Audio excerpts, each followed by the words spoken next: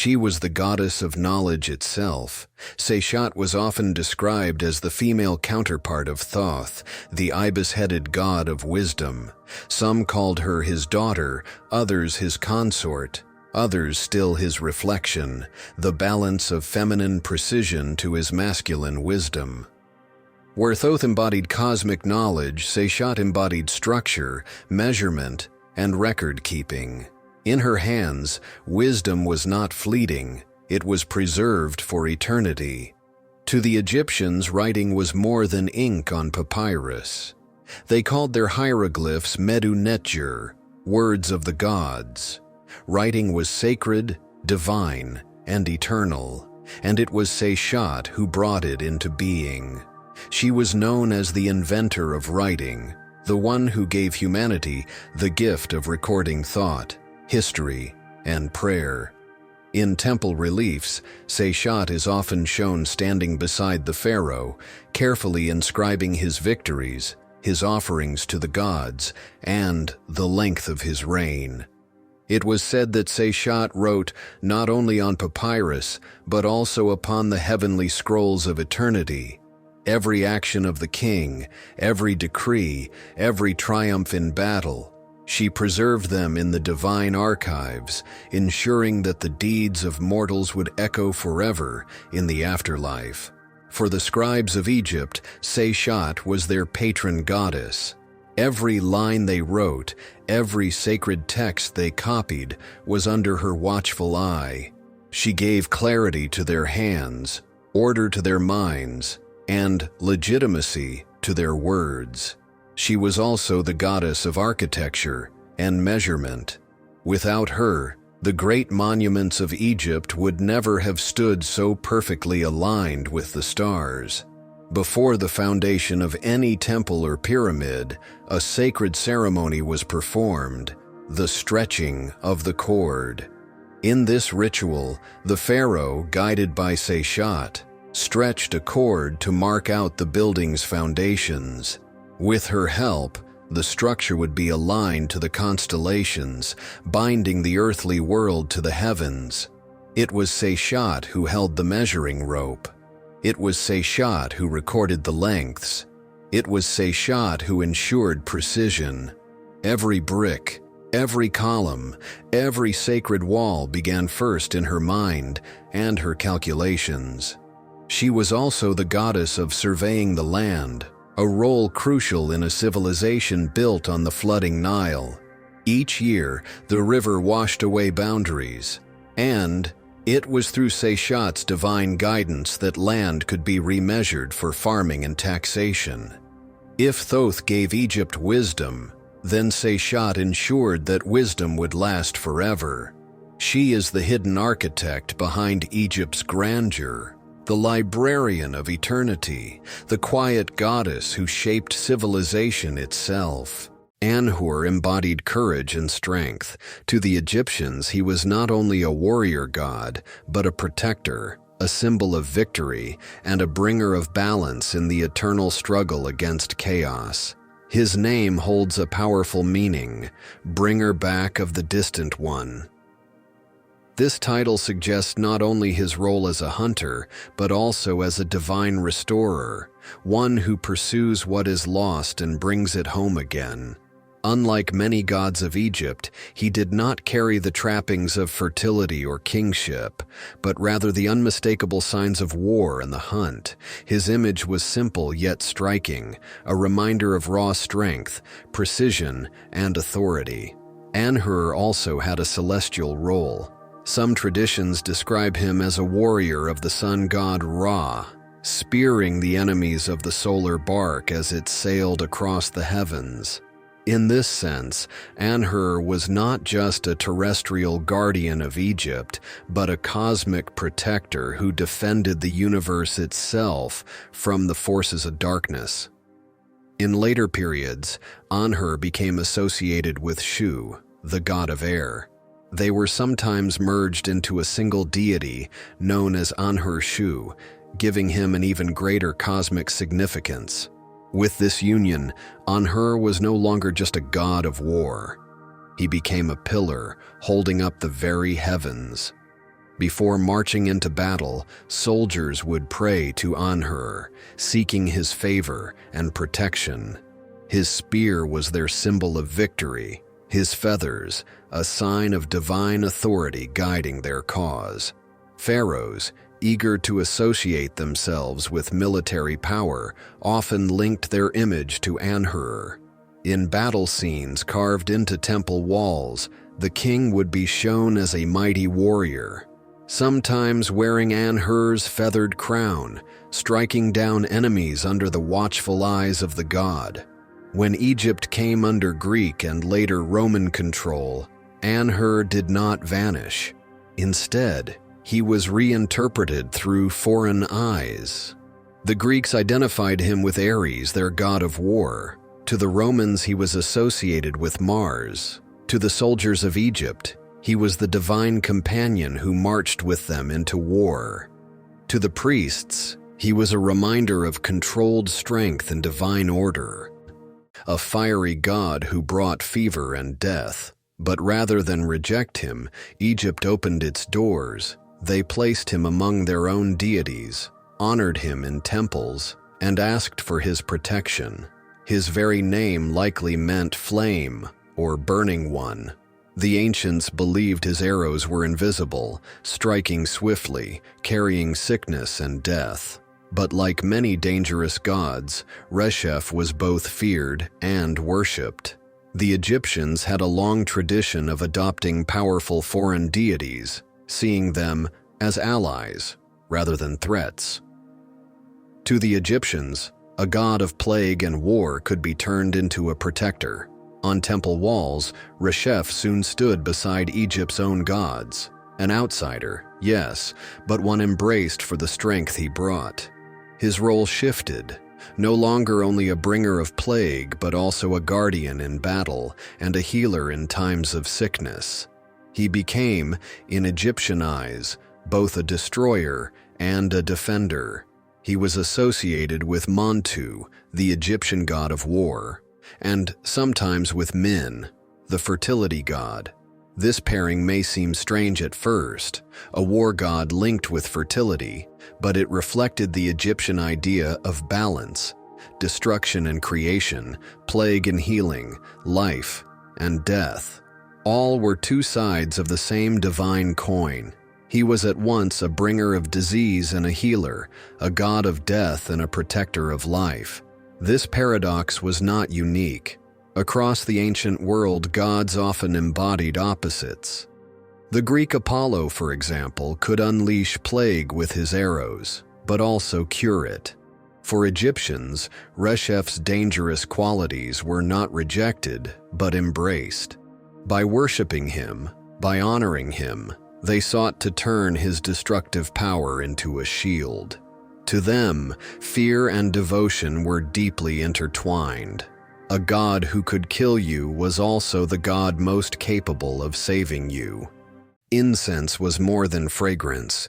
It was the breath of the gods, the invisible bridge between the mortal and the divine. Each curl of smoke carried prayers, petitions, and power. And for the people of the Nile, some of the most treasured incense came from a land beyond their southern horizon, a land rich in gold, ebony, ivory, and mystery. That land was Nubia, and its divine patron was Daton. His very name may mean incense or smoke, symbolizing his intimate connection to the fragrant resins burned in sacred rituals. But incense in the ancient world was not simply pleasant aroma. It was a treasure. Egyptians valued incense as highly as gold. It was imported from distant lands, used in temple ceremonies, and burned in funerary rites to purify the soul for the journey into the afterlife. Daton was not only a god of material wealth, he was a god of spiritual wealth as well. When the kingdoms of Nubia and Egypt began trading in the earliest dynasties, Daton's name traveled north. Over time, he became recognized in Egyptian temples as Lord of Nubia, guardian of its riches, and divine keeper of the incense that sweetened the breath of the gods. In the drifting smoke of temple incense, Dadan's presence was felt. From the gold mines of the desert to the incense markets of Elephantine, Dadan's blessings flowed along the Nile, enriching both the body and the soul. His story is not one of conquest or domination, but of exchange, of gifts carried across borders, both material and divine. And though the temples that once honored him now stand in silent ruin, the smoke of Dadan's incense still rises in history, curling upward like a prayer to the gods. A god of sharpness, protection, and celestial power, Sopdu was more than a guardian. He was a symbol of divine vigilance. We must travel back to the very dawn of Egyptian religious texts, the Old Kingdom, over 4,000 years ago. His name is often translated as the Sharp One, a fitting title for a god whose domains included blades, precision, and warfare. His name and nature connect deeply with the stars. To the east, harsh deserts stretch toward Sinai. Beyond that, mysterious lands, foreign peoples, potential threats. Here, Sopdu reigned supreme. He was the protector of Egypt's eastern borders, the divine patron of Persopdu, a city located in the Nile Delta that bore his name. His presence extended even further east into Sinai, a rugged land of trade, mining, and military encampments. To the Egyptian state, Sopdu was essential. He guarded the ways of Horus, the desert roads that connected Egypt with Asia.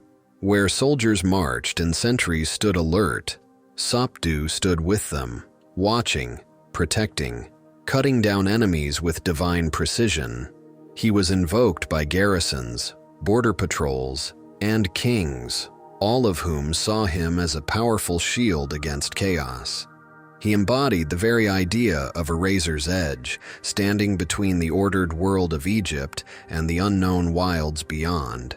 In many ways, Sopdu was the spiritual manifestation of the Egyptian soldier, vigilant, loyal, and deadly. Sopdu's worship was especially strong during times of warfare or tensions with Asiatic tribes.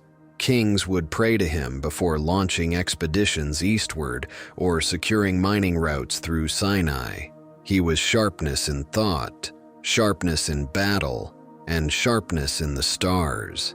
His name was etched in frontier stones, whispered in desert winds, and honored in places where the Nile could not reach. In the scorching heart of ancient Egypt, where the Nile meets endless desert and the sun beats down with relentless fury, there lived gods who ruled more than just the heavens. Among them was one whose roar echoed across time, a lion-headed deity, fierce, righteous, and nearly forgotten, a god of war, a guardian of justice, and the executioner of the wicked. Mahis was known as the lion god, a symbol of war, protection, and swift punishment. He was a deity who didn't merely watch over battle, he was battle incarnate. Mahes's name means he who is true beside her, or simply the lion. His identity is deeply tied to royalty, truth, and wrath. According to most traditions, Mahes was the son of Ptah, the creator god, and Sekhmet, the lioness of war and plague. Mahes was always portrayed with the head of a lion, a visual symbol of dominance, fearlessness, and solar might. He was the sword of the gods, the lion that roared when injustice threatened the balance of the world, a protector of the righteous, a punisher of chaos, a divine reminder that even power must serve justice. So the next time you see a lion, strong, noble, and silent, remember Mahes. Because in the land of the Nile, even gods had claws. Harishaf's name means "he who is on his lake," a poetic and powerful phrase. It connects him to the waters of creation, the primal chaos from which all life emerged in Egyptian mythology. Visually, he was usually depicted as a man with the head of a ram, sometimes entirely as a ram. These majestic creatures, with their coiled horns and powerful stance, embodied virility, dominance, and fertility. A creator deity believed to have risen from the primordial waters of Nun, bringing life into being. He was said to have emerged from a sacred lake near the city of Heracleopolis, where his cult was centered, and at its center was the temple of Hereshaph. This wasn't just a regional cult. The kings who ruled from Heracleopolis saw Hereshaph as their divine patron. His temple became a symbol of legitimacy, a connection to creation and kingship that helped justify their rule during one of Egypt's most turbulent times. This was an era of rivalry and civil war. The Thebans in the south worshipped Amun. The Heracleopolitans in the north worshipped Hereshaph. The fate of gods and kings was deeply intertwined. At his temple, priests conducted rituals to honor Hereshaph's powers of fertility, kingship, and creation. Offerings included bread, beer, incense, and flowers, symbols of life and abundance. The ram itself was sacred. It was likely cared for as a living embodiment of the god, much like the Apis bull in Memphis. Festivals celebrating the Nile's inundation may have included processions around sacred lakes, reenacting the moment when Hereshaph rose from the waters to shape the world. One famous priest of Hereshaph, Harsias, would later rise to power and declare himself king in Upper Egypt, blending religion and politics yet again. To serve Hereshaph was to serve divine authority. In the sacred lake, where he once emerged from the waters of creation, silence reigns. Though few remember him today, Nemti played a vital role in the myths that shaped Egyptian belief. A god of passage, a symbol of transition, and a falcon who once dared to defy the gods. Nemti, a name meaning he who travels, or he who ferries. He likely began as a regional god, worshipped in the 17th nome of Upper Egypt, a land where rivers were lifelines and falcons ruled the skies. In a civilization where boats were vital for survival, his divine role was both humble and essential.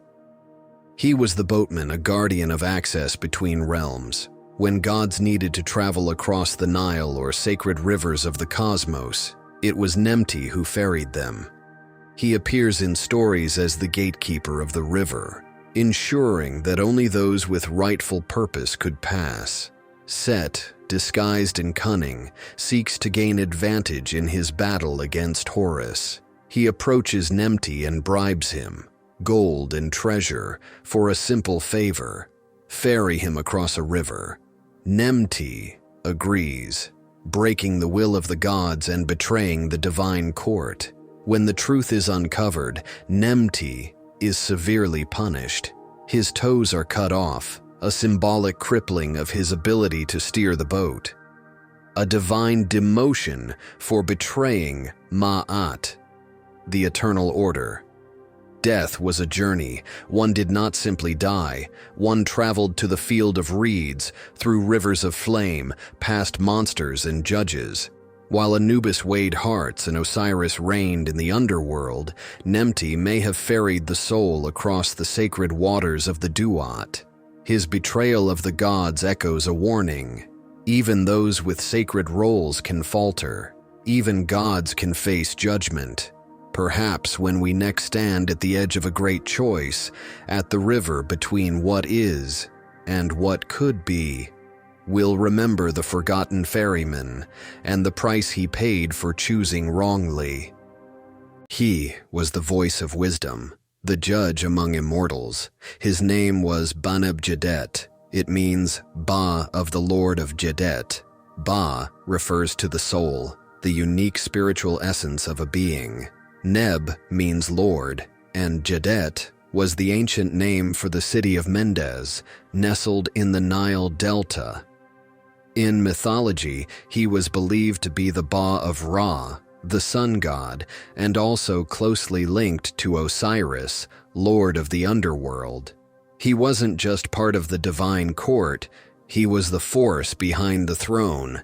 In Egyptian art, Bana-B'jedet appears in two primary forms, as a majestic ram with thick curled horns, or as a man with the head of a ram.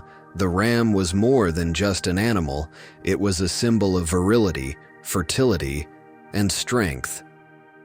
To the Egyptians, these were divine traits. When one sacred ram died, he was mummified with full honors, entombed with jewelry, painted masks, and elaborate sarcophagi, just like a pharaoh.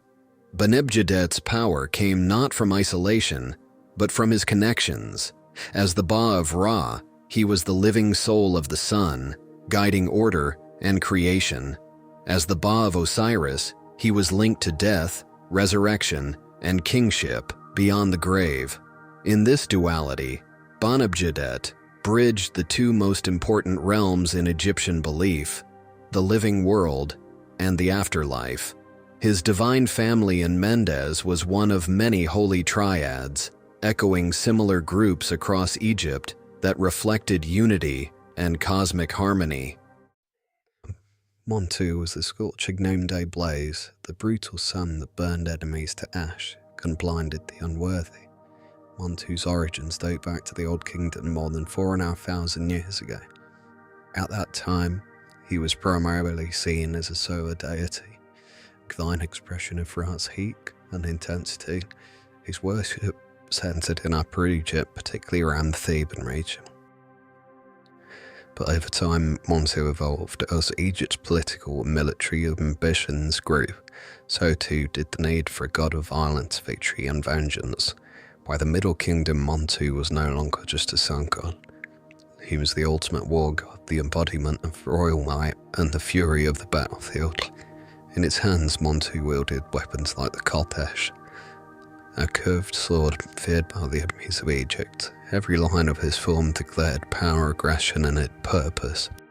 Sacred symbols included the solar disk, representing the destructive power of the sun, the royal cobra, signaling divine kingship, and the bull, a reminder of his role as a virile, warlike force of unstoppable momentum.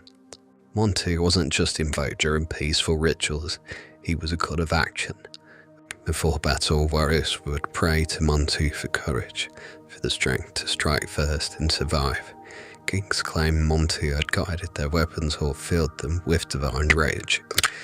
Though he lacked detailed myths of Osiris or Set, Montu doesn't lead the stories to prove his might. He is a god of presence, not parable. He embodied divine fury, the chaos and order, war, the very heat of battle. Sometimes he was merged with Ra, sometimes seen as a form of Horus, but always as the one who charges never flees. Though his name may not be as familiar today, Montu's legacy remains a testament to the Egyptians' deep understanding of power, fear, and the divine fire that forged empires. Long before Egypt unified, before the rise of Thebes or Memphis, there was Negev, a modest settlement nestled on the east bank of the Nile. There, amid the dry cliffs and desert winds, Nekhbet was born. To us, the vulture might seem ominous, but to the ancient Egyptians, the vulture was sacred. It hovered not over death, but over life itself, a cleaner of the world, a mother always watching. As Upper Egypt's tribes rose to dominance, so too did Nekhbet. When Narmer, the first pharaoh, unified Upper and Lower Egypt, he needed divine authority, and Nekhbet became the living embodiment of Upper Egypt's power. But Nekhbet never stood alone. To her south, in the papyrus thickets of the Nile Delta, another goddess ruled, Wadjet, the cobra. Together they became the two ladies, twin protectors of her united Egypt. Wadjet of the north, Nekhbet of the south, the rearing cobra and the vulture crest on the forehead of every pharaoh's crown. Together they represented balance, unity, and divine rule. Wadjet defended with fire, Nekhbet shielded with wings. One struck, one showered. They were not rivals, they were harmony, emotion. Together they balanced aggression with compassion, force with watchfulness. To rear their combined emblem was to walk the path of divine kingship. Without them, the crown was just a headdress. With them, it was authority incarnate. In tombs, Necpet was a sentinel. She appeared on the sarcophagi, amulets, and even on the ceilings of the burial chambers. Her wings, sometimes lined with stars, offered safe passage into the afterlife. The kings of Egypt may have ruled with gold and power, but it was Nekheb who watched over them in life and who cradled their spirits in death. The rearing cobra was the ultimate image of alertness, readiness, and lethal protection. She was always watching, always ready to defend, and no one needed her protection more than the sun god Ra. According to the ancient myth, Watchet didn't just stand by Ra's side, she sat on his brow, fused to his very being. As Ra sailed his solar bark across the sky each day, Watchet rode with him, a blazing sentinel ready to spit fire at any who dared threaten the divine order. It was mythological napalm. Watchet incinerated Ra's enemies. She was not merely a guardian. She was vengeance in serpent form. Watchet was one of the eyes of Ra, a group of powerful, often wrathful female deities created by the sun god himself to seek out and destroy his enemies. These eyes were more than extensions of his will. They were his rage, his protection, and his divine punishment incarnate. In some myths, she was depicted as a guardian of Horus, nursing and hiding him in the marshes after his father Osiris was slain. To wear the crown of Egypt was to wear Watchet. Literally every time a king appeared in public, the gleaming thorn of Watchet rose above his brow, watching, guarding, threatening. She wasn't just an ornament, she was an enhancement. This man is divinely chosen. Harm him and face the fire of the serpent goddess. From the earliest dynasties, the image of the rearing cobra was embedded into the royal guardia. This was Watchet in her most powerful form, protective, regal, and coiled with deadly intent. She was originally the goddess of Lower Egypt, the fertile Nile Delta, where the papyrus grows tall and grey.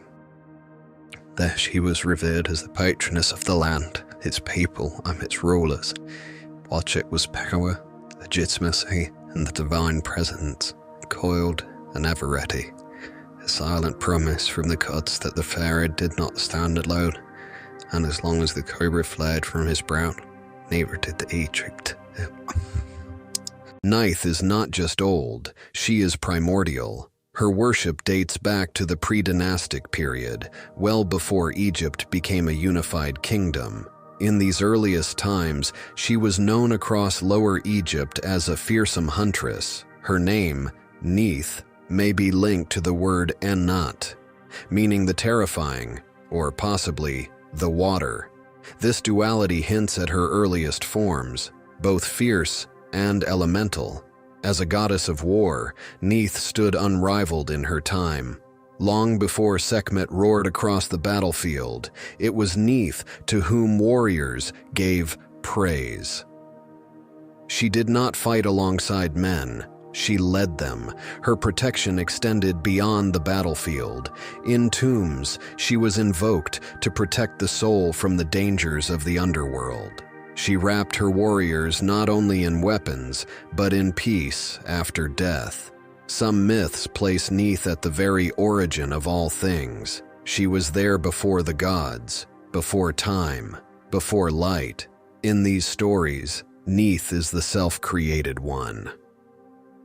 She emerged from the dark waters of Nun, not as a child of creation, but as its architect.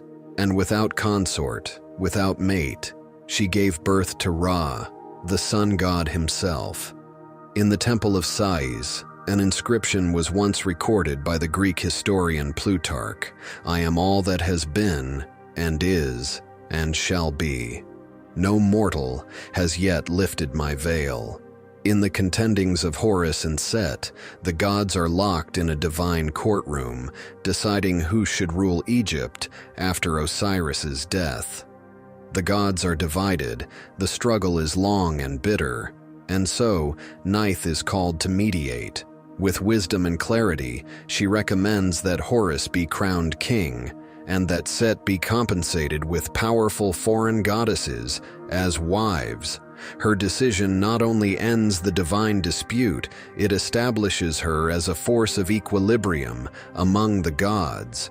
As one of the four canopic goddesses, she guards the stomach of the deceased aligned with Duamutef, one of the four sons of Horus. She is the huntress and the creator, the protector and the destroyer.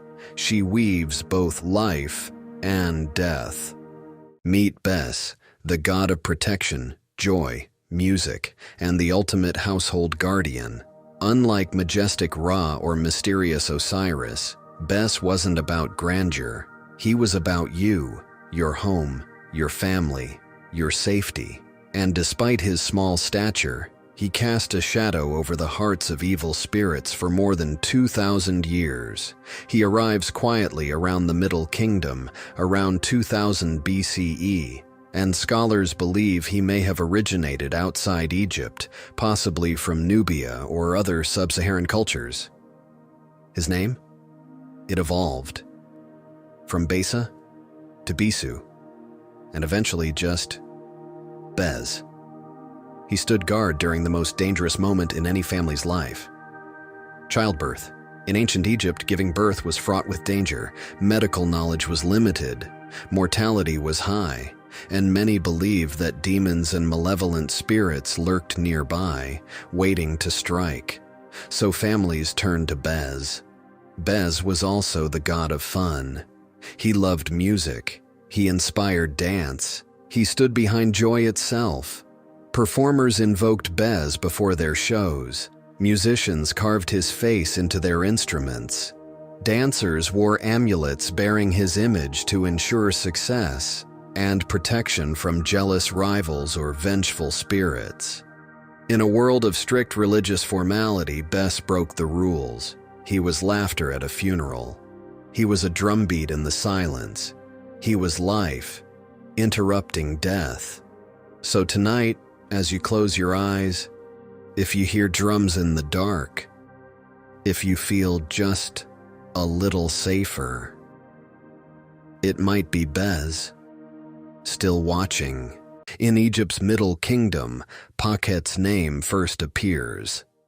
These were the years when Egypt was reuniting itself after political division, building great tombs and temples, and expanding its pantheon of divine protectors when written in hieroglyphs carries a sharp, almost primal edge. Linguistically, it stems from the verb pkh, meaning to scratch or to tear. Her very name evokes claws, swift movement, and the untamed instincts of a desert predator. Her worship bloomed further south, near the modern city of Almenia in Middle Egypt, a region marked by rugged cliffs and windswept wadis.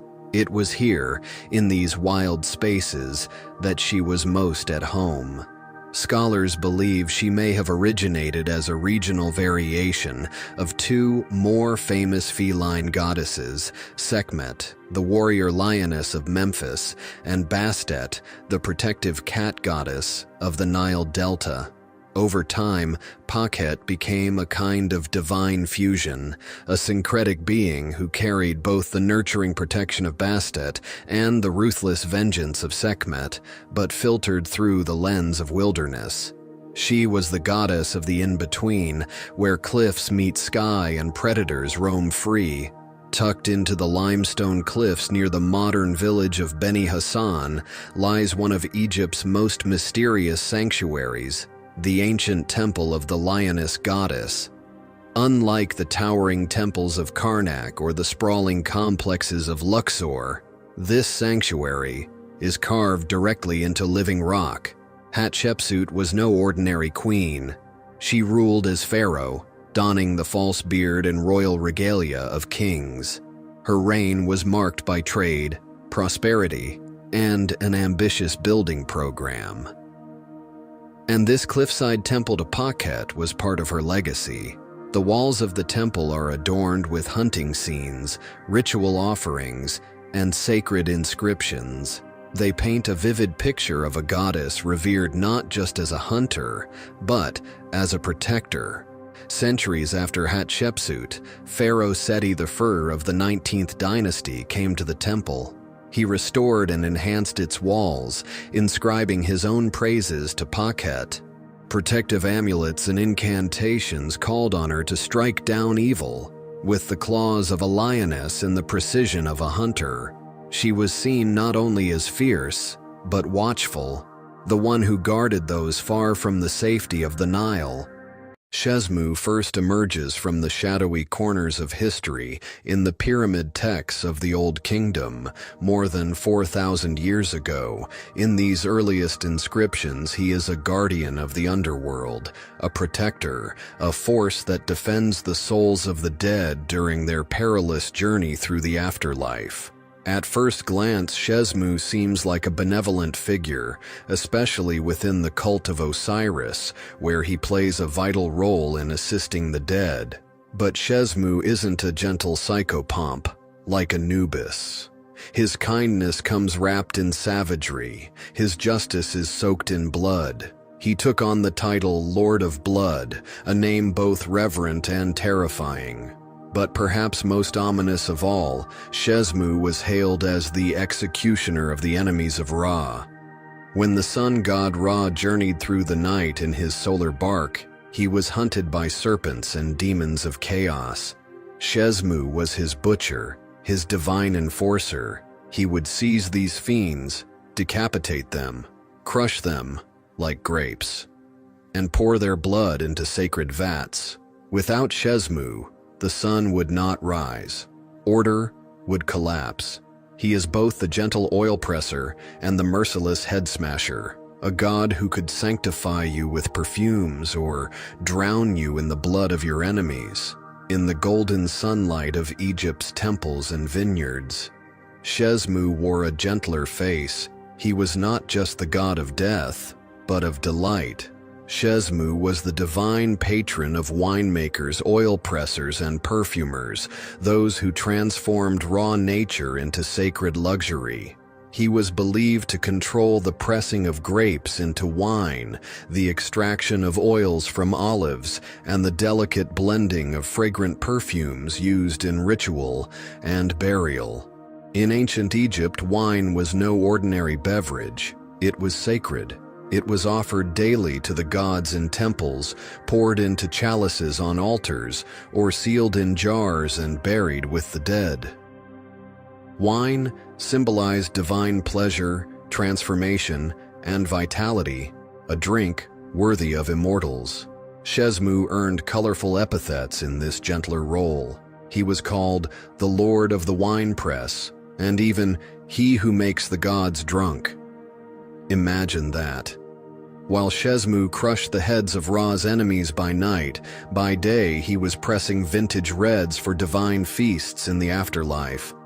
When the sun sets in Egypt, the gods go to war, and among them walks Shesmu. In his darkest form, he is an executioner, a divine butcher, a being who upholds the sacred balance by violently destroying those who threaten it. With blades drawn, he slaughters demons, spirits of disorder, and purifies the cosmos through sacred violence. He appears in funerary texts and temple inscriptions as a judge and punisher of the damned. He executes the enemies of the gods, tears apart the souls of the wicked, and guards the gates through which only the righteous may pass. To the ancient Egyptians, they believed that to create, you must also destroy. That beauty and brutality are not opposites, but partners in the eternal dance of balance. That sometimes the path to order runs through chaos, and that behind every sacred offering lies a shadow. In the heart of the ancient Egyptian household, where gods weren't distant figures on temple walls, but active living presences in everyday life, Taweret reigned supreme. She belonged to the people, and above all, she was the fierce guardian of pregnant women and children. When a woman went into labor in ancient Egypt, it was a dangerous and uncertain moment. Childbirth was sacred, but it was also risky. That's where Taweret came in. She was invoked in prayers, chants, and spells to ward off evil spirits, protect the mother, and ensure a safe delivery. She wasn't feared, she was loved, because like a mother hippo, she fought with relentless fury to protect her young. Small amulets and figurines of Taweret were everywhere. In homes, under pillows, even built into bed frames. Some were made from clay, others from dazzling blue faience, each one carrying a silent prayer for protection. In wealthier homes and palace berths, she even appeared on birth bricks, ceramic supports placed under birthing stools. These bricks were often painted with images of Taweret, lions, and protective symbols, believed to draw divine energy into the room. And then there were the magic wands, beautiful ivory tools curved like a crescent moon, carved with protective spirits and divine animals. Midwives held them during delivery or traced them around the mother's body in protective circles, often invoking Taweret's name. She was believed to stand at the edge of the afterlife, a maternal figure armed to the teeth, fending off chaos as the soul sought rebirth. This was the paradox of Taweret. She looked like a monster, yet she was one of the most beloved deities in Egypt. Because she was a mother, Taweret was never the most majestic goddess. She didn't command temples that scraped the sky or cults of priests in gold-trimmed robes. She didn't rule the heavens or judge the dead. But for the people of ancient Egypt, for mothers, for midwives, for children just taking their first breath, she was everything. Pronounced Yabet, or sometimes Iabtet, her name quite literally means the east or the eastern desert. She was the personification of the eastern horizon, the sacred threshold where each new day began. She was quietly revered, a minor deity in the official pantheon. Every morning as the sun god Ra prepared to rise and journey across the sky, it was Iabet who greeted him at the gates of the east. She symbolized rebirth, cleansing, and the powerful stillness of dawn. In some texts, she's even called the goddess of freshness, the eastern horizon, a place where the soul could be made whole again, washed in the first light of morning. And so, Iabet became an emblem of spiritual cleansing and eternal return. In Egyptian solar mythology, Iabet had a crucial, if often overlooked, role. She stood at the eastern gate of the sky, welcoming Ra back into the world after his perilous journey through the underworld each night. Every dawn was not just another day. It was a victory, a triumph of light over darkness, of life over death. And Iabet was there to purify and prepare Ra for that battle. She appears in solar temples and ancient ritual texts, and the Book of the Dead. She was there in the background, steady as the dawn, reminding Egyptians that the world began anew each morning, not because of worshippers' offerings, but because the divine order held strong. Even though she lacked major temples or formal priesthoods, Iabet's name endured in ritual language for over 1,000 years. The name itself, Nehebkau, sometimes spelled Nehebukau, translates to "he who unites the Ka, the vital essence, your spiritual double, your life force, the part of you that lived on after death." Egyptians believed that the Ka needed food, care, and most importantly, protection. This god wasn't just another member of Egypt's divine bureaucracy, he was primordial. According to some traditions, Nehebkau was one of the few deities to be self-created, not born of any divine parent.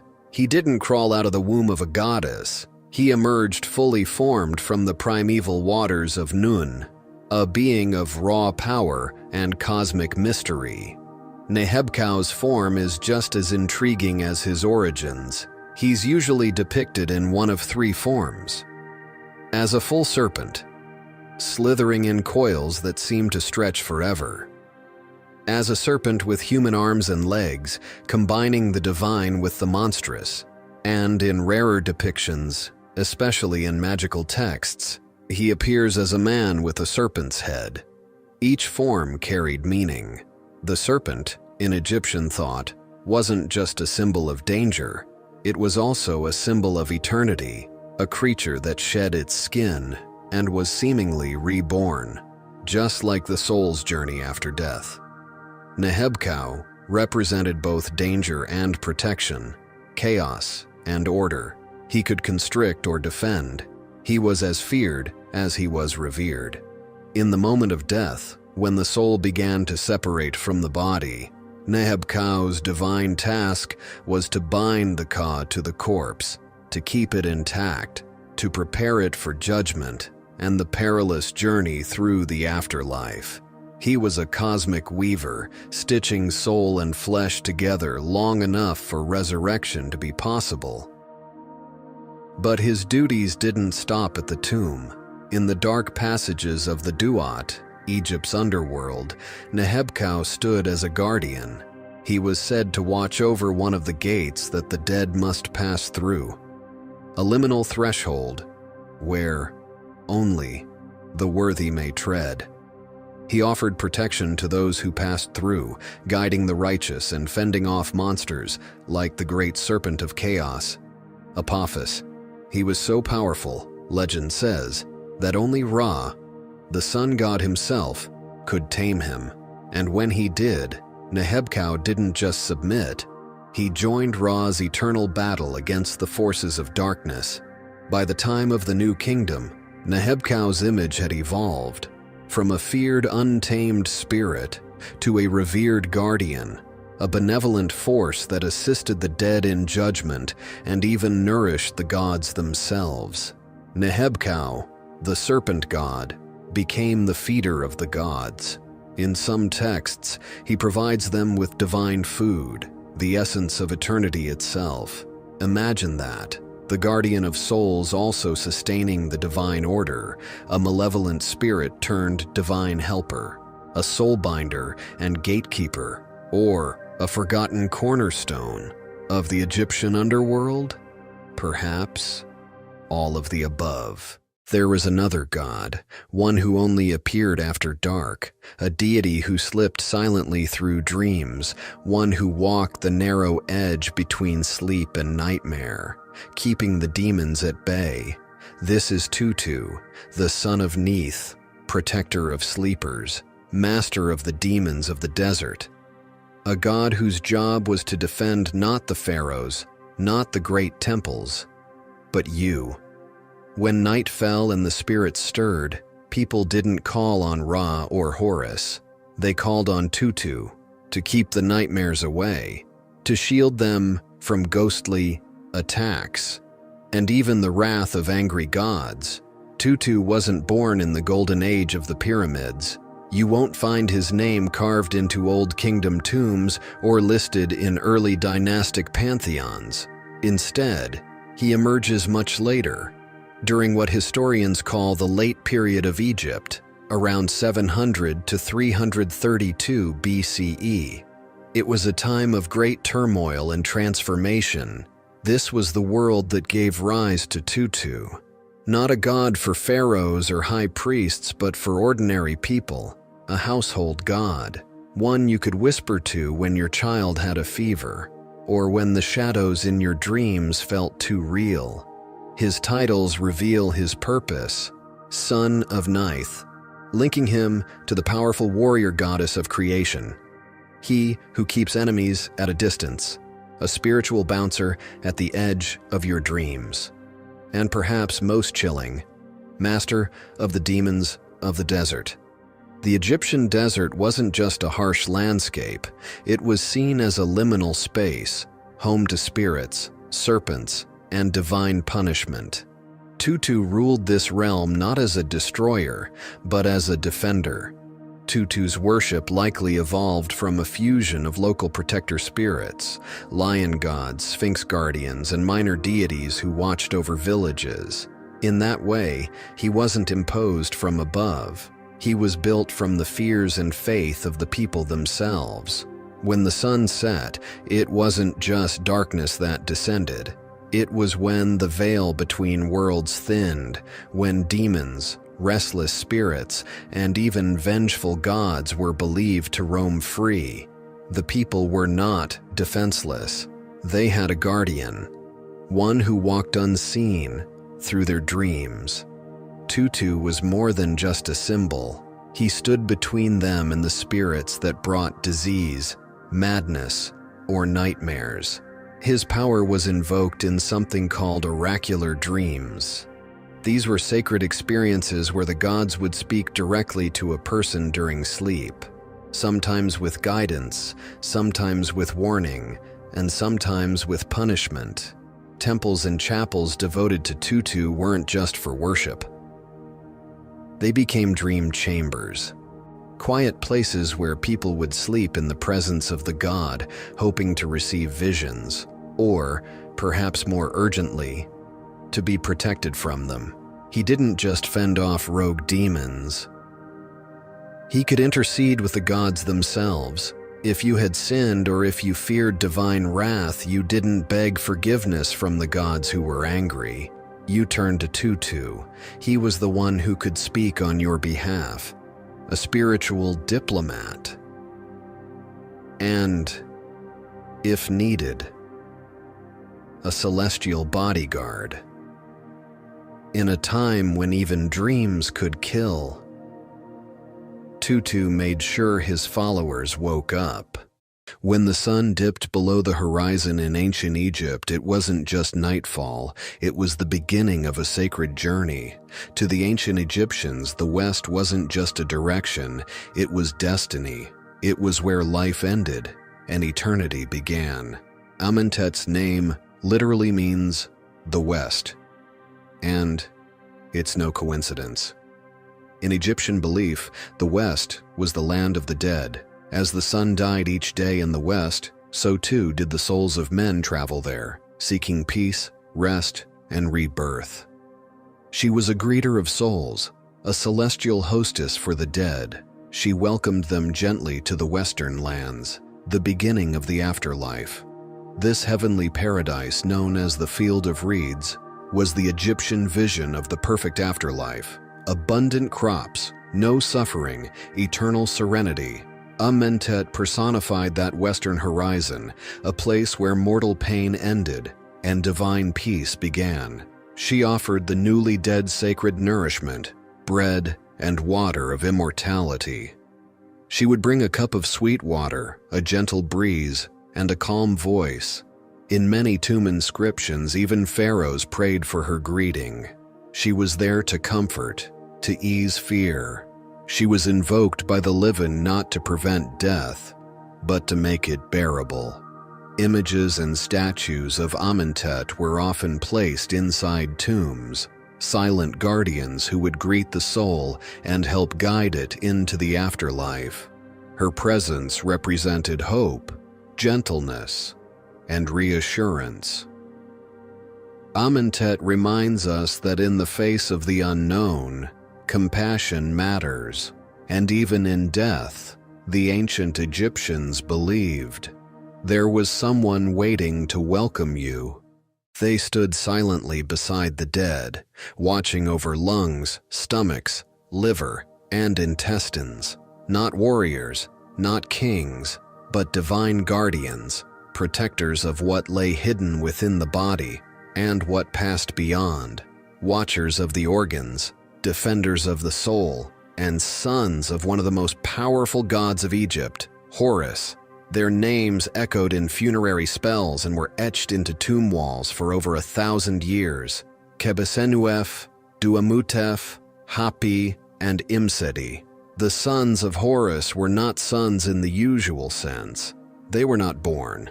They were manifested. extensions of Horus's divine power, each taking on a sacred task in the protection of the dead. Their first appearances date back over 4,000 years, to the Middle Kingdom of Egypt, in the coffin texts. A series of funerary spells etched into wooden coffins. They grew in prominence during the New Kingdom, appearing in the famous pyramid texts, and later in the Book of the Dead, where they played a vital role in the soul's journey through the afterlife. Each of the four sons was tasked with protecting a specific organ removed during mummification, a sacred act intended to preserve the body for eternity. Each son was paired with a goddess, powerful protectors who embodied maternal strength, healing, and cosmic order. Together, these 8 divine beings formed a circle of protection around the deceased, and the Egyptians took this quite literally. Canopic jars containing the organs were placed in tombs, and images or statues of the 4 sons were carved into the corners of coffins and sarcophagi, forming a divine compass that watched over the dead in every direction. No traveler entered the afterlife without these guardians by their side. One stands watch with piercing vision, the falcon-headed Kebesenuef. His name means, "he who refreshes his brothers," a mysterious title that hints at ritual cleansing. Kebesenuef is the protector of the intestines, one of the most vulnerable organs removed during mummification. The body wasn't just a vessel, it was a temple, and every part of it had to be purified, protected, and honored for the soul's journey through the afterlife. He was paired with the powerful goddess Selket, the scorpion goddess of healing and magical protection. Selket was invoked to repel venom and decay, both literal and symbolic. Her presence beside Kebesenuef may have reflected a shared mission to protect the body from rot, poison, and spiritual corruption.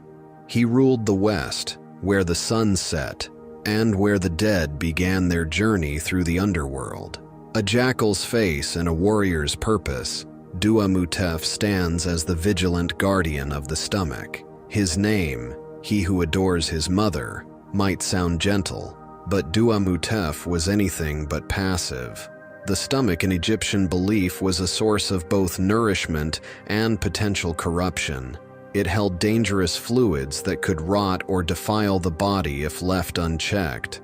Duamutef was paired with the goddess Neith, one of the oldest deities in Egypt, a warrior, a huntress, and a primordial mother.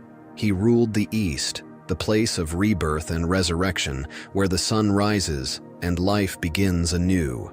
He cries at dawn, he mourns for the dead, and he guards the breath of life itself. This is Hapi, the baboon-headed son of Horus, not to be confused with the Nile god of the same name.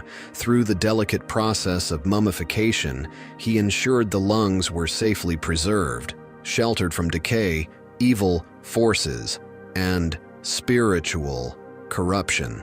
He was paired with the goddess Nephthys, the sister of Isis, and the goddess of mourning, magic, and the threshold between life and death. Baboons were believed to wail at the sunrise, raising their voices in prayer. Egyptians saw them as natural mourners, divine criers for the soul's journey. Hapi ruled the north, a direction tied to cold winds, mystery, and divine breath. Imseti, the human-headed son of Horus. His name may mean the kind one or he of the heart, and among the 4 sons he is often seen as the most compassionate, the most human. He guards the liver, an organ the ancient Egyptians believed to hold emotions, vitality, and spiritual purity. He is paired with Isis, the great mother goddess of Egypt, wife of Osiris, mother of Horus, queen of magic, healing, and protection. Imseti rules the south, the direction of warmth, fertility, and the life-giving Nile. They were not kings, nor conquerors, but they stood guard over something just as sacred, the soul's journey beyond death. A figure cloaked in shadow, who marched before kings into battle and led the souls of the dead through the treacherous veil of the afterlife. Wepwawet, a god of war, a god of death, and a god of the desert path, where few dared to tread alone. Before Anubis, it was Wepwawet who stood at the threshold between worlds. He was the scout of the gods, leading armies through enemy lines and guiding souls through the uncharted wilds of the afterlife, a name that means opener of the ways. His earliest mentions trace back to the very beginning of Egypt's dynastic period, around 3100 BCE in the First Dynasty. He was originally worshipped in the city of Asyut, then known as Lycopolis, or City of the Wolf. And fittingly, Wepwawet took the form of a wolf-headed god, often colored in shades of gray or black, a symbol of twilight, transition, and protection. Unlike Anubis, who's more familiar to modern audiences and typically shown with black fur, and a connection to embalming, Wepwawet was older, more primal, a god of the frontier, of battles and thresholds. In Egypt pyramid texts, Wepwawet appears not only as a war deity, but also as a guide to the dead, a powerful opener of celestial and earthly paths. These dual roles, both martial and funerary, made Wepwawet unique. Long before the clash of spears and the roar of battle, the Egyptians called upon a divine scout. In the minds of Egypt's warrior kings, Wepwawet wasn't just a god of death. He was a tactical advantage, invoked at the start of military campaigns to open the way to victory, both physically and spiritually. He was a god of scouts, a divine pathfinder. The pharaoh, considered a living god, was often portrayed as Wepwawet's companion, walking behind him into battle. In this way, Wepwawet was not only a war god, but also a divine vanguard, clearing a victorious path for the ruler of Egypt. The journey didn't end at the edge of the battlefield. He was not only a god of war, but also of transition, death, and the mysteries that lie beyond life. But while Anubis prepared the body, Wepwawet opened the way for the soul. To ancient Egyptians, death wasn't an end, it was a journey, and every journey needed a guide in war and in death, in deserts and in the heavens. Wepwawet always led the way. Long before the first hieroglyph was carved into stone, before the pyramids reached toward the heavens, before Osiris judged the dead and Ra sailed across the sky, there was Min. His worship reaches back into the pre-dynastic era, a time before Egypt was even Egypt, thousands of years before the unification of Upper and Lower Egypt, a time when people still lived in scattered settlements, the written word had not yet emerged, and the desert winds whispered across the empty spaces between tribes, gods, and dreams. It was during this mysterious formative age that Min's cult began to take shape. He wasn't born from myths or royal decrees. He rose from the earth, a force of nature, raw and primal. His earliest worship is traced to Upper Egypt, where two powerful cities, Akhmim and Kift, became strongholds of his devotion. Akhmim, later called Panopolis by the Greeks, was more than a city. It was a spiritual center where Min's rites were practiced with deep reverence. Towering temples, sacred statues, and massive festival processions all grew from these roots. And then there was Kift, ancient Coptos, a city perched at the edge of the vast eastern desert. It was here that Min took on a unique role, not just as a fertility god, but as a protector of desert travelers and caravans. These were dangerous journeys across brutal terrain. Traders, miners, and explorers ventured into the unknown in search of gold, incense, and other riches, and they prayed to Min to guide them, strengthen them, and bring them home. He was life's engine, the fire in the body, the strength in the seed, the pulse in the soil. His many titles reflect the scope of his power.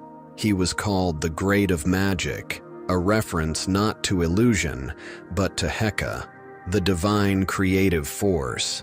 He was the protector of the eastern desert, watching over those who dared to face its silence.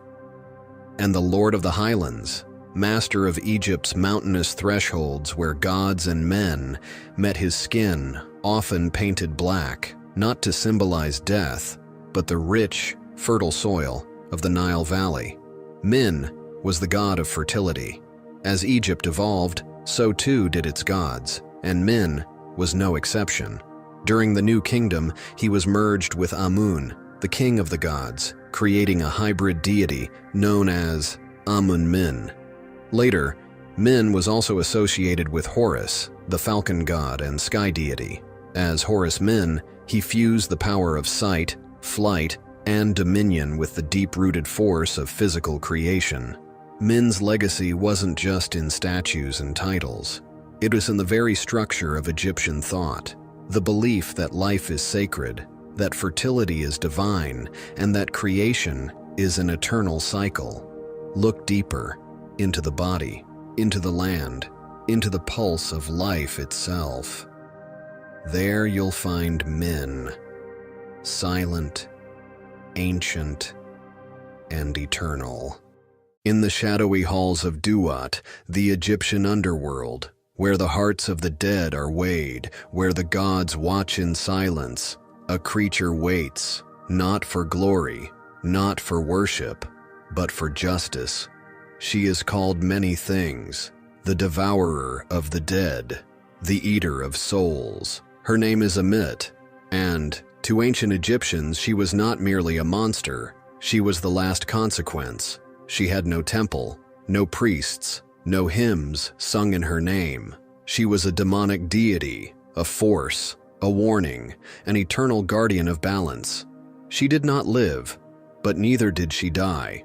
Amit waited silently beside the scales of Mayat, the cosmic principle of truth, balance, and justice.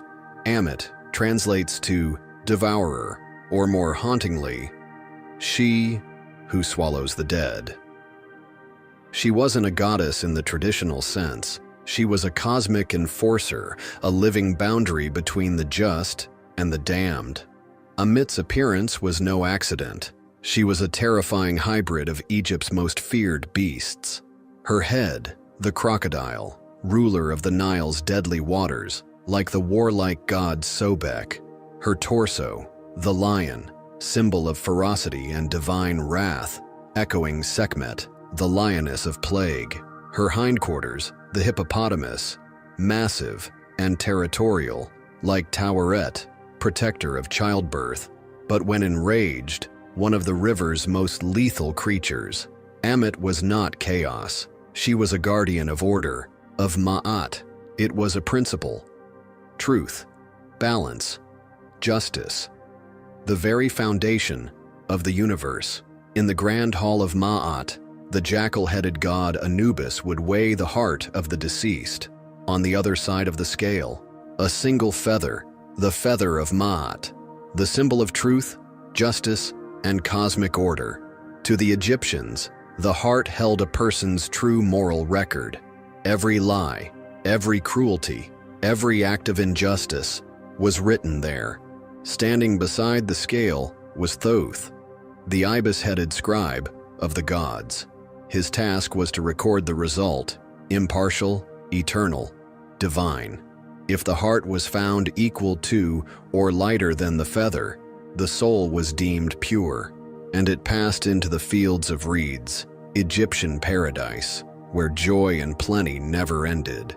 If the heart was heavier, burdened with sin, deceit, and injustice, it was too late for repentance. Below the scales, Amit waited in silence, not to hunt, not to chase. She was no predator. She was a consequence. And when the heart failed the test, she devoured it whole. The soul was not sent to hell. It was not tortured. It was annihilated. No afterlife, no rebirth, no second chance, only oblivion. She's a goddess of mystery, a midwife to pharaohs, and a guardian of childbirth lost in the sands of time. This is Tenenet, the ancient Egyptian goddess of birth, protection, and destiny. Though her name is rarely mentioned alongside Egypt's most famous deities, her role was no less vital. In a civilization that revered the mystery of life and death, childbirth was a sacred threshold, and Tenenet stood at its gate. She was the spiritual force called upon to protect mothers in labor, to bless the first breath of the newborn. And in royal households, it was she who ensured the safe arrival of future pharaohs, because every empire begins with a single birth, and Tenenet was there to witness them all. In the language of ancient Egypt, Tenenet, also spelled Chenenet or Tenenit, is believed to mean to nurse or the act of suckling, a name that speaks directly to nourishment, motherhood, and the sacred role of giving life. Some scholars believe the name may be linked to the Egyptian word for beer, tenenet, a drink that was more than just a beverage. In the temples and homes of ancient Egypt, beer was a symbol of sustenance and a powerful offering in rituals. In a pantheon crowded with maternal goddesses, Tenenet often blended into others. Her identity overlapped with Isis, the ultimate mother goddess, Hathor, the joyful nurturer, and Meshkenet, the goddess of fate and birth. Unlike her more famous counterparts, Tenenet rarely stood at the center of grand myths. Instead, she worked quietly behind the veil of daily life, invoked not in public spectacle, but in private moments of vulnerability and hope. Some historians believe she began as a local goddess, worshipped in the city of Esna. There, she may have risen to greater prominence through royal patronage, becoming the divine midwife not just of families, but of kings.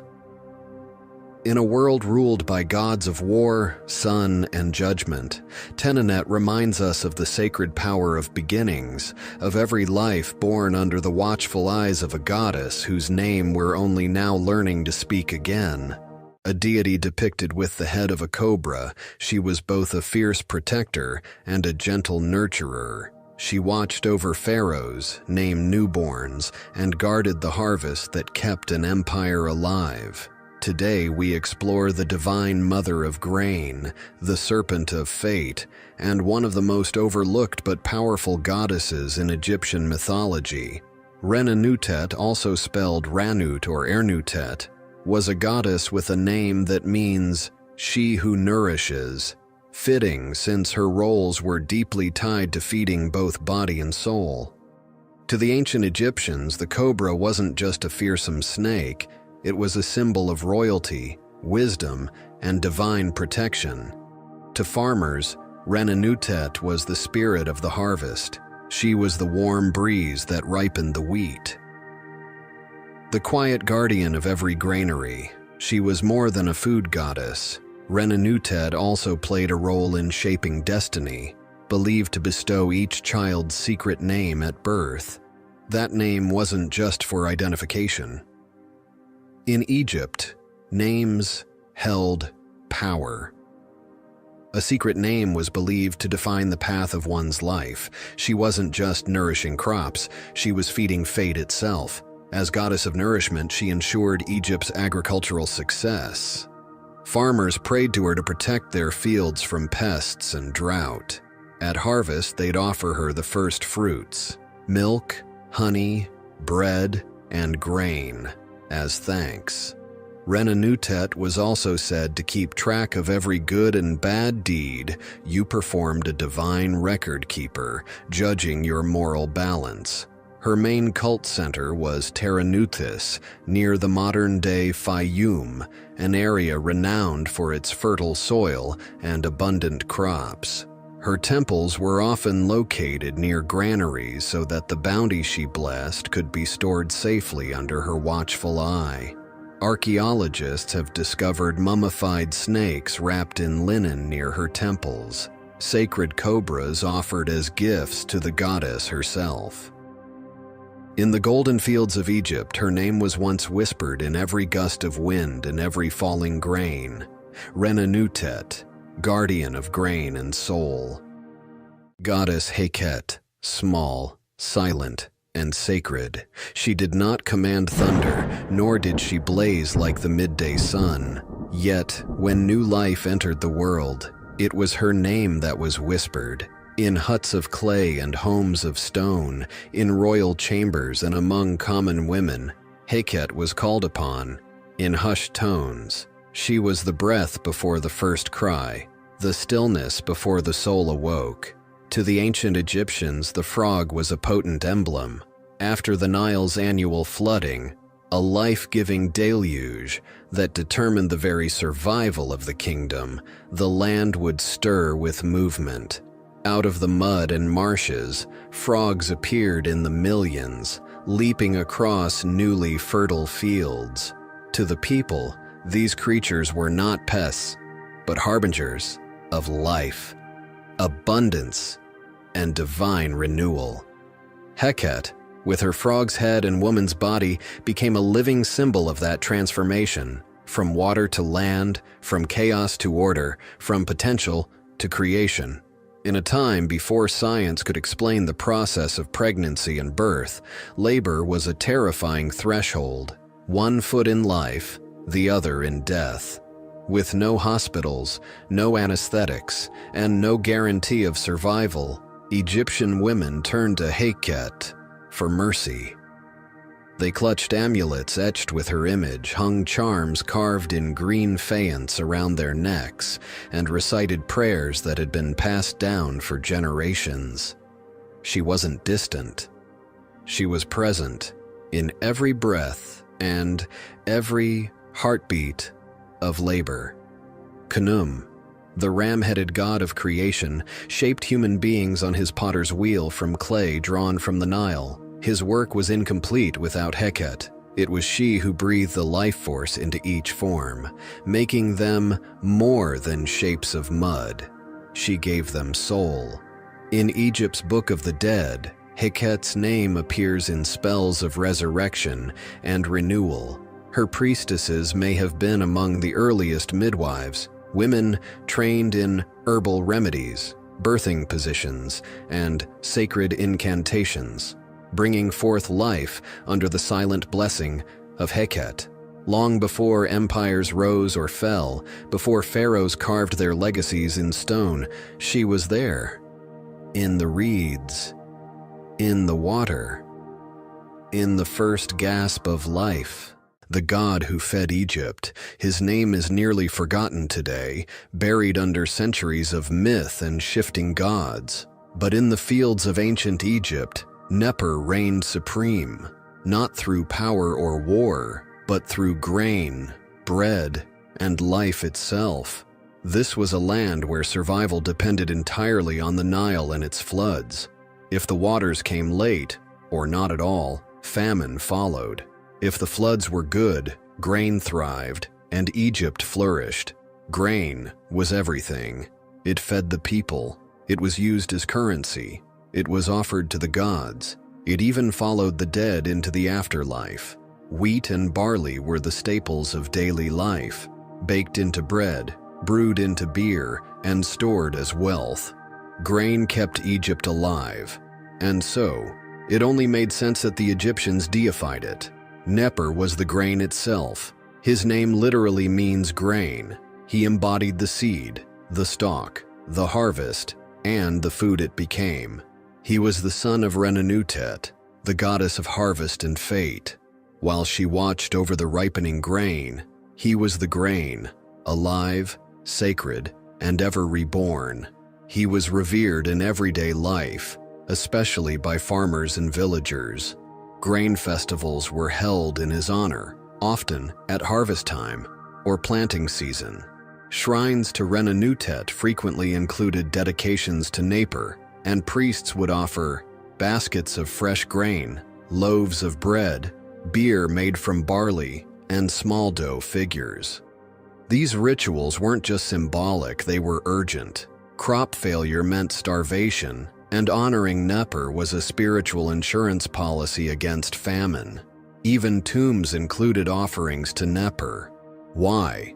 Because the dead still needed to eat, and grain was as important in the afterlife as it was in the living world. Let's finish with some fast facts about Neper.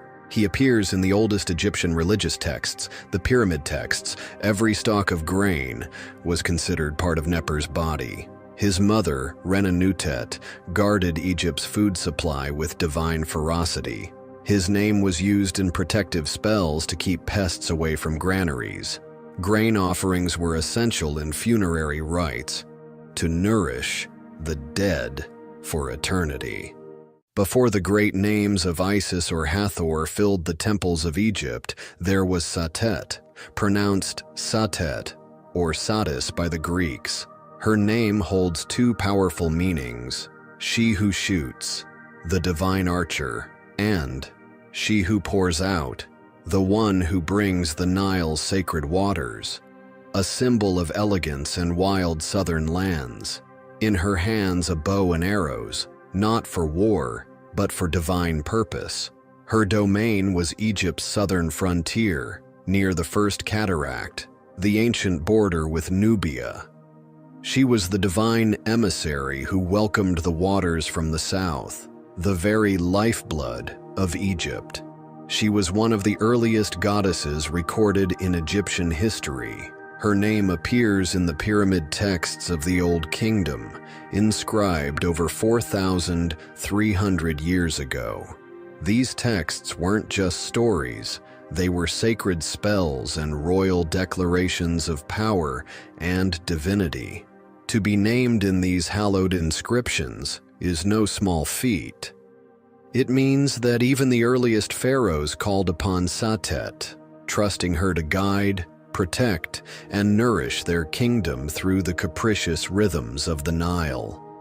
It surged with waters from the deep south, over Nubian rocks, past Elephantine Island, and into the heart of Egypt.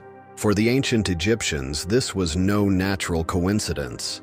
Satet, the archer goddess of the southern frontier, who was believed to unleash the floodwaters. To her followers, the annual inundation was Satet's gift, the very essence of her power. Each drop of water, each surge of silt-rich flood, carried the blessing of life. The waters left behind fertile black soil, perfect for growing wheat, barley, and flax. Without this cycle, Egypt would be dust and desert. Satet's gift made civilization possible. The people watched the river, and when it rose, as Satet decreed, they celebrated.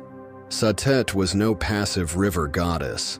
In Egyptian belief, Satet's arrows could bless the living or strike down the wicked.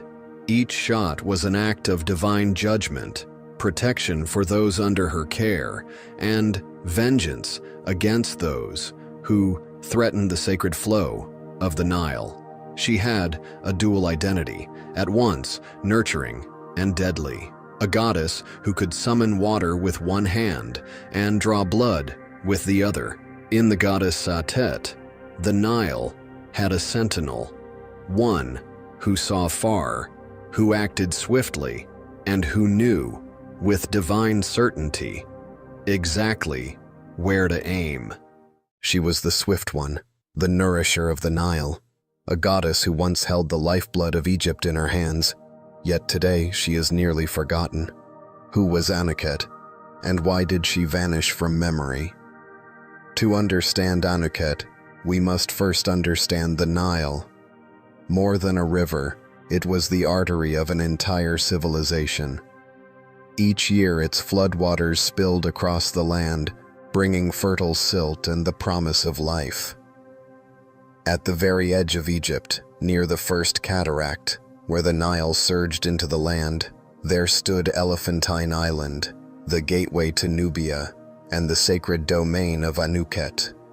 Sometimes spelled Anket or Anuka, was the goddess of the Nile's southern waters. She was the personification of the river's nourishment and power. Her name means the embracer, as she was believed to wrap the Nile in her divine arms during the flood. Swift like the river's current and life-giving like its floods, Anuket was revered as both a nurturer and a powerful protector. Anuket was part of a divine family worshipped in Upper Egypt. Her father, or sometimes consort, was Khnum, the ram-headed god who shaped humans from clay on his potter's wheel. Her mother or sister was Satet, goddess of the flood's precision and mercy. Together, they formed the Elephantine Triad, deities of creation, water, and abundance. As the floodwaters rose, Anuket was the final blessing, carrying the richness of Nubia into Egypt's heartland. Anuket's worship was most fervent during the annual inundation. Pilgrims traveled to her sanctuaries, offering bread, beer, and even precious gold. One ritual defied Egyptian custom: eating fish. Fish were typically taboo in Egyptian religion, but during Anuket's festival, this rule was lifted. It was believed that consuming the river's bounty honored her gifts, proof of her divine generosity. Anuket's symbols tell us much about her character. Her tall crown of ostrich feathers represented swiftness and grace. Though claimed by Egyptian religion, Anuket likely has Nubian origins. Her worship was strongest near the southern border, suggesting she may have been a local river goddess adopted into the state pantheon. Over centuries, Anuket's worship declined. As Egypt's political center shifted north, the gods of the Delta took prominence. With the rise of Christianity, her temples were closed. Her name faded from the mouths of priests, but it remained etched in the granite of Elephantine, waiting to be rediscovered. Today, scholars piece together Anuket's story from fragments, inscriptions, forgotten temples, the iconography of swift water and sacred grace. She is the gentle embrace we don't see, the invisible hand that nourishes, the current beneath calm water. Perhaps that is why her memory faded, not from lack of power, but because her gifts were so constant, they became invisible. His name is Wajwer, a name that means the Great Green. It was their way of referring to the fertile waters, possibly the Nile Delta, and according to some interpretations, even the Mediterranean Sea itself. Wajwer isn't just a god of the water, he is the water. A personification of Egypt's coastal abundance, the flooding estuaries, and the watery world from which life springs. Here's something that sets Wajwer apart. Some ancient texts hint at a degree of gender ambiguity. In certain interpretations, he may have been androgynous, containing both male and female elements. Why? Because fertility, in its purest form, often transcends gender. It's about the power to create and nourish life. He is the embodiment of that creative force, a divine fluidity that fed the soil, filled the granaries, and kept the ancient world in motion. So while he may not be the most famous god of Egypt, Wajwer held the power of life itself, in every drop of water and every blade of green. His domain? The northern edge of the kingdom, where the great river fans out into a sprawling delta before kissing the sea. To the ancient Egyptians, this lush, life-brimming region was known as the Great Green. a poetic term that described the vast, fertile waters of the Mediterranean Sea and the Nile Delta. But it wasn't just a poetic flourish. The Great Green was believed to be alive, divine, a force of nature, and Wajwar was its personification. Marshes, estuaries, lagoons. This is where his power came to life. He wasn't just the god of water, but of water doing something vital, soaking soil, feeding fish, sustaining papyrus, and birthing birds. He was believed to exist right where these worlds met. In mythic terms, he stood at the threshold, a guardian of transitions. Much like the Delta itself, Wajwar was a space of convergence and change. He never starred in a major myth, no epic tales, no great battles, no cosmic rebirths. Instead, he pops up quietly, in pyramid texts, in funerary art, in northern tombs. This has led some scholars to believe that he may have had a regional cult, possibly centered in the Delta or northern Egypt. He wasn't a universal god, but a local protector, woven into the daily rhythms of farmers and fishermen. In the Amarna period, during the reign of the heretic king Akhenaten, Wajwar's image briefly resurfaces, suggesting his worship may have quietly persisted, even as Egypt's religious landscape underwent radical change.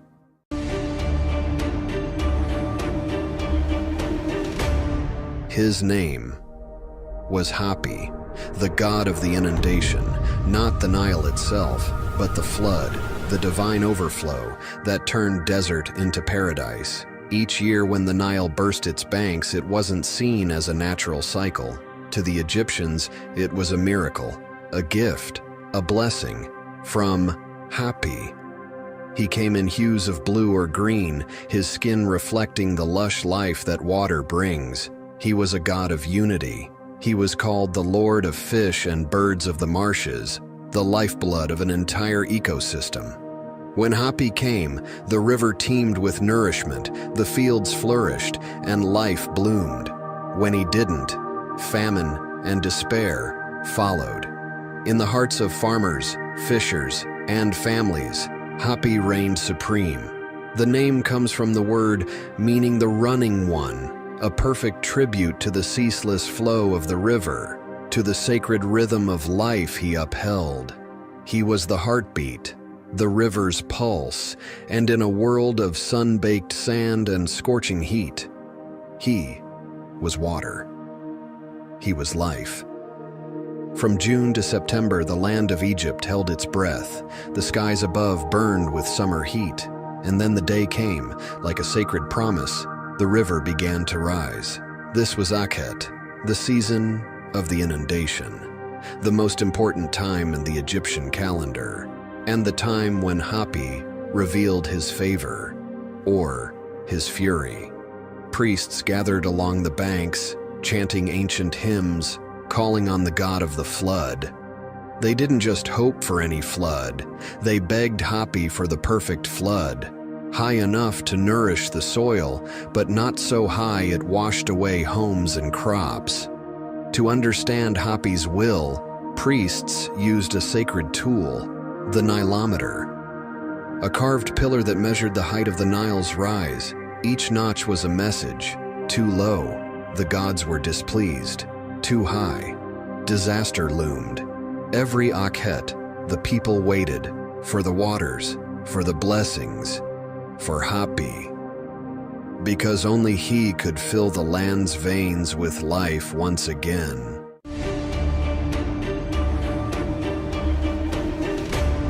Mehet Weret translates to the Great Flood, or the Great One who overflows. This connects her to the Nile River. The Nile meant so much to the ancient Egyptians as it was a source of life, allowing crops to grow, civilizations to flourish, and people to thrive. Each year the great floodwaters would rise, replenishing the land with fertile soil, a cycle of renewal that echoed the power of the goddess. Her true domain lay in the heavens. She was linked to the primordial waters of creation. Her name appears in sacred pyramid texts, some of the oldest religious writings in history, dating back over 4,500 years to Egypt's Old Kingdom. These texts describe her as a provider of nourishment, a bringer of light and cosmic balance. In Egyptian art, she is almost always shown as a majestic cow adorned with a radiant sun disk, a sign of her close connection to the sun god Ra. Many Egyptian gods were feared as much as they were worshipped.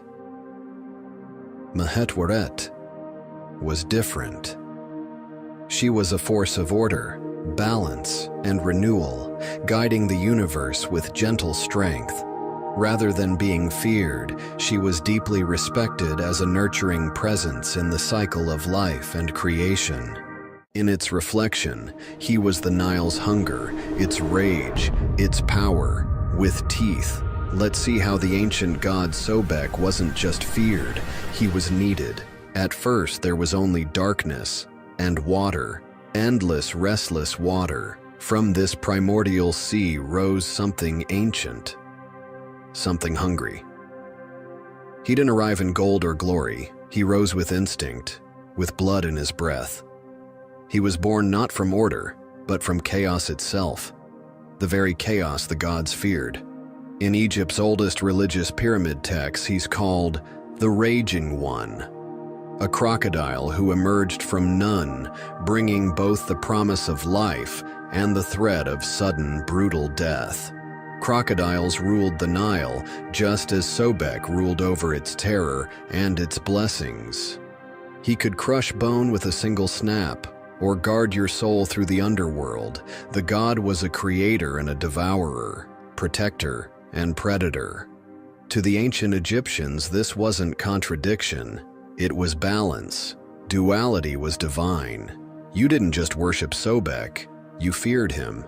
In ancient legend, he wept the Nile into being.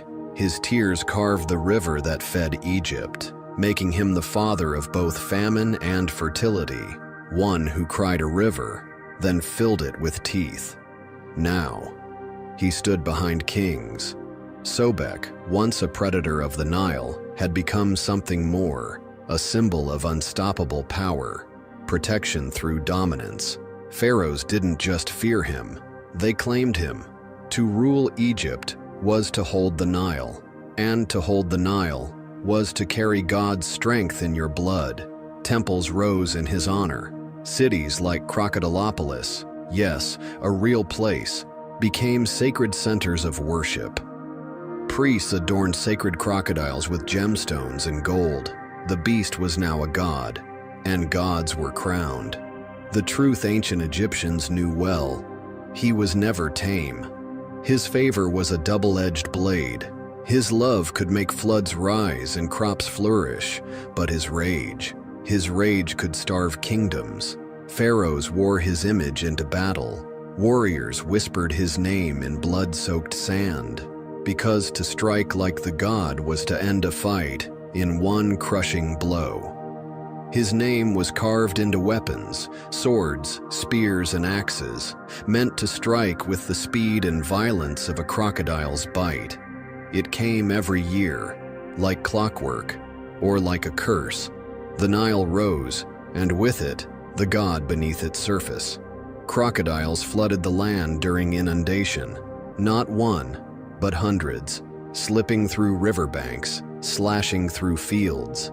And to the ancient Egyptians, this wasn't nature, this was Sobek, unleashed. His presence was tangible. You could feel it in the mud, hear it in the water, smell it in the fear. So, they begged for mercy, for protection, for fertility, all in the same breath. He didn't just bring water, he brought judgment. He could drown your home, or feed your crops. He could take your child, or bless your next one. He was the Nile itself, its chaos, its rhythm, its wrath. And still, they built his temples higher. In some of these temples, walls were carved not just to honor him, but to sound like him, engineered to echo with deep bellows. These sacred chambers mimicked Sobek's roar. When priests chanted, it was his voice that answered. The floods have passed. The temples stand in silence. The Nile flows on, vast, unbroken, eternal. Perhaps he's only sleeping beneath the surface. Sobek was never just a monster, never just a god. He was the Nile's reflection, its hunger and its generosity, its serenity and its violence.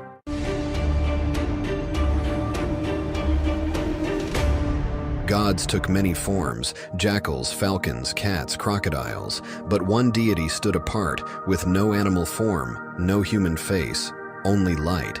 This was Aten, the radiant sun disk. The first known mentions of Aten date back to the Middle Kingdom, around 2000 BCE. At that time, he wasn't worshipped as a distinct god, but rather as an aspect of Ra, the powerful sun god. Unlike other gods, Aten had no human body, no animal head. He was something different, pure energy. His rays stretched down like fingers, reaching out to touch the earth, offering life to those below. This made Aten truly unique among Egypt's deities. While most gods took on forms inspired by nature and animals, Aten remained formless, existing only as the sun itself. For centuries, Aten remained a minor presence in Egyptian religion, overshadowed by Ra and the many other gods. But that would all change with the arrival of one pharaoh, one man who would elevate Aten above all others and turn Egyptian tradition on its head. His name was Amenhotep, and he dared to worship only one god. Amenhotep IV, otherwise known as Akhenaten, meaning effective for Aten, was not just a name change. It was a declaration of faith and a challenge to Egypt's powerful religious elite. For generations, the most powerful god in Egypt was Amun, whose temples controlled vast wealth and influence. But in the 5th year of his reign, Akhenaten did the unthinkable. He rejected Amun and the entire pantheon of Egyptian gods. Instead, he proclaimed that Aten, the radiant sun disk, was the one and only god. It was a radical shift in Egyptian belief. Never before had a pharaoh denied the existence of other gods. Never before had Egypt seen monotheism. This move infuriated the powerful priesthood of Amun, who had controlled Egypt's religious and economic power for centuries. By rejecting their god, Akhenaten wasn't just challenging tradition, he was dismantling a political empire. Akhenaten wanted more than just religious change. He needed a new capital, one free from Amun's influence. So, he ordered the construction of Akhetaten, Horizon of Aten, a city built entirely for the glory of his god. Unlike the dark enclosed temples of Amun, the temples of Aten were open to the sky, allowing the sun's rays to reach worshippers directly. There were no statues of gods, only inscriptions of Aten's light touching the royal family and the people. For nearly 2 decades, Pharaoh Akhenaten ruled under the light of Aten, but his vision of a monotheistic Egypt came at a heavy price. While he devoted himself to religious reforms, the empire itself began to crumble. Inside Egypt, resentment was boiling over. The people had worshipped their gods for centuries: Amun, Ra, Osiris, Isis. Now, their temples were closed, their gods erased from history. The priests of Amun, once the most powerful religious figures in Egypt, had been stripped of their influence. But they were waiting for the right moment to strike back. In the shadows, the priests of Amun conspired.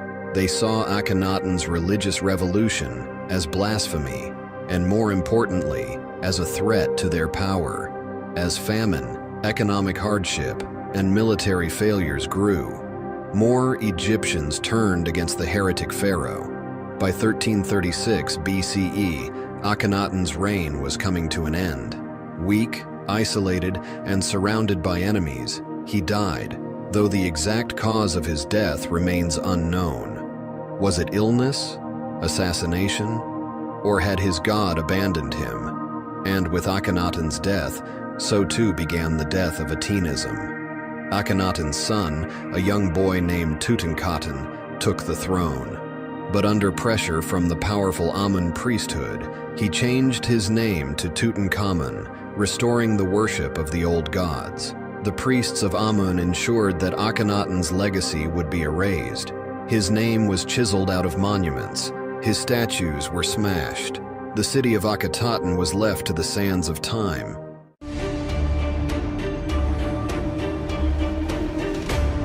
Khepri doesn't have grand temples or widespread worship. Instead, his power is woven into the very fabric of existence. He is the force of creation and the eternal cycle of the rising sun. In the ancient Egyptian language, Khepri means he who is coming into being. He is the god of transformation, of endless renewal, just like the sun that rises each morning, bringing light after darkness. The ancient Egyptians closely observed the world around them, and they saw something extraordinary: the scarab beetle rolling a ball of dung across the sand, seemingly with purpose. To them, it was more than just insect behavior. It was a reflection of a divine truth. They believed Khepri, like the beetle, was responsible for rolling the sun across the sky each day, ensuring its safe journey from the underworld to the land of the living. As the sun disappeared at night, it traveled through the realm of the dead, only to be reborn at dawn, just as Khepri willed it. To the ancient Egyptians, he represented the idea that life is always in motion, that nothing is stagnant. Every day is a new beginning, every moment an opportunity for renewal. This belief was so powerful that scarab amulets became some of the most common symbols in Egyptian culture, often placed in tombs to ensure safe passage to the afterlife. He was a symbol of hope, of eternal rebirth. The sun was a divine force, cycling through life, death, and rebirth each day. And at the heart of this eternal cycle stood three powerful gods: Khepri at dawn, Ra at midday, and Atum at sunset. Just as a scarab beetle pushes its ball of dung across the earth, Khepri was believed to push the sun into the sky each morning, ensuring its daily rebirth. The sun didn't simply rise on its own. Each night, as Ra traveled through the underworld, he battled the forces of chaos and destruction. The great serpent Apophis, the embodiment of darkness, sought to devour the sun and trap the world in eternal night. It was Khepri's divine responsibility to ensure that the sun emerged victorious, renewed, and reborn. Scarabs were placed in tombs, carved into amulets, and inscribed with spells from the Book of the Dead. These sacred charms symbolized the soul's transformation and rebirth in the afterlife, guided by Khepri's divine hand. One of the most important of these amulets was the heart scarab. It was meant to protect the deceased during the weighing of the heart, a crucial test where the heart was measured against the feather of Ma'at, the goddess of truth. If the heart was light and pure, the soul could pass into paradise.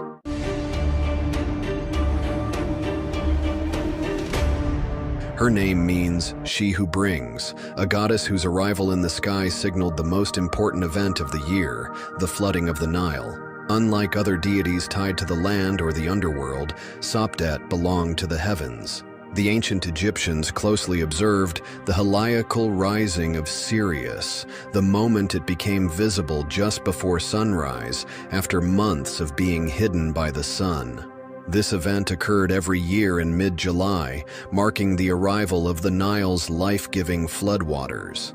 To the people of Egypt, this flood was a miracle, replenishing the land with rich, black soil and ensuring the success of their crops. Without it, famine and hardship would follow. Her appearance in the sky aligned so perfectly with this annual event.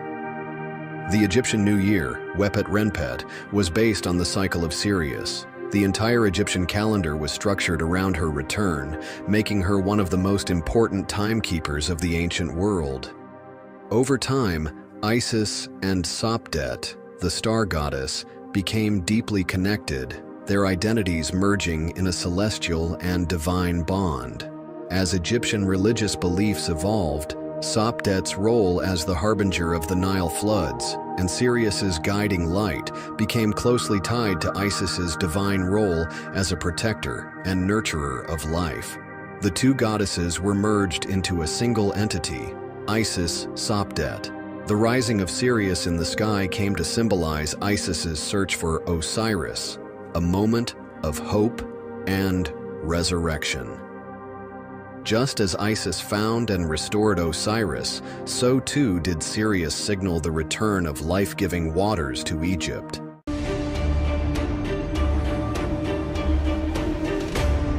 In the sands of time, long before the rise of Egypt's Grand Pyramids, there was Hathor, a deity who bridged the earthly and the divine.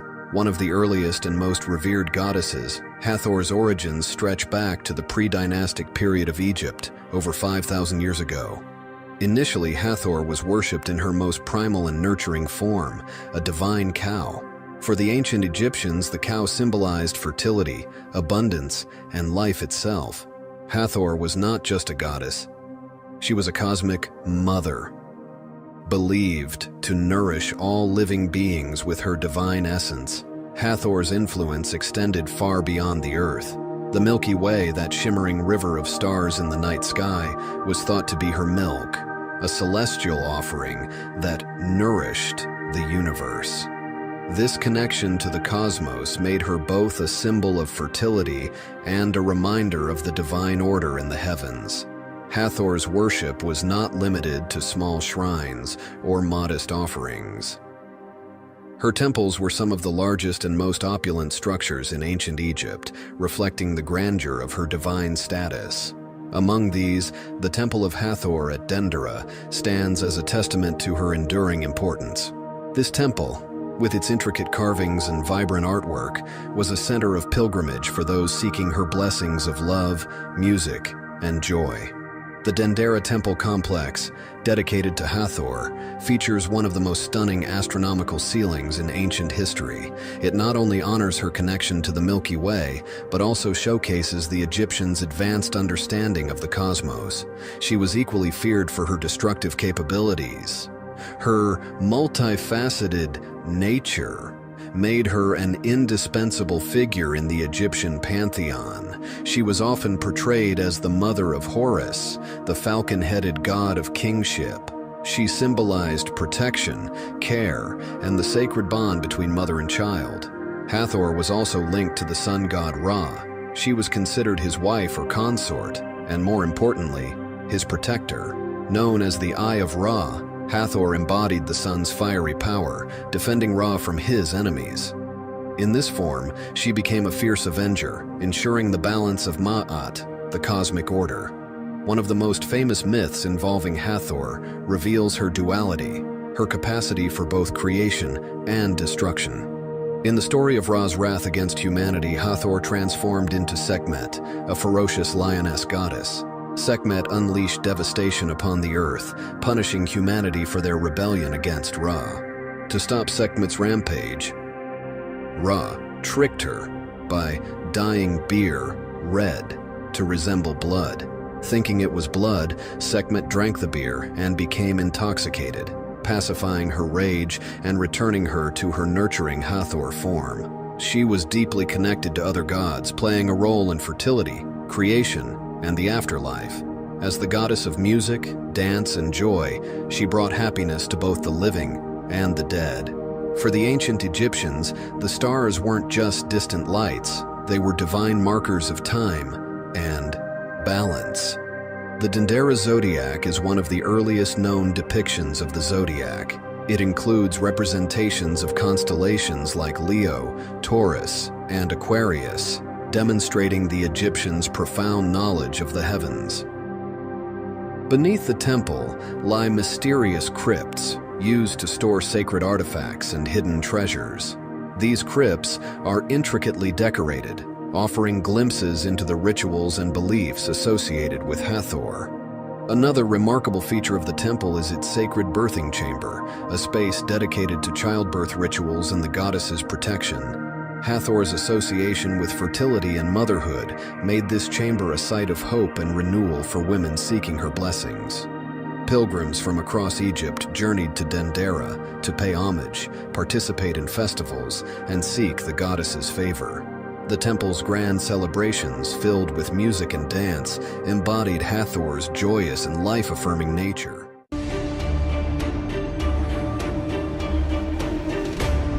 Her name itself is a clue to her significance. Tefnut derives her name from the ancient Egyptian word for moisture, encapsulating her role as a fundamental life-sustaining force within the cosmological framework of early Egyptian theology. As moisture is essential for life, her presence in the pantheon signified an understanding of the vital interconnection between natural elements and divine power. She was born from Adam, the primordial sun god, in a rather unique way, through spitting or exhaling.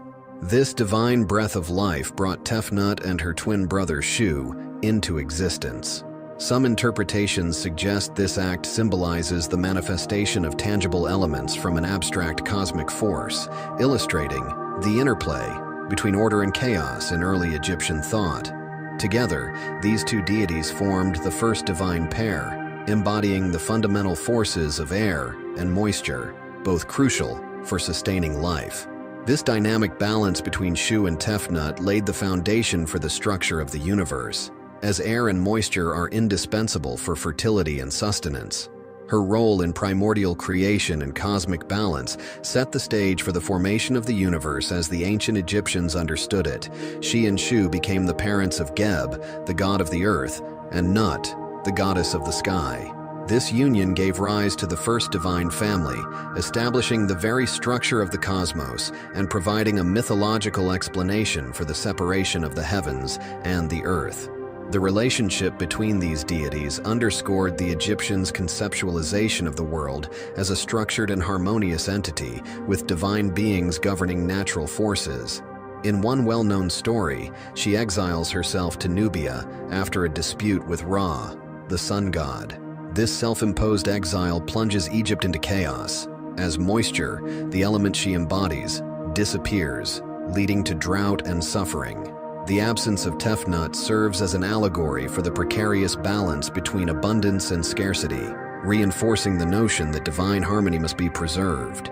Recognizing the imbalance, the gods send Thoth, the god of wisdom, and Shu to convince Tefnut to return. Through a combination of persuasion, diplomacy, and reverence, they succeed, and the goddess reintegrates into the divine order. Her return symbolizes the restoration of Ma'at, the fundamental principle of order, balance, and justice in the universe. Tefnut is often depicted as a lioness-headed goddess, a form that links her to the fierce and protective aspects of divine power. She is closely associated with both the sun and moisture, an intriguing duality that represents the essential balance between fire and water. She was venerated in temples, particularly in Heliopolis, one of the most important religious centers of ancient Egypt. Her worship was intertwined with both lunar and solar cults, signifying her connection to celestial cycles. These associations positioned her as a deity of transitions, capable of bridging different realms and elements. Priests conducted rituals in her honor, emphasizing her role in maintaining balance within the cosmos. Through prayers, offerings, and ceremonies, they sought her blessings to ensure the continued harmony of nature. Festivals celebrating her power often included processions and recitations, invoking her role as both a giver and sustainer of life.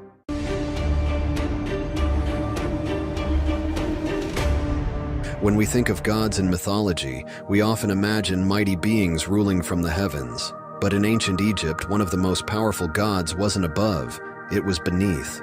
Meet Geb, the god of the earth, the very foundation of life itself. Geb, sometimes spelled Keb or Seb, was one of the most important deities in ancient Egyptian mythology. His name was spoken in temples and written in sacred texts for thousands of years. As the god of the earth, Geb was more than just a divine being. He was the land itself. The Egyptians believed that the very ground they walked on, the mountains they saw, and even the fertile soil that fed their crops, all of it was Geb's body. He was often depicted with green skin, a symbol of life, fertility, and renewal.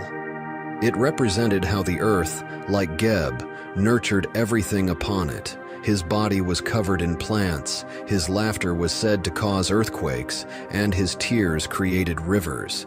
Geb's story isn't just about the land, it's about love and separation. He was deeply connected to Nut, the sky goddess, and together they formed a cosmic balance. The ancient Egyptians believed the two were once inseparable, locked in an eternal embrace, until their father, Shu, the god of air, forced them apart. This is why the sky hovers above and the earth remains below, forever reaching but never touching. Their love endured. Even in separation, they found a way to remain connected.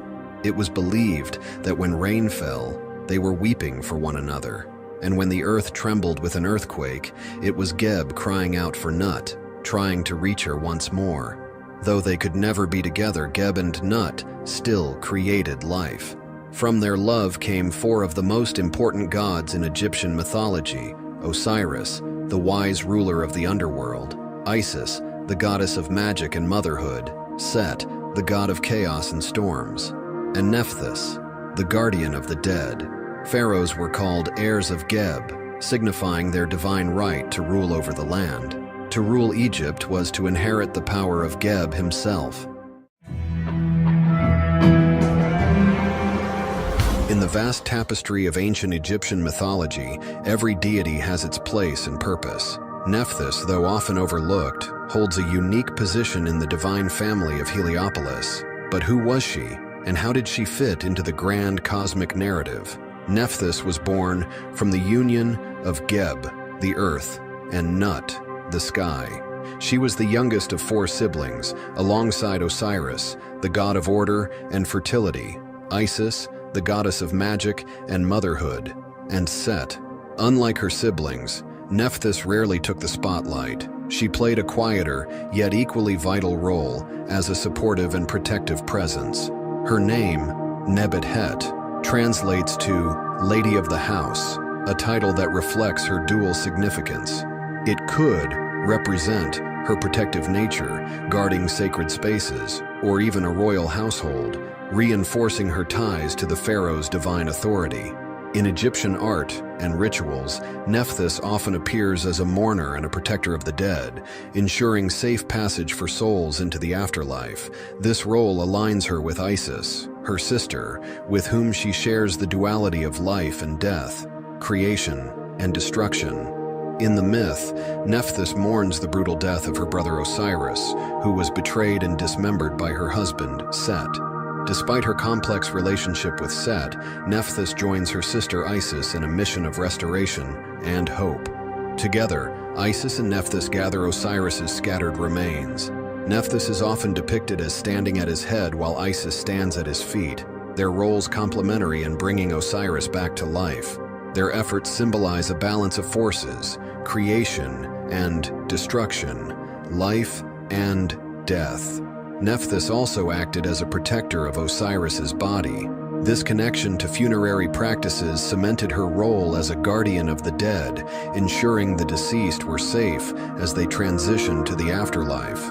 Nephthys's relationship with Set adds another layer of complexity to her character. She is often portrayed as his consort, yet she opposes his chaotic and destructive nature. In some interpretations, her alliance with Isis against Set is a powerful symbol of order overcoming chaos. One of the more intriguing aspects of Nephthys's story is her alleged affair with Osiris, which, according to some myths, led to the birth of Anubis. As the god of mummification, Anubis continues her legacy of protecting and guiding souls in the afterlife. In funerary rites, Nephthys is depicted as a mourner and a guide for the dead. Nephthys is often seen as a counterpart to Isis. While Isis embodies life, fertility, and magic, Nephthys represents death, decay, and mourning. Together, they form a duality essential to the Egyptian understanding of existence. Nephthys's protective role extended beyond myth into rituals, where she featured prominently in the Book of the Dead. Her presence ensured that the soul was guided safely to judgment and ultimately to eternal peace. Nephthys represents protection, night, and the unseen aspects of life and death. She embodies the mysterious forces that operate in the background, unseen yet essential. Isis was born to Geb, the earth god, and Nut, the sky goddess, making her one of the key deities in the Egyptian pantheon. She was the sister and wife of Osiris, the god of the afterlife, and mother of Horus, the falcon-headed god of kingship. Her family ties symbolize her integral role in maintaining cosmic balance and harmony. The myth of Osiris is one of ancient Egypt's most captivating tales, and Isis plays the heroine. When Seth, Osiris's jealous brother, murdered him and scattered his body parts across Egypt, Isis embarked on a tireless quest to recover them. Using her unparalleled magical abilities, Isis reassembled Osiris's body and brought him back to life, albeit briefly. This act of resurrection not only cemented her as a goddess of magic, but also as a symbol of undying devotion and love. After reviving Osiris, Isis used her divine magic to conceive their son, Horus. She then raised him in secrecy, protecting him from Seth's wrath. Horus would grow to avenge his father and claim his rightful place as ruler, fulfilling Isis's role as the ultimate mother and protector. Through her unwavering dedication, Isis ensured the continuation of divine justice and the pharaoh's lineage, as Horus became the living embodiment of kingship.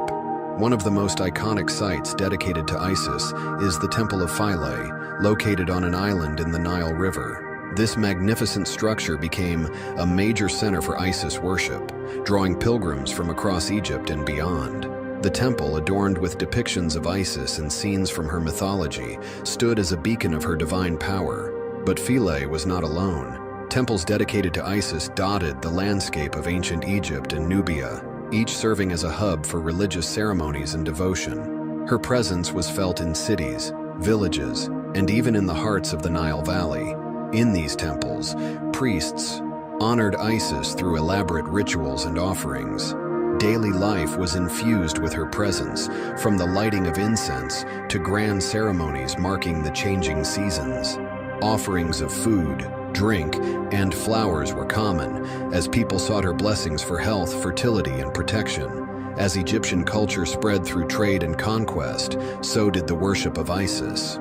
Her cult became particularly prominent during the Greco-Roman period, when her mythology and symbols were embraced by new cultures. Did you know that Isis's name in hieroglyphs translates to throne? This isn't just symbolic. She was literally seen as the foundation of royal power in ancient Egypt, embodying the divine authority that supported the pharaoh. In ancient Egyptian, she was called Aset, but when her worship spread to the Greco-Roman world, she became known as Isis. This transition marked her transformation into a global deity, worshipped far beyond her original homeland. Remarkably, the worship of Isis was one of the longest lasting in human history. Temples dedicated to her continued to operate until the 6th century, centuries after the fall of ancient Egypt.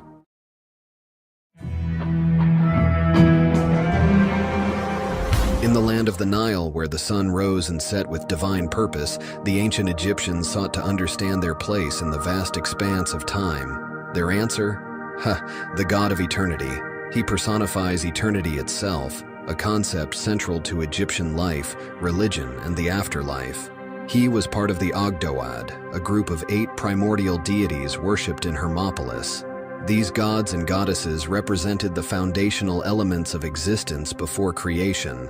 Paired in male and female forms, they embodied concepts like darkness, water, air, and infinity.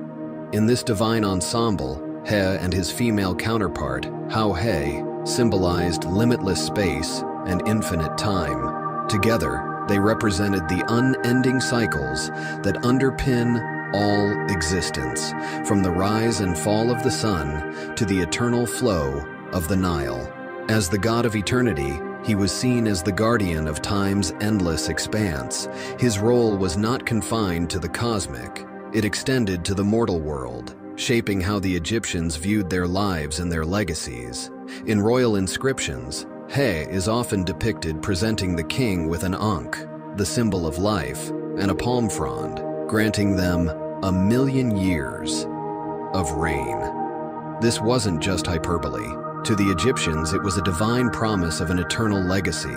Unlike some gods who were represented in elaborate or fearsome forms, his imagery is simple but profoundly symbolic. He is most commonly depicted seated or kneeling, with his arms raised high, holding palm fronds in each hand. The palm fronds he holds are not mere decoration. In ancient Egypt, palm fronds were used to mark the passage of years, making them a fitting emblem for a deity tied to eternity. Each frond became a symbol of life's unending cycle. For the Egyptians, eternity wasn't an abstract idea. It was a tangible goal, one they sought to achieve through their connection to the god. By invoking his protection, they believed they could secure a place in the eternal cycle of existence. His connection to the number 1 million. For the Egyptians, this wasn't just a numerical value. It was a concept that represented infinity, countless years stretching endlessly into the future. When He appears in royal inscriptions, he is often shown offering this symbolic number to the pharaoh. This act wasn't just a blessing for a long reign, it was a declaration of divine favor, linking the ruler's legacy to the infinite. By including He in tomb carvings and inscriptions, the Egyptians hoped to guarantee an eternal afterlife, a life that would stretch endlessly into the beyond. He and Hauhet stood as guardians of the infinite. Their role was not active creation, but sustaining the delicate equilibrium that allowed the universe to exist. In this way, they were the unseen architects of eternity, ensuring that time and space remained boundless. The Egyptians believed that creation required the harmonious interplay of opposites, light and dark, chaos and order, male and female. He and Hauhet, as the embodiment of infinity, formed one of the pillars of this divine balance. In the heart of ancient Egypt, where the power of the pharaohs was intertwined with the gods, a fierce and formidable goddess emerged. This is Menhit, a warrior goddess whose mythological roots lie in the lands of Nubia, but whose power and influence were deeply felt in Egyptian religion. Menhit's origins trace back to the ancient region of Nubia, just to the south of Egypt. While she was initially worshipped by the Nubians, she was eventually integrated into the Egyptian pantheon as one of the country's powerful war deities. As the goddess of war and destruction, Menhit was seen as the protector of the pharaoh and the personification of strength and might. Her most recognizable feature is her lioness head, a symbol that connects her to the primal forces of nature, ferocity, and royalty. Lions, revered in ancient Egypt for their power and nobility, were frequently used to symbolize the might of their gods, especially those associated with war and protection. Associated with the sun god Ra, Menhit was often seen as the sun god's fierce and protective warrior. In Egyptian mythology, Ra is not only the ruler of the heavens, but also the force of life and light. Yet, Ra's power required defense against the forces of chaos, forces that sought to disrupt the divine order, Ma'at. Menhit stood at the forefront of this defense, wielding her power to safeguard the sun god's domain. In myths, Menhit and other lion-headed goddesses like Sekhmet would combat Apep, the serpent of chaos, ensuring Ra's journey through the sky was uninterrupted. This was not just a battle of good versus evil, it was a fight to preserve the very fabric of existence.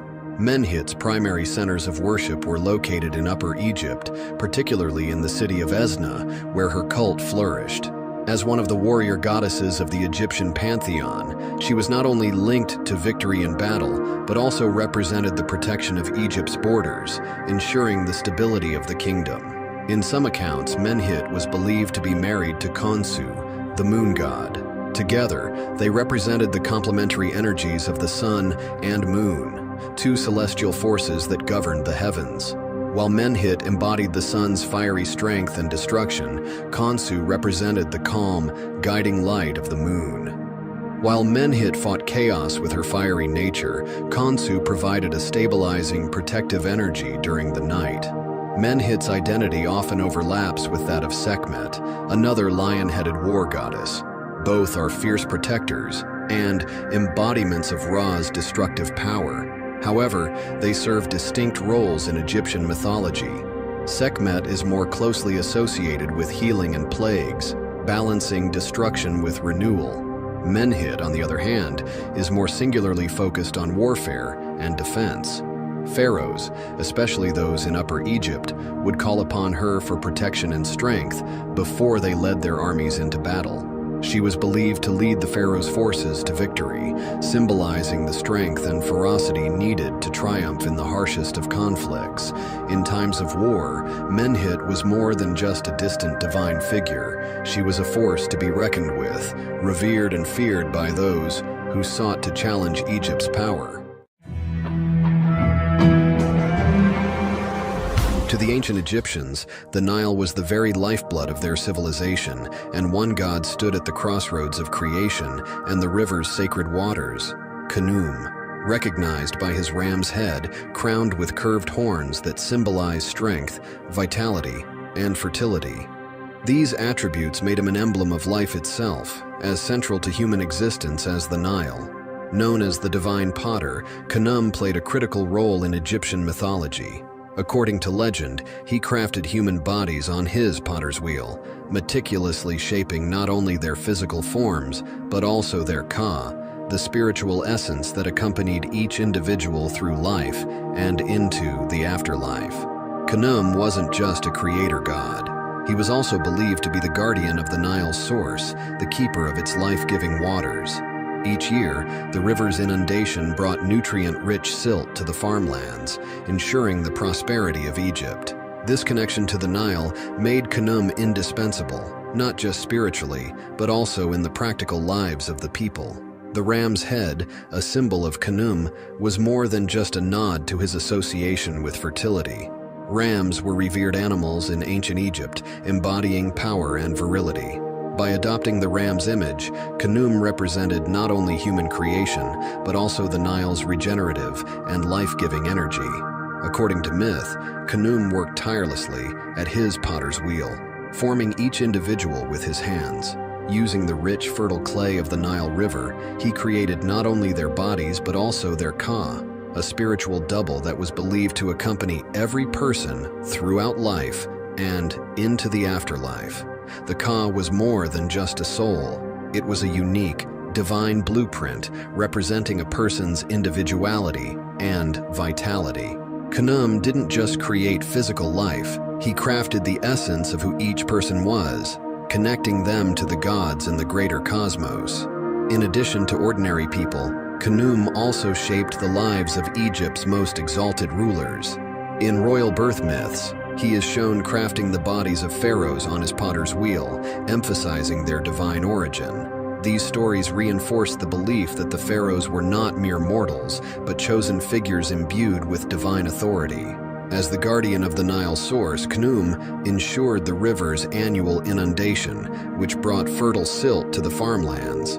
This inundation wasn't merely a natural event, it was a divine blessing, one that sustained Egypt's agriculture and civilization. To honor Khnum and secure his favor, Egyptians performed rituals and made offerings. Imagine a time before time itself, a world submerged in infinite waters of chaos. From these depths emerged Tatanen, a name that means the risen land or the emerging land.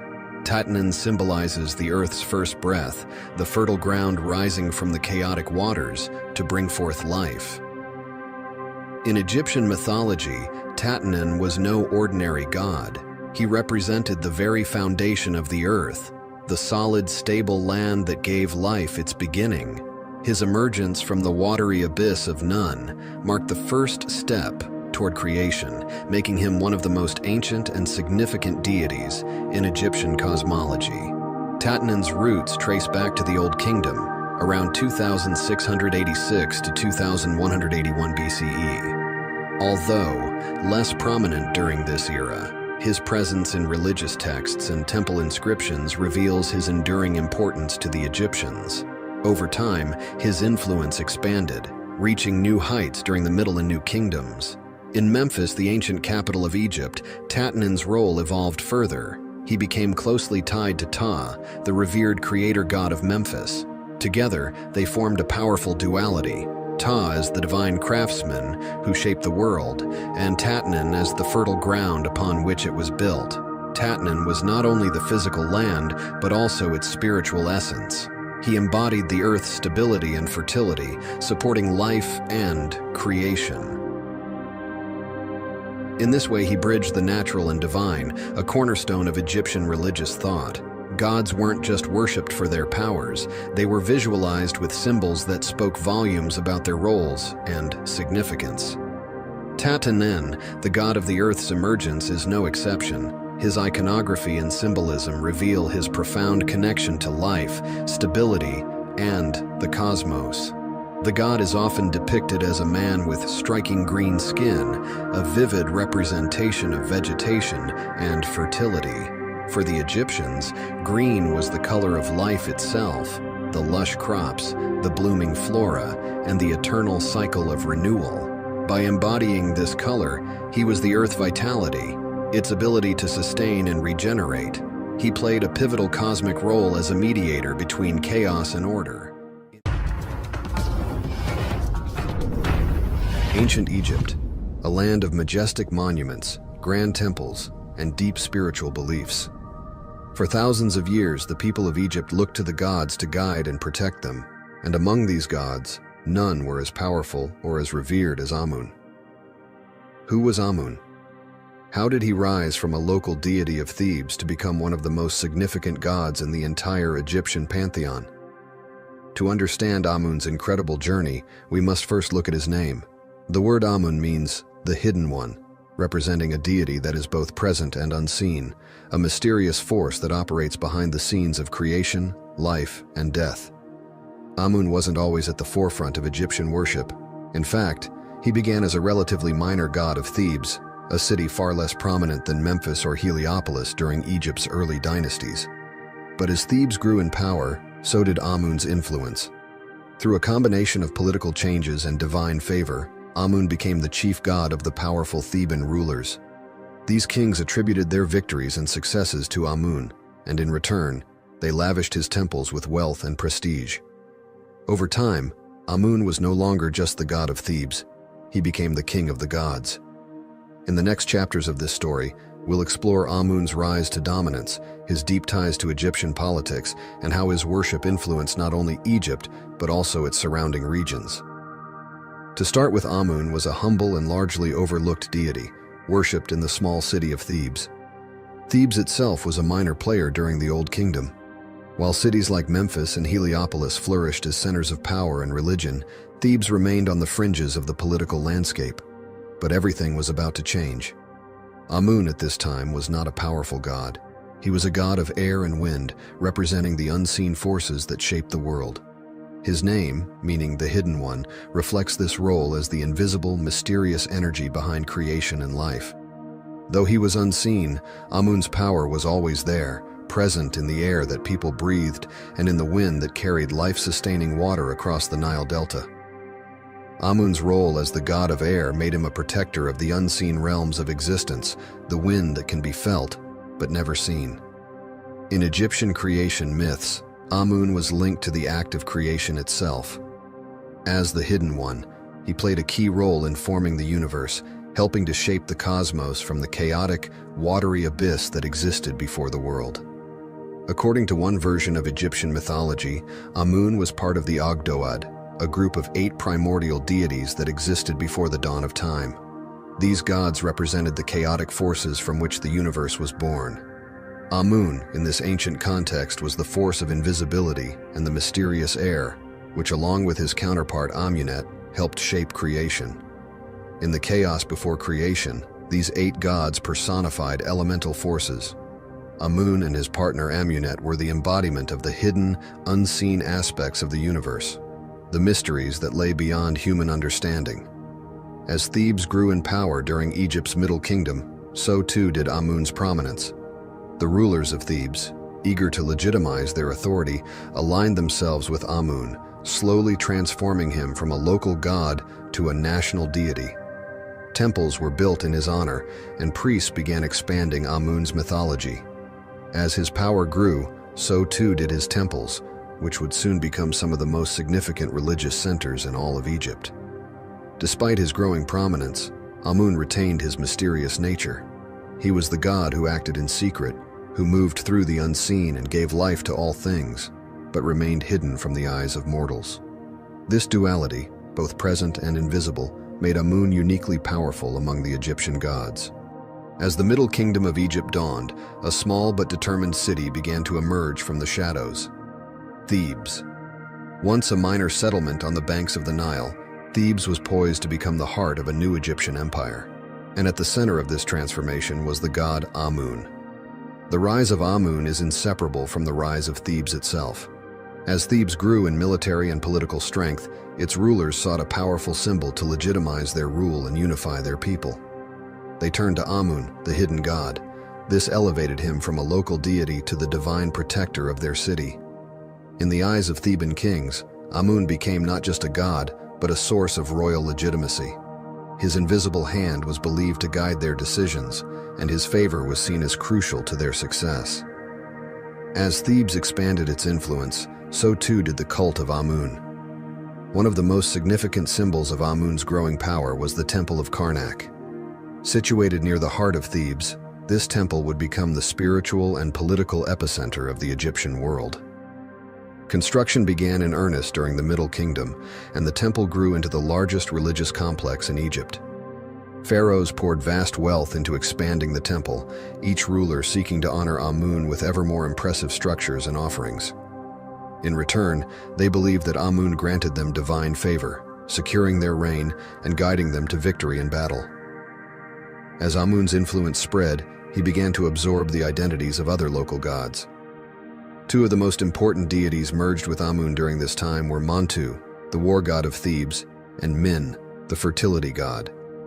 By incorporating Montu's martial prowess, Amun became a god of war, a divine warrior whose will determined the outcomes of battles. And by absorbing Min, Amun also became associated with fertility, ensuring both the prosperity of the land and the continuity of the royal line. The Egyptian pharaohs claimed their military victories were carried out under Amun's will. Before any major campaign, the pharaoh would seek the blessing of Amun, offering lavish tributes to ensure his favor. When victories were won, it was not just the skill of the soldiers or the strategy of the generals that was celebrated. It was Amun who had willed the victory. They were no longer just kings. They were the chosen ones of Amun, his living representatives on earth. And it was under this banner of divine legitimacy that Thebes began to expand its territory, eventually uniting all of Egypt under its rule. The once local god of air and wind was now worshipped across the entirety of Egypt, with temples in his honor springing up from the Nile Delta to Nubia. The growth of Amun's priesthood during this time was extraordinary. As Thebes grew richer and more powerful, the temples of Amun amassed great wealth. The priests, now influential advisors to the pharaohs, controlled vast estates and resources, making the Temple of Amun a political and economic powerhouse. Through war, fertility, and kingship, Amun had solidified his place as the supreme deity of Egypt. The once hidden god of Thebes now stood as the mightiest force in the Egyptian cosmos, guiding the fates of both rulers and commoners alike. Throughout Egypt's long history, two gods stood at the center of its divine order: Amun, the hidden force behind existence, and Ra, the sun god, whose daily journey across the sky symbolized life, death, and rebirth. But in time, by merging Amun with Ra, the Egyptians unified the visible and invisible aspects of the universe, creating a god of unparalleled cosmic significance. Amun-Ra became more than just a god of the air or the sun. He was now the supreme ruler of both the physical and spiritual worlds. He was the hidden force behind creation and the visible power that gave life to all through the light of the sun. Amun-Ra's influence stretched across the heavens and the earth. His power was considered limitless, and he was worshipped as the divine king who reigned over the universe.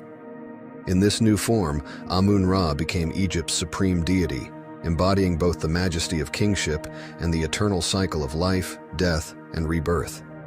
It had practical significance in the lives of the Egyptian people. Amun-Ra's worship became central to Egyptian religious life, and grand festivals were held in his honor, including the Opet Festival. The Opet Festival, one of the most important annual events in ancient Egypt, celebrated the renewal of the king's divine power and his connection to Amun-Ra. During the festival, statues of Amun-Ra, his consort Mut, and their son Khonsu were paraded from the Karnak Temple to the Luxor Temple. This journey symbolized the god's blessing on the pharaoh and his continued rule over the land. It was a time of unity and renewal. As Amun-Ra blessed the king, so too did he bless the people, ensuring the prosperity of the land and the success of Egypt in war and peace. Through his merger with Ra, Amun's role expanded far beyond that of a local deity. Now, as Amun-Ra, he was worshipped throughout the entire Egyptian empire.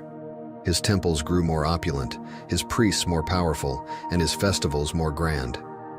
Pharaohs proudly proclaimed their divine right to rule through Amun-Ra, and even military victories were attributed to his will. In the coming years, Egypt would face internal upheaval that threatened even the most powerful of gods.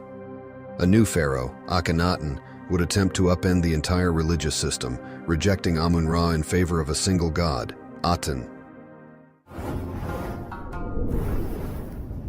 Ancient Egypt, a land of great mysteries and profound spirituality, a civilization that flourished for over 3 millennia, leaving behind a legacy that continues to captivate the world today.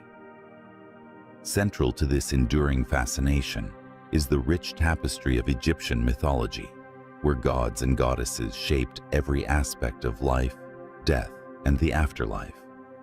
Khonsu, his name means traveler or wanderer, a fitting title for the god who guides the moon across the night sky. But Khonsu is more than just a lunar deity. He is a protector, a healer, and a symbol of rejuvenation. Yet, his role extends far beyond celestial movements. Khonsu is revered as a powerful healer, invoked in times of illness and distress. In some myths, his powers were even sought by foreign kings, desperate for his divine intervention. So let us begin our journey under the light of the moon as we explore the history and significance of Khonsu, the Egyptian god of the moon. Our earliest glimpses of Khonsu come from the pyramid texts, some of the oldest religious writings in the world. These texts, inscribed on the walls of royal tombs during the Old Kingdom, reveal Khonsu as a god connected to the moon, a celestial traveler who illuminates the night sky and protects the dead on their journey to the afterlife. Initially, Khonsu's role was relatively minor, especially when compared to the great solar deity, Ra. However, as the centuries unfolded, Khonsu's character began to evolve.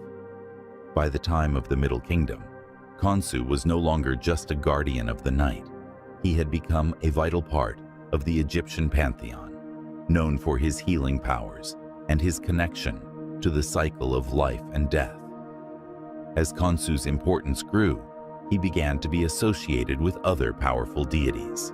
He was often linked with Ra, the sun god, and Thoth, the god of wisdom and writing. In many myths, Khonsu is depicted working alongside these gods, helping to maintain the balance of the cosmos. In this role, Khonsu was seen as a key figure in the eternal struggle against chaos. Each night, he would join Ra in the solar bark, battling the serpent Apophis, who sought to devour the sun and plunge the world into darkness. Through these myths, Khonsu's role as a protector was solidified, not just in the physical world, but in the spiritual realm as well. Khonsu's prominence reached its pinnacle during the New Kingdom, particularly in the city of Thebes, where he became part of one of the most important divine families, the Theban Triad. This triad consisted of Amun, the king of the gods, Mut, the great mother goddess, and their divine son, Khonsu. In this triad, Khonsu's role as the son of Amun and Mut symbolized the moon's relationship with the sun and the earth. Amun representing the hidden powerful sun, Mut, the nurturing earth, and Khonsu, the moon that bridges the two. This familial connection highlighted Khonsu's importance not only as a lunar deity, but also as a god of healing and protection, reflecting the nurturing aspects of his mother, Mut. The people of Thebes held Khonsu in high regard, with his temple at Karnak standing as a testament to his importance. Here, rituals were conducted to honor Khonsu, asking for his protection during the night and invoking his healing powers in times of illness. Khonsu's connection to Thebes also tied him to the city's political and religious power. As Thebes grew in prominence during the Middle and New Kingdoms, so too did the worship of Khonsu. The city's rulers, eager to legitimize their authority, often depicted themselves as favored by the Theban triad, with Khonsu acting as a divine protector and healer. Khonsu's connection to the moon is one of the most defining aspects of his character. The ancient Egyptians believed that Khonsu controlled the phases of the moon, his influence waxing and waning as the moon moved through its monthly cycle. Khonsu was revered as the illuminator of darkness, the god who brought light to the night. His presence was seen as a comfort, a beacon of hope in the dark hours when the dangers of the night were most feared. But the moon's journey was not without peril. Each night, Khonsu would embark on a dangerous voyage, accompanying Ra in the solar bark as it traveled through the underworld. During this nightly journey, Khonsu played a crucial role in protecting Ra from the serpent Apophis, the embodiment of chaos, who sought to devour the sun and plunge the world into eternal darkness. It was Khonsu's task to battle this fearsome serpent, using his lunar powers to drive it away and ensure that the sun would rise again. This nightly battle between Khonsu and Apophis symbolized the eternal struggle between order and chaos, light and darkness. Through these myths, the ancient Egyptians understood the vital role that Khonsu played in the preservation of life and the stability of the universe. Khonsu was not only a guardian of the night, he was also a powerful healer. His reputation as a divine physician spread far beyond the borders of Egypt, with stories of his healing powers becoming legendary. One of the most famous stories of Khonsu's healing powers comes from the land of Nubia, where a foreign king, stricken with illness, desperately sought Khonsu's aid. In this tale, Khonsu was invoked to travel to Nubia and heal the ailing monarch, demonstrating his far-reaching influence and the faith that people placed in his powers. In this myth, Khonsu's journey to Nubia was not just a demonstration of his healing abilities, but also a testament to his role as a benevolent deity who could cross borders to bring relief to those in need. His association with healing was so strong that he was often invoked alongside Thoth, the god of wisdom and medicine, in medical practices and rituals. Perhaps the most well-known tale of Khonsu's healing powers is found on the Bentresh stela, where the god is called upon to heal a foreign princess suffering from a mysterious illness. According to the stela, Khonsu's statue was brought to the foreign land, and through his divine presence, the princess was cured, further solidifying his reputation as a powerful healer. He was not just a god of the moon, but a divine protector who could bring health and wellness to those who sought his help, no matter where they were. In a time when the night was filled with unseen dangers, from wild animals to evil spirits, Khonsu was invoked as a guardian who could guide and protect those who journeyed under the cover of darkness. Tales of Khonsu's protective powers were widespread. It was believed that he could shield travelers from harm, warding off evil spirits that roamed the night. His presence was a source of comfort for those who ventured into the unknown, knowing that the moon god watched over them. Khonsu was seen as a guardian of the vulnerable, a deity who ensured that the night, despite its dangers, could be safely navigated. His protective powers were also called upon in the home, where amulets and prayers, invoking Khonsu, were used to protect against evil forces during the night.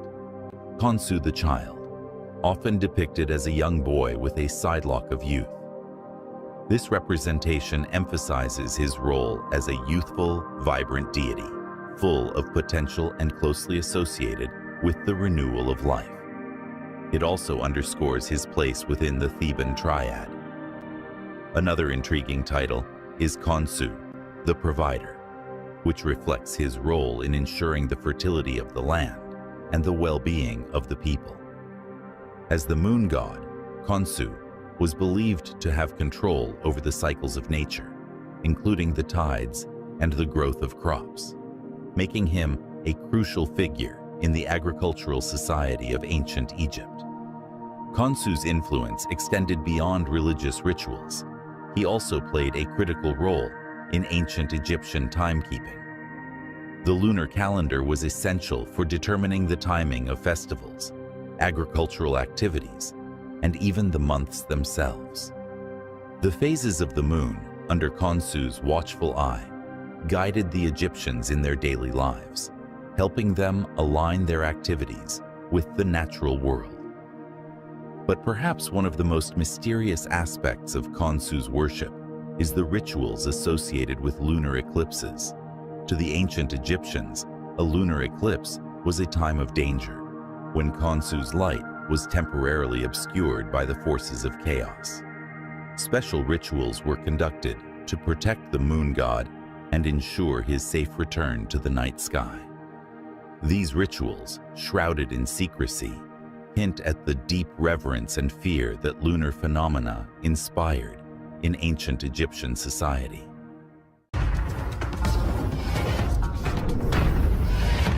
We will dive deep into the origins and early worship of one of Egypt's most significant, yet often overlooked deities, the Mother Goddess. Mut's origins can be traced back to the city of Thebes, now known today as Luxor. Mut was revered as the Great Mother, a title that reflected her nurturing maternal essence and her role as the mother of the gods. The name in Egyptian simply translates to mother, emphasizing her role as a maternal figure, not only to the gods but to the entire cosmos. Her name carried immense weight, symbolizing both the literal and spiritual aspects of motherhood. As the ancient Egyptians believed, she was the source of all life. Despite her later prominence, Mut's early origins remain somewhat mysterious. She likely began as a local deity in Thebes, but by the Middle and New Kingdom periods, her influence grew exponentially, alongside the rise of Amun, who became the most powerful god in Egypt. As Amun's stature increased, so too did Mut's, cementing her place as the queen of the gods.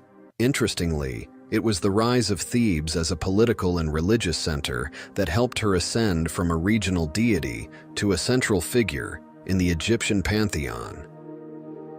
As Thebes flourished, so too did the worship of the Theban triad. The relationship between Mut, Amun, and Khonsu wasn't just familial, it was symbolic of cosmic order. Together, they represented a balance of power. Amun, the unseen force of creation, Khonsu, the celestial regulator, and Mut, the nurturing mother who kept it all in harmony. One of Mut's most important religious centers was the Karnak temple complex, where she had a grand precinct dedicated entirely to her. This temple, located just south of Amun's larger temple, was a testament to her growing importance. The connection between these temples symbolized the deep bond between Mut and Amun. At Karnak, the temple was home to numerous statues and representations of the goddess, often showing her with the double crown of Upper and Lower Egypt. This imagery reinforced her position as a mother not only to the gods, but to the pharaohs and people of Egypt. She was both nurturing and powerful, embodying the stability and prosperity of the land itself. Mut was deeply connected to the sky and water, two powerful symbols of life and creation in Egyptian mythology. The sky represented her divine presence, watching over the world, while water symbolized fertility and the flow of life. Just as the Nile was the lifeblood of Egypt, Mut was the lifeblood of the cosmos. Her nurturing presence was often invoked during times of need, whether for the fertility of the land or for protection in war. Ancient Egyptians believed that by calling on Mut, they were seeking the help of a protective mother who would safeguard them in the same way she cared for the gods. Like the waters of the Nile, which gave life to Egypt, Mut symbolized the primal forces of creation. As the goddess of both fertility and the heavens, she ensured that the cycle of life continued. Her influence could be seen in the growth of crops, the flooding of the Nile, and the prosperity of the people. As her influence expanded, Mut became a central figure in the religious life of ancient Egypt. Offerings were made to her in her temples, and she was invoked in prayers and rituals seeking fertility, health, and divine protection. As the mother of the gods and the protector of kings, Mut's presence was felt in every aspect of Egyptian life.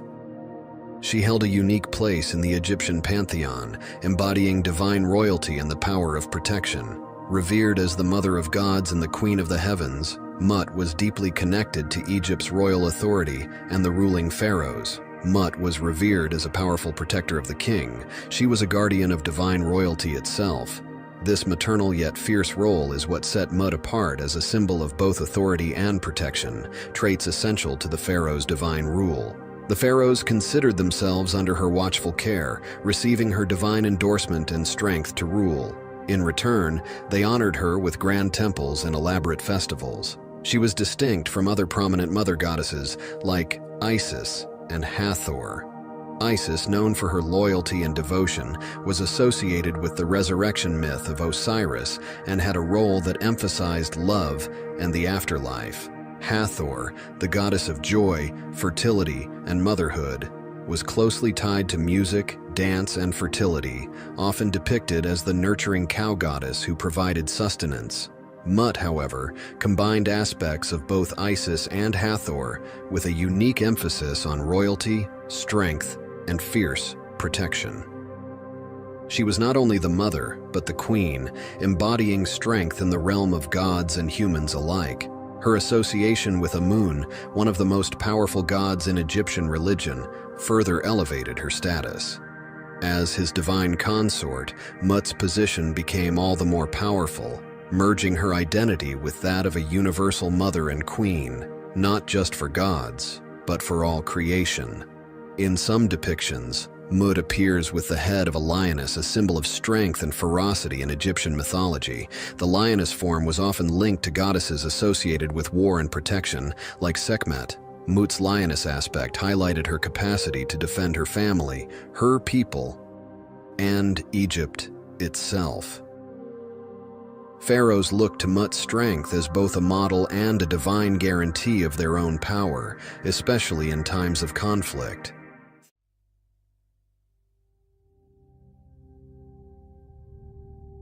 In the beginning, according to ancient Egyptian mythology, there was only the primordial waters of Nun, a vast and infinite sea of chaos. From this chaos emerged Atum, the first god, who willed himself into existence. Atum, embodying the power of creation, stood alone on the primeval mound, a symbol of land emerging from the waters. Desiring companionship, Atum created the first divine pair through an extraordinary act.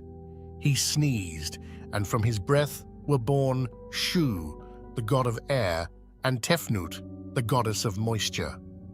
This act of creation signifies the breath of life and the essential elements of air and moisture necessary for all forms of existence. Shu and Tefnut were not just siblings, but twin flames, embodying complementary forces. As the god of air, Shu represented the breath of life, the essence that animates and sustains living beings. Tefnut, as the goddess of moisture, represented the nourishing dew and rain that allowed life to flourish. Their union was the first step towards creating order from chaos, a theme central to Egyptian cosmology. Shu and Tefnut's offspring, Geb, the earth god, and Nut, the sky goddess, furthered this divine lineage, laying the foundations for the world as known to ancient Egyptians. One of the most crucial acts attributed to Shu is the separation of Nut, the sky, from Geb, the earth. In the beginning, Nut and Geb were locked in a tight embrace, preventing the creation of life. Atum commanded Shu to intervene and create space between them. With immense strength, Shu lifted Nut away from Geb, creating the expanse of the sky above and the solid ground below. This act was not merely a physical separation, but a profound cosmological event that established the structure of the universe. Shu's intervention allowed the sun to rise, stars to shine, and life to thrive on Earth. By holding the sky in place, Shu ensured the balance of Ma'at, the principle of cosmic order and harmony. This balance was crucial for the survival of both the gods and humanity, preventing the chaos of Nun from reclaiming the world. Shu's role as a stabilizing force made him indispensable in maintaining the order of the cosmos. Through this act, Shu became a symbol of stability and protection, embodying the life-giving breath of the wind and the clarity of light. His presence was invoked in rituals and prayers, ensuring that the delicate balance of nature was upheld and that chaos was kept at bay. One of the most recognizable symbols of Shu is the ostrich feather he wears on his head. This feather is not merely decorative, it is a profound symbol representing air and light, the very elements Shu governs. The ostrich feather is light and delicate, qualities that perfectly embody Shu's domain over air. In Egyptian culture, feathers were often associated with Ma'at. Shu's feather signifies his role in maintaining this principle by creating and sustaining the space necessary for life and order. Another significant symbol associated with Shu is the Ankh, a hieroglyph that represents life. By holding the Ankh, Shu is depicted as a giver and sustainer of life, underscoring his essential role in breathing life into the world and maintaining the balance of the cosmos. The ostrich feather and the Ankh together encapsulate Shu's essence as a deity of air and light. They reflect his power to infuse the world with the breath of life and his duty to uphold the divine order. He is intrinsically linked to the elements of air, light, wind, and dry air. In ancient Egyptian belief, Shu was the invisible force that filled the space between the earth and the sky, the very air that people breathed. As the god of air, Shu was responsible for the wind and the dry air of the desert. The Egyptians recognized the vital importance of air for breathing and wind for cooling and drying, especially in their hot, arid climate. Thus, Shu was seen as a life-sustaining force, providing the essential elements for survival and comfort. As the father of Nut, the sky goddess, and Geb, the earth god, Shu's actions in separating them were crucial in establishing the world's structure. His twin sister Tefnut, goddess of moisture, complements his domain, together representing the balance of dry and wet elements. His association with light also ties him to Ra, the sun god, symbolizing the illumination of truth and clarity in both the physical and spiritual realms. Ancient Egyptian religious texts are a treasure trove of knowledge about their beliefs, rituals, and the pantheon of gods. Among the oldest of these texts are the pyramid texts and coffin texts, which provide fascinating insights into the role of Shu. The pyramid texts, inscribed on the walls of the pyramids of the Old Kingdom, are among the earliest religious writings in the world. In these texts, Shu is often invoked as a protective deity. For instance, in one passage, Shu is called upon to support the deceased king's ascent to the sky, ensuring a safe journey to the afterlife. The texts describe Shu's role in lifting the sky and maintaining the order necessary for the king to join the gods. Similarly, the coffin texts, which appear in the Middle Kingdom and were inscribed on coffins, continue to emphasize Shu's importance. These texts expand on the themes found in the pyramid texts, offering more personalized prayers and spells for the deceased. Shu is frequently mentioned as a guardian who protects the soul during its journey, using his breath to grant the deceased new life and ensuring they reach the afterlife. The Book of the Dead, a collection of spells and incantations designed to guide the deceased through the afterlife, also features Shu prominently. This text, used extensively during the New Kingdom, provided a detailed roadmap for the soul's journey to the afterlife, emphasizing the importance of divine protection and guidance. In the journey to the afterlife, one of the critical moments is the weighing of the heart ceremony, presided over by Osiris.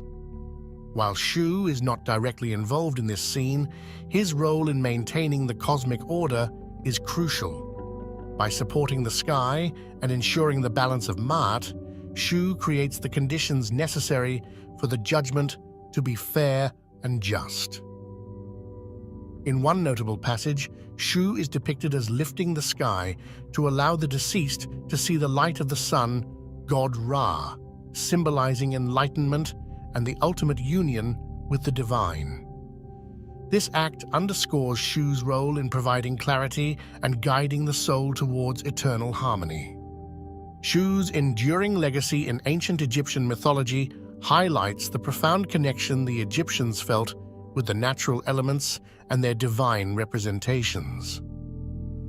As the god of air and light, Shu's influence was woven into the very fabric of daily life and the spiritual beliefs that guided the ancient Egyptians.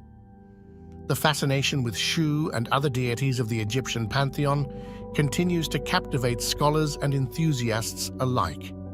His role in maintaining cosmic order and his protective presence in the afterlife rituals underscore the deep reverence the Egyptians had for their gods and the intricate mythology they developed. The balance and harmony that Shu embodied continue to inspire and intrigue us, offering insights into the ancient civilization that revered him. Thank you for joining us on this exploration of Shu, the god of air and light.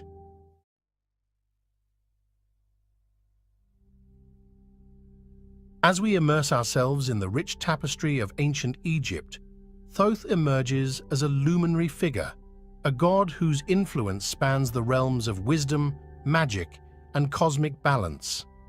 Known by many names, Thoth the Scribe, Thoth the Ibis, or even Thoth the Messenger, this deity played an integral role in the celestial drama of Egyptian mythology. Picture this: Thoth, the one who held the quill that chronicled the very essence of existence, the architect of cosmic order, and the guide of souls through the afterlife.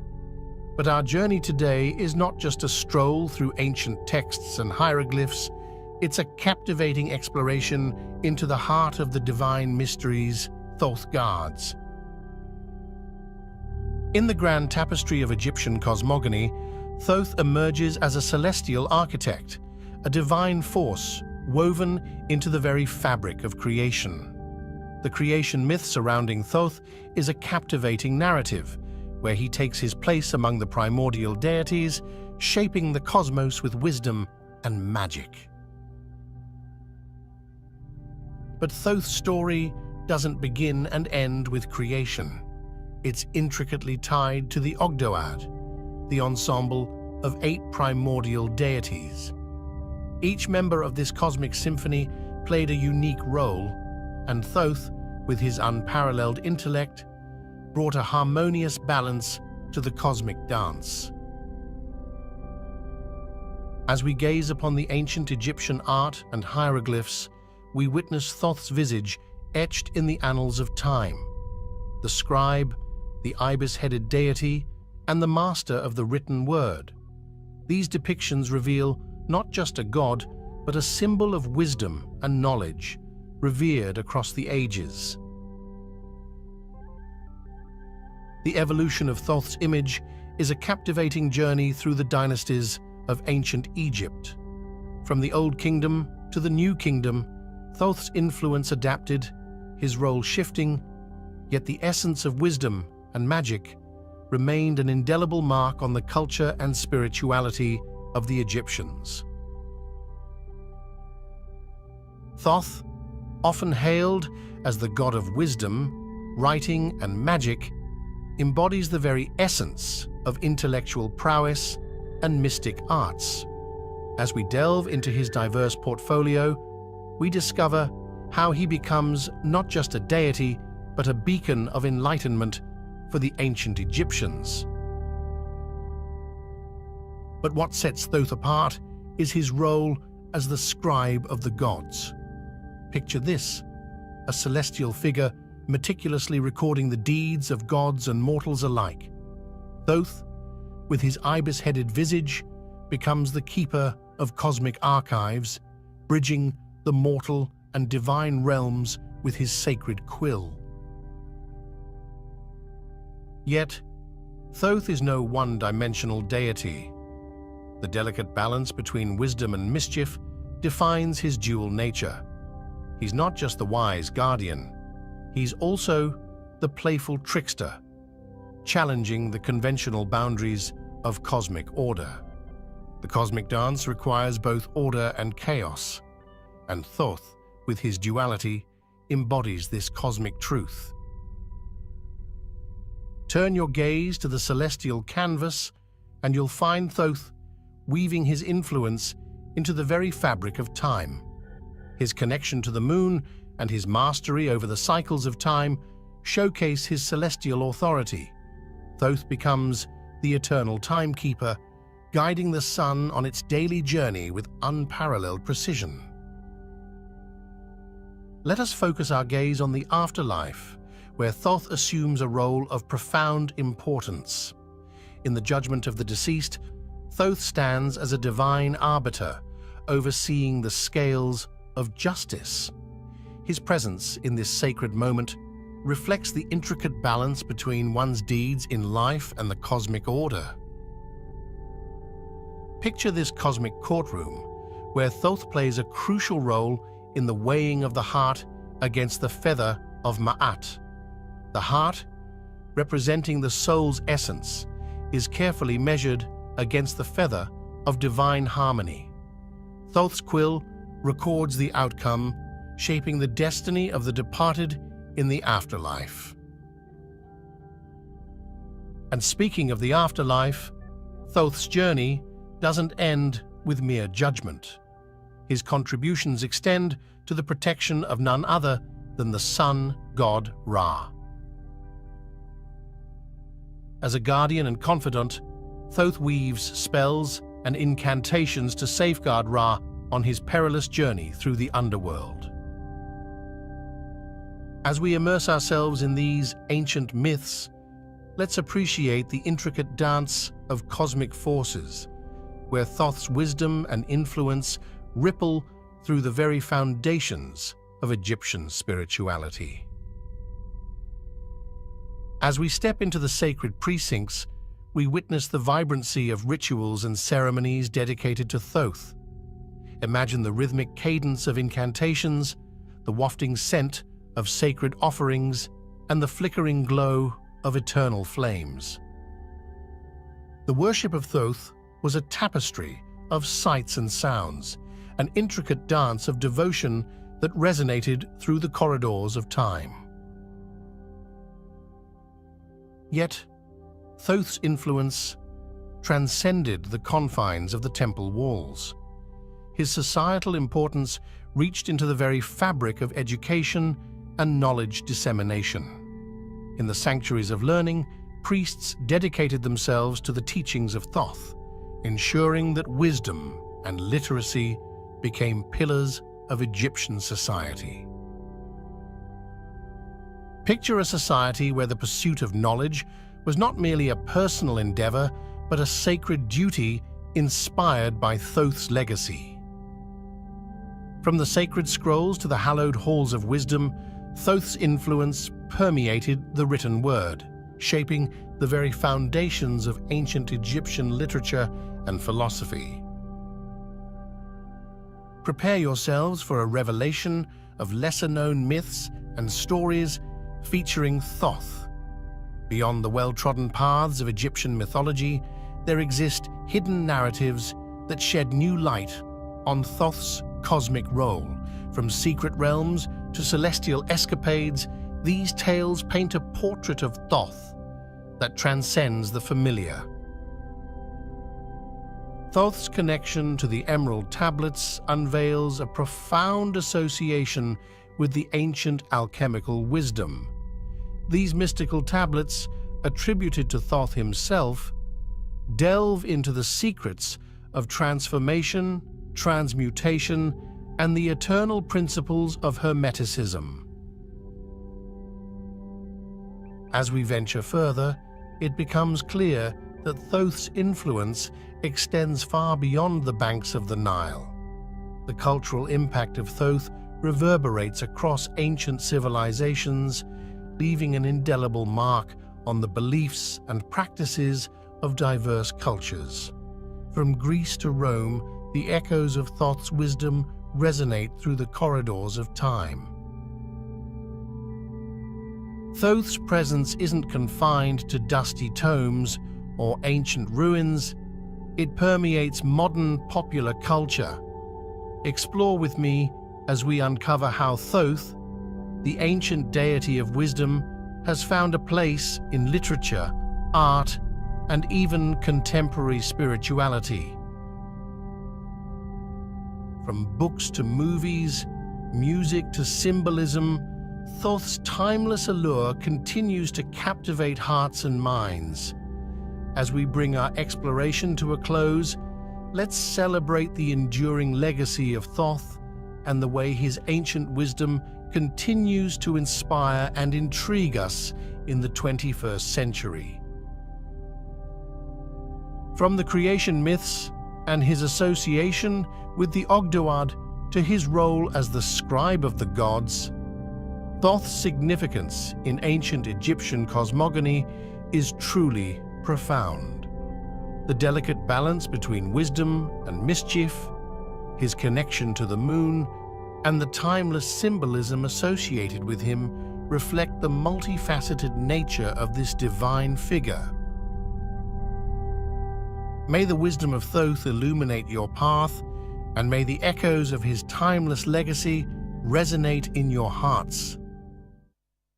In the pantheon of ancient Egyptian gods, one figure emerges as a symbol of chaos, a force that tested the very foundations of cosmic order. This deity, Apep, cast its shadow across the beliefs and rituals of the ancient Egyptians, leaving behind a legacy that echoes through the sands of time.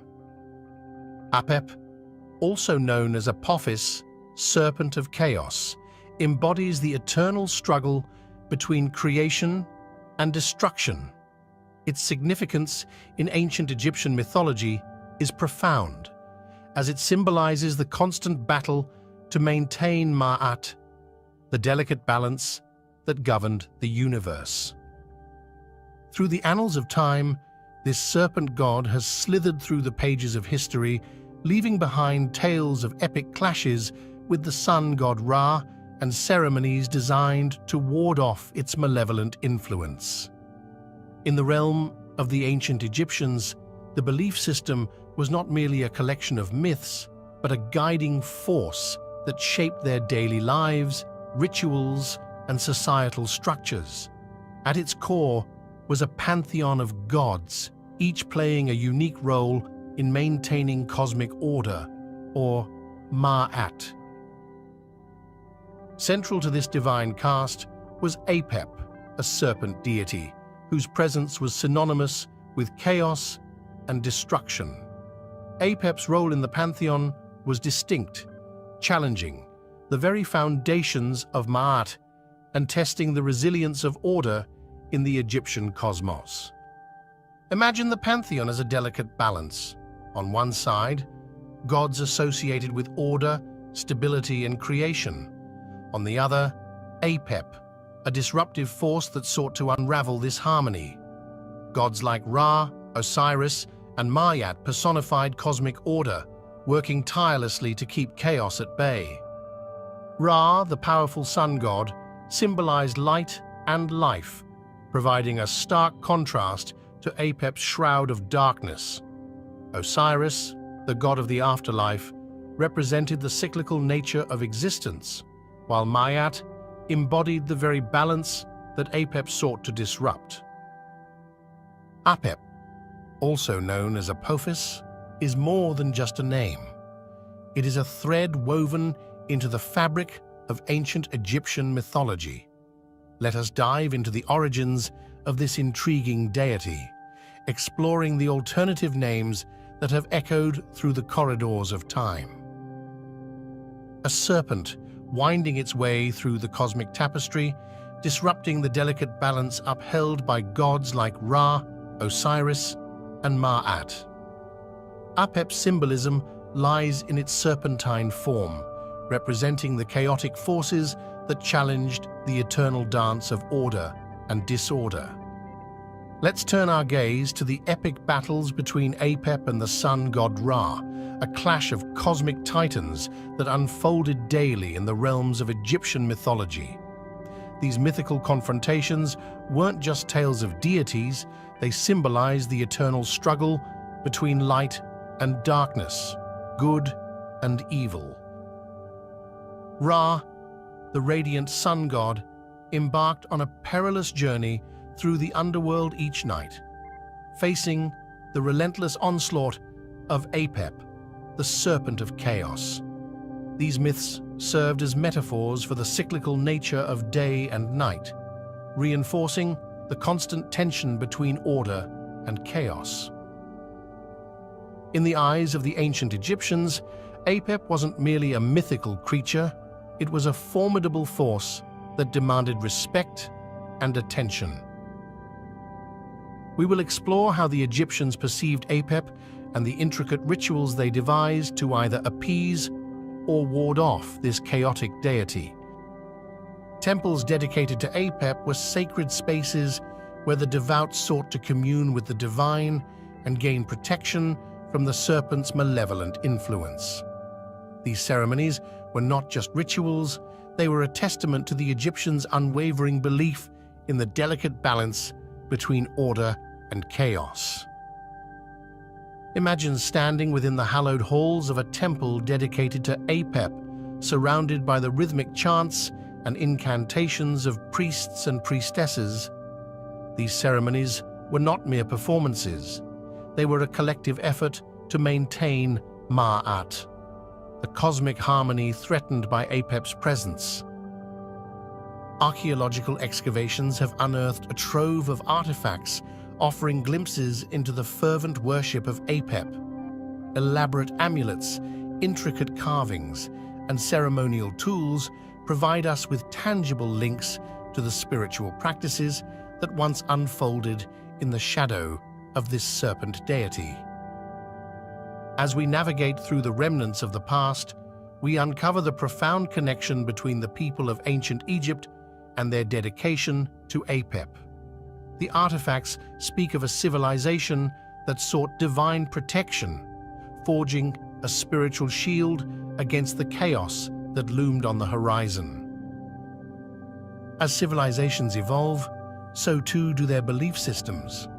Apep, once a formidable force in the pantheon of Egyptian gods, experienced a subtle decline over time. The reasons behind this shift are multifaceted, with changing political landscapes and cultural dynamics playing pivotal roles. Political upheavals, the rise and fall of empires, and the emergence of new belief systems all contributed to the altering spiritual landscape of ancient Egypt. Apep, once a central figure in the cosmic drama, saw a diminishing role as societal values and priorities evolved. Yet, as deities often do, Apep underwent transformations in the face of changing times. In later periods, we witness reinterpretations of this serpent god, adapting to the evolving spiritual needs of the people. In some instances, Apep took on new layers of symbolism, embodying different aspects or serving as a metaphor for challenges unique to the era. The serpent god, once a symbol of pure chaos, found itself woven into the fabric of evolving mythologies. The decline of Apep's prominence does not mark the end of its legacy.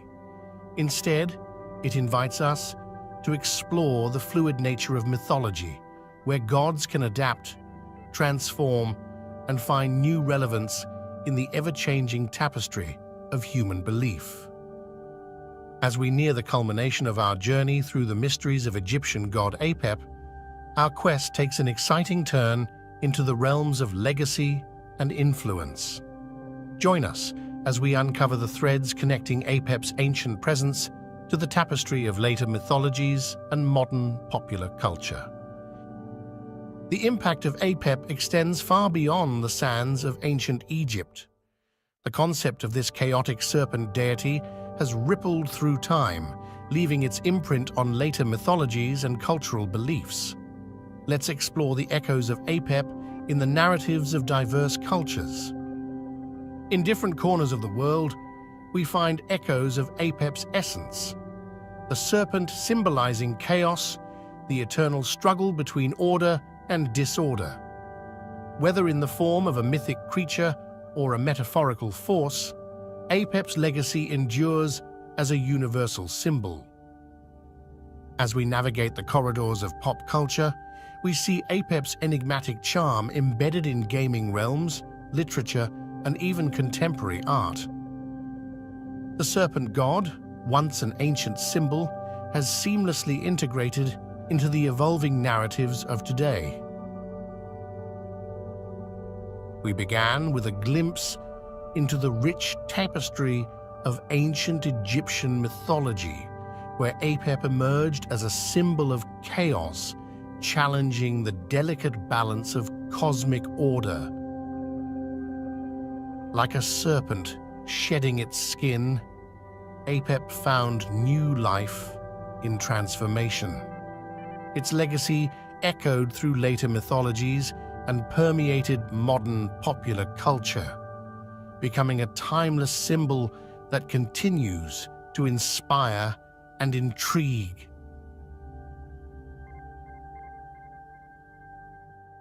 In the land of ancient Egypt, mythology wasn't just stories, but a sacred tapestry woven into the very fabric of society. At the heart of this mystical realm, we find goddess Nut. Nut, the goddess of the sky, is one of the most revered figures in Egyptian cosmology. Her name itself, Nut or Nui, signifies the vast expanse of the heavens. Her importance in ancient Egyptian culture cannot be overstated. She was the very embodiment of the cosmos, the overarching sky under which all life existed. Depicted as a woman whose body arches over the earth, Nut is often portrayed adorned with stars, symbolizing her connection to the celestial realm. Nut's significance goes beyond mere representation. She played a crucial role in Egyptian cosmology, where she was believed to swallow the sun each evening and give birth to it anew each morning. This cyclical journey of the sun symbolized the eternal cycle of life, death, and rebirth, a concept deeply ingrained in Egyptian religious beliefs. As we embark on our exploration of Nut's mythology, we'll uncover the layers of symbolism and meaning behind her divine presence, shedding light on the mysteries of ancient Egypt. Let us unravel the captivating world of Goddess Nut. To understand the origins of Goddess Nut, we must journey back to the dawn of Egyptian civilization, where mythology intertwined with the very essence of existence. In the beginning, there was only chaos, a swirling abyss from which all life emerged. From this primordial chaos arose the gods and goddesses, including the illustrious Nut. Nut, whose name means sky or heaven, emerged as one of the most prominent figures in Egyptian cosmology. She was born from the union of Shu, the god of air, and Tefnut, the goddess of moisture.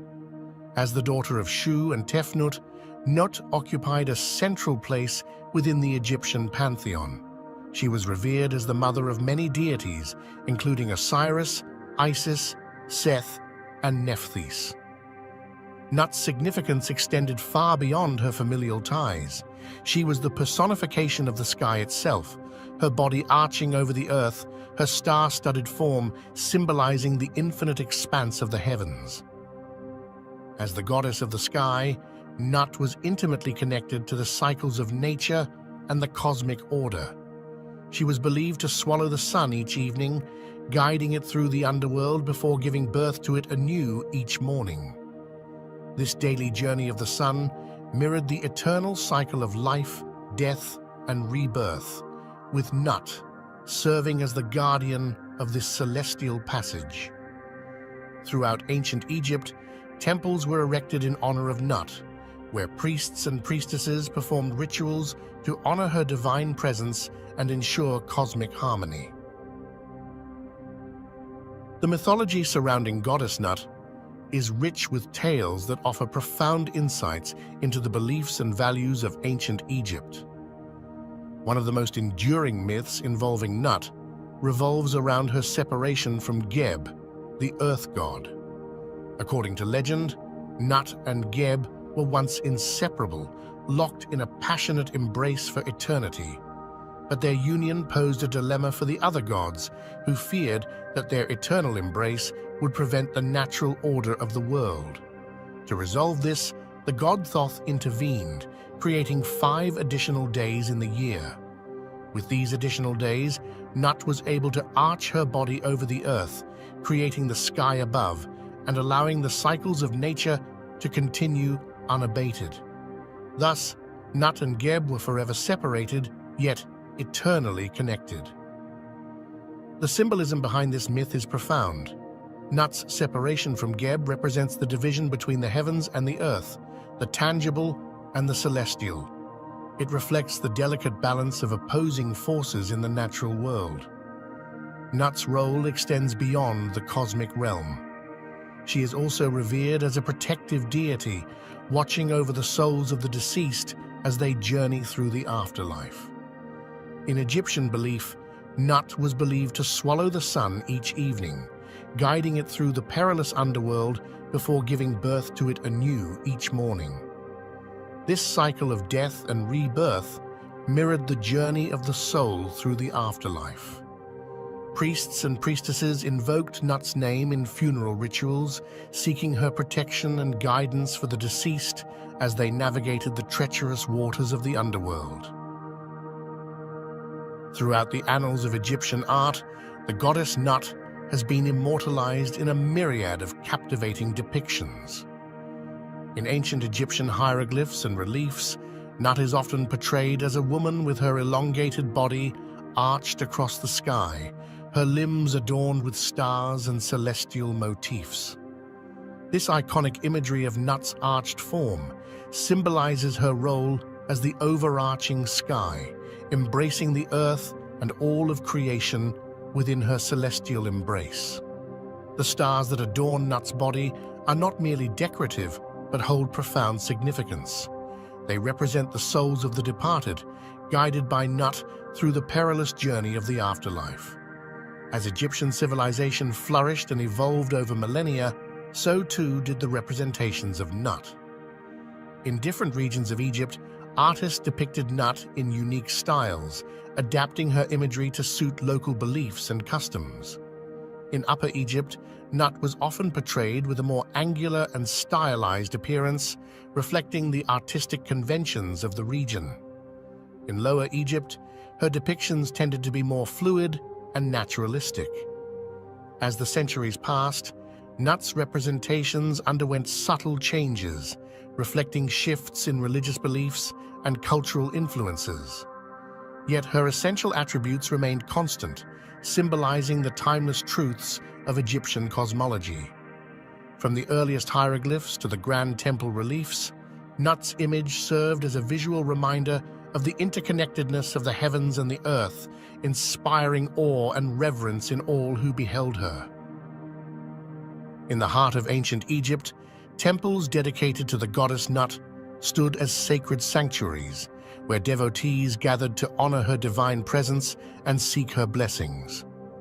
The cult worship of Nut was deeply ingrained in Egyptian society, with rituals, festivals, and ceremonies held throughout the year to pay homage to the revered goddess of the sky. Priests and priestesses played a central role in these religious observances, acting as intermediaries between the mortal realm and the divine. They meticulously performed rituals to ensure cosmic harmony and appease the goddess. One of the most significant festivals dedicated to Nut was the Feast of Nut, celebrated annually during the inundation of the Nile. This festival honored Nut's role in providing life-giving water to the land. During these festivals, worshippers would gather in temples adorned with images of Nut, offering prayers, incense, and symbolic offerings to appease the goddess and ensure a bountiful harvest. The temples dedicated to Nut served as sacred spaces where devotees could commune with the divine and seek guidance in times of need. These magnificent structures were adorned with intricate carvings and paintings depicting the goddess in all her splendor. Priests and priestesses dedicated their lives to serving Nut, conducting daily rituals to honor her divine presence and maintain cosmic order. They meticulously cared for the temples, ensuring that they remained pristine and sanctified. Offerings of food, drink, and precious treasures were made to Nut as tokens of devotion, symbolizing the reciprocity between the mortal realm and the divine. Nut is the personification of the sky, her outstretched body spanning across the heavens, embracing the earth and all of creation within her cosmic embrace. One of Nut's most significant associations is with the sun god Ra, who traverses her celestial form each day, emerging from her mouth at dawn and being swallowed by her at dusk. This cyclical journey of Ra symbolizes the eternal cycle of life, death, and rebirth, with Nut serving as the vessel through which the sun god is reborn each morning. Nut's association with Ra extends beyond the celestial realm to the realm of the afterlife. In Egyptian belief, Nut guides the souls of the deceased through the perilous journey of the underworld, ensuring their rebirth into the next life. This concept of rebirth and regeneration was central to Egyptian cosmological beliefs, and Nut's imagery played a crucial role in funerary rituals and ceremonies. In tombs and funerary texts, Nut is often depicted as a protective deity, sheltering the deceased in her celestial embrace and guiding them safely to the afterlife.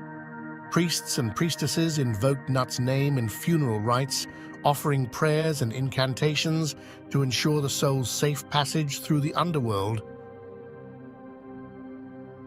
We hope that this journey has sparked a newfound curiosity and appreciation for Egyptian mythology, a rich tapestry woven with stories of gods and goddesses, and a profound understanding of the cosmos.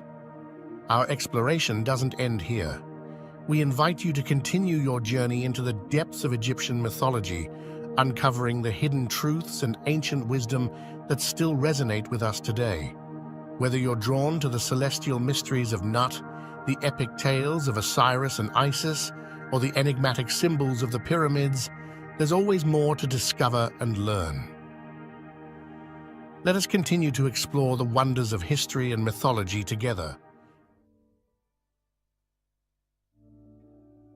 Welcome to the mystical world of ancient Egypt, where gods walked among mortals and legends were born in the sands of time. At the heart of this rich tapestry of mythology stands Atum, a deity of profound significance and enduring mystery. In the vast pantheon of Egyptian gods and goddesses, Atum occupies a unique position as the primordial creator, the essence of existence itself. Before we delve deeper into the realm of Atum, let's take a moment to understand the broader context of Egyptian mythology. The ancient Egyptians believed in a pantheon of deities, each with their own domain and significance. From the mighty Ra, the sun god, to the wise Thoth, the god of knowledge, and the nurturing goddess Isis, the divine family of gods and goddesses shaped every aspect of Egyptian life. And among these illustrious beings, Atum stands as the progenitor of all creation, the very first deity to emerge from the primordial chaos. We embark on this journey through the annals of Egyptian mythology, prepare to uncover the secrets of Atum, the enigmatic god who shaped the universe with the power of his divine will. Join us as we unravel the mysteries of Atum, the ancient god who holds the key to understanding the very essence of existence.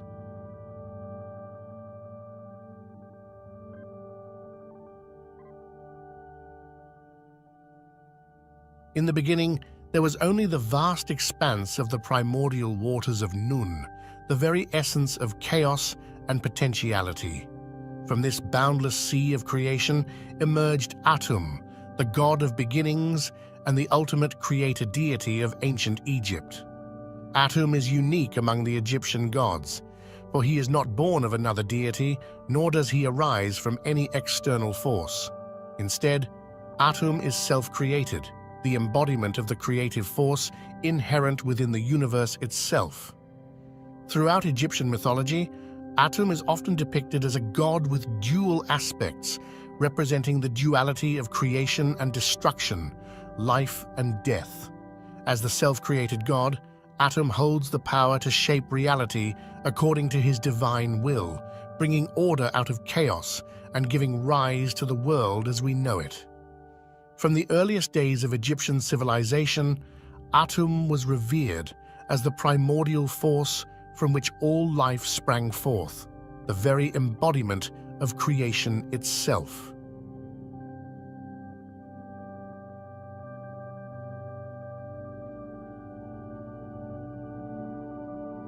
Atum, the enigmatic creator deity of ancient Egypt, is surrounded by a rich tapestry of symbols and epithets that reveal the depths of his divine nature.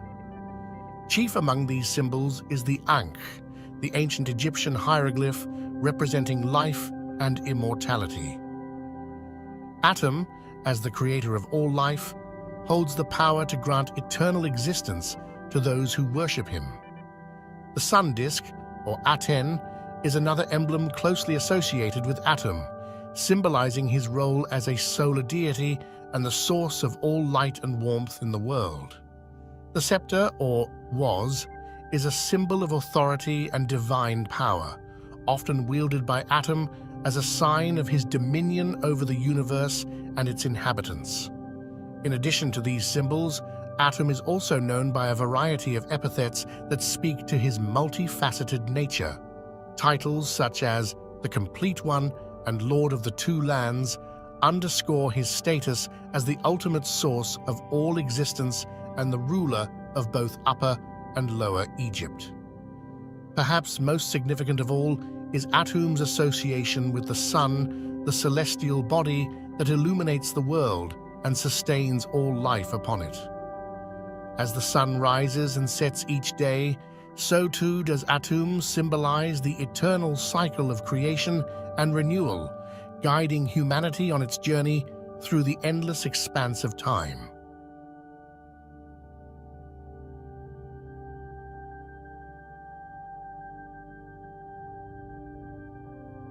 Atum's role in the creation of the world is intricately linked to the concept of Ma'at, the cosmic order that governs all existence.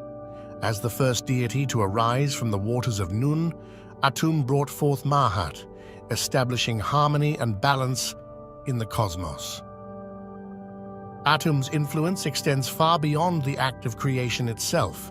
He is intimately connected to other major Egyptian deities, each playing a distinct role in the cosmic drama.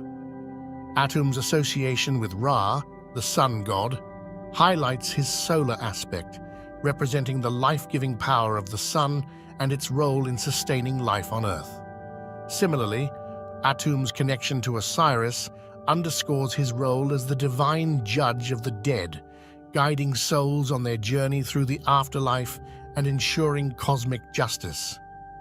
As we contemplate Atum's vast cosmic influence, it becomes clear that he is more than just a creator deity. He is the embodiment of the eternal cycle of creation, preservation, and renewal.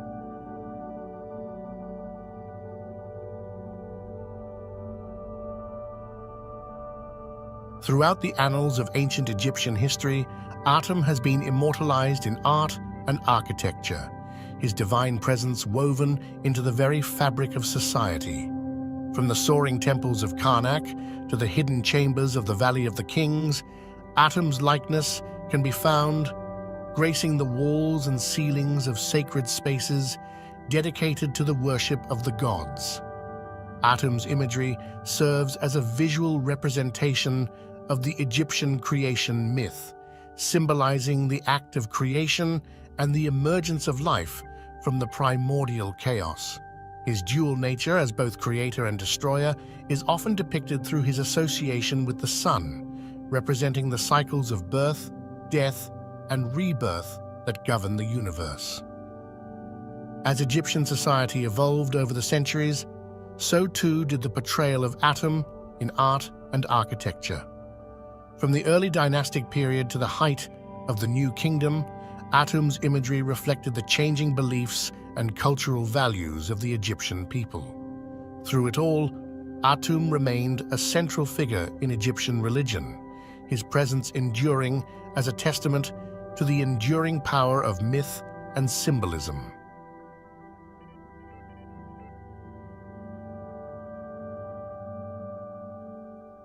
In the heart of ancient Egypt, the cult of Atum flourished, drawing devotees from far and wide to worship at his sacred temples and partake in rituals that honored the divine creator.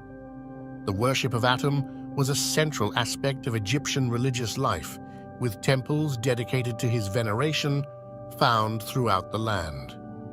These temples served as focal points for religious ceremonies and rituals conducted by priests trained in the ancient rites of the gods.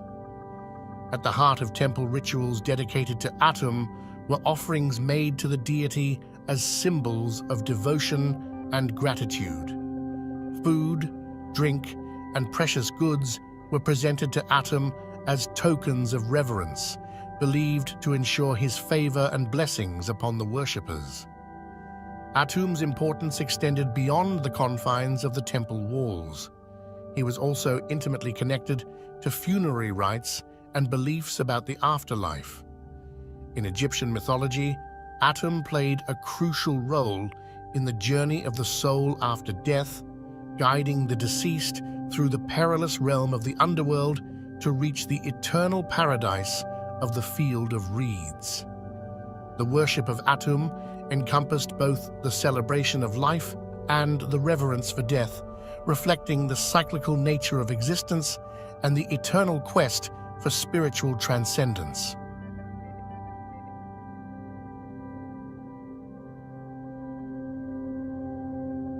The legacy of Atum endures, a timeless beacon of divine wisdom and cosmic power.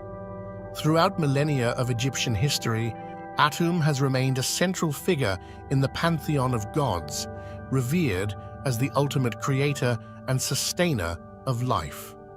Atum's influence extends far beyond the borders of ancient Egypt. His teachings and symbolism have left a mark on later religious and philosophical traditions around the world. In Greco-Roman times, Atum was equated with the god Hermes Trismegistus, a figure revered for his wisdom and knowledge of the mystical arts. Even in modern times, Atum's symbolism continues to resonate. From his role as a symbol of creation and renewal to his embodiment of cosmic order and balance, Atum remains a source of inspiration and contemplation for those who seek to understand the mysteries of existence.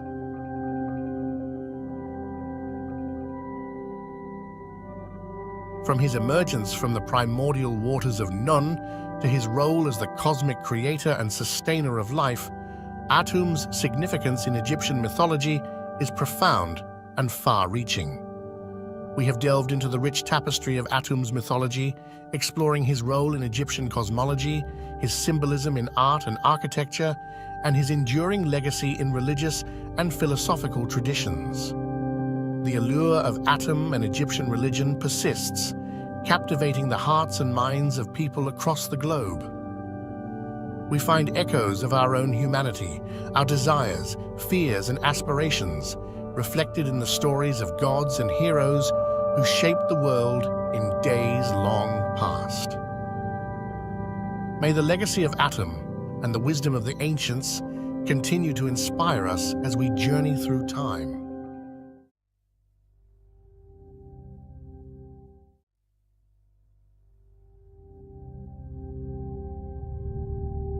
Welcome to the cradle of civilization, where the sands of time whisper tales of gods and goddesses.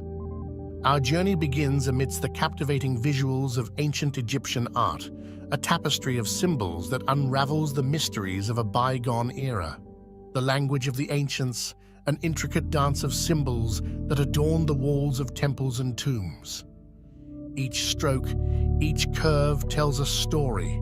Today, we focus our gaze on a figure whose tale resonates through the ages, the mighty god Ptah.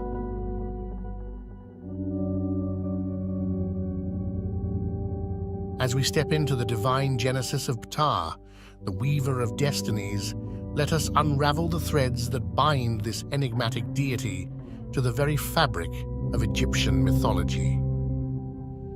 Ptah, a divine architect and creator, held a paramount role in the Egyptian pantheon.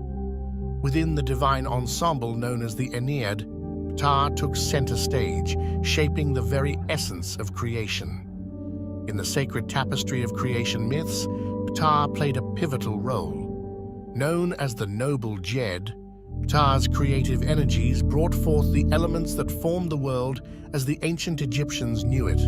Ptah, a deity of multifaceted wisdom and creative prowess, boasts unique attributes and symbols that distinguish him within the pantheon.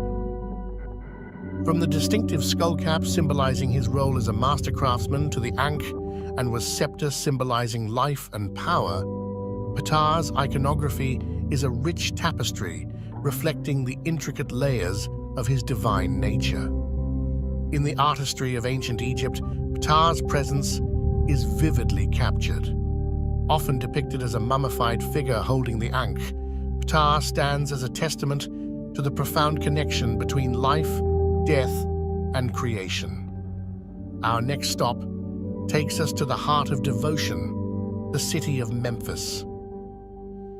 Here, the pulse of Ptah's worship resonated through the grandeur of the sacred temples. Memphis, a living tribute to Ptah, served as the epicenter of devotion. The Temple of Ptah, with its colossal pillars and intricate carvings, stood as a testament to the divine reverence bestowed upon Ptah by the ancient Egyptians. Ptah, often hailed as the great artisan, wasn't just a deity to be worshipped, but a craftsman whose creative hands shaped the very foundation of the cosmos. It's said that his words were the blueprint, and his will the architect's vision, guiding the creation of both gods and mortals.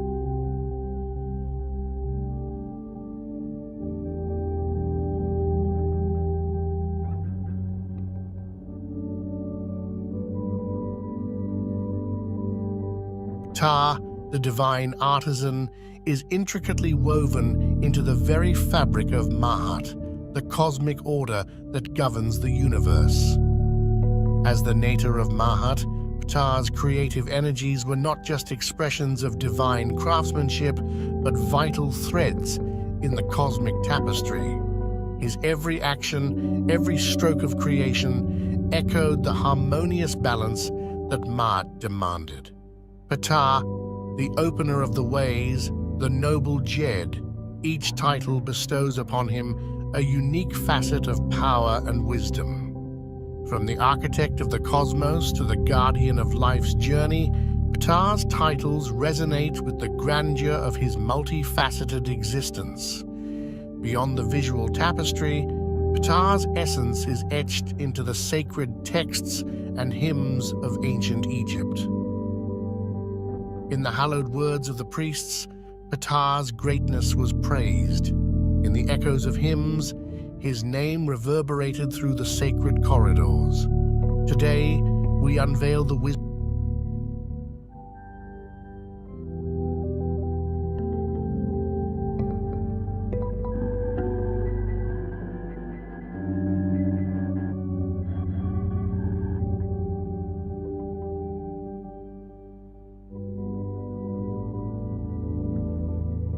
From the grandeur of the Old Kingdom to the twilight of the New, Ptah's divine influence resonated through the annals of history, shaping and reshaping the tapestry of Egyptian spirituality. In the golden era of the Old Kingdom, Ptah's prominence was unmistakable, his wisdom guiding the hands of builders and artisans. As dynasties rose and fell, Ptah's divine essence endured, adapting to the changing currents of Egyptian belief. Ptah, the eternal muse of creation, not only shaped the spiritual landscape, but left an indelible mark on the very soul of Egyptian civilization. In the bustling streets of ancient cities, Ptah's name echoed through the air, whispered in reverence by artisans and laborers alike. His image adorned temples, jewelry, and amulets, a symbol of divine craftsmanship woven into the fabric of everyday existence. Whether in the solemn rituals of the priesthood or the joyous celebrations of the people, Ptah's presence was ubiquitous. From birth to death, his guidance was sought, his blessings invoked in every momentous occasion. Behold, the sanctuaries raised in honor of Ptah, where the divine and earthly converged in architectural marvels that stood the test of time. From the colossal temple of Ptah in Memphis to the remote sanctuaries nestled along the Nile, each temple was a testament to the devotion and craftsmanship inspired by Ptah. The statues erected in his honor captured not only his divine essence, but also the artistic prowess of the Egyptian people. In the sands of Egypt, archaeologists unearthed a relic that unveiled a forgotten aspect of Ptah's worship, a hidden chamber where artisans once gathered to craft sacred artifacts in the deity's honor.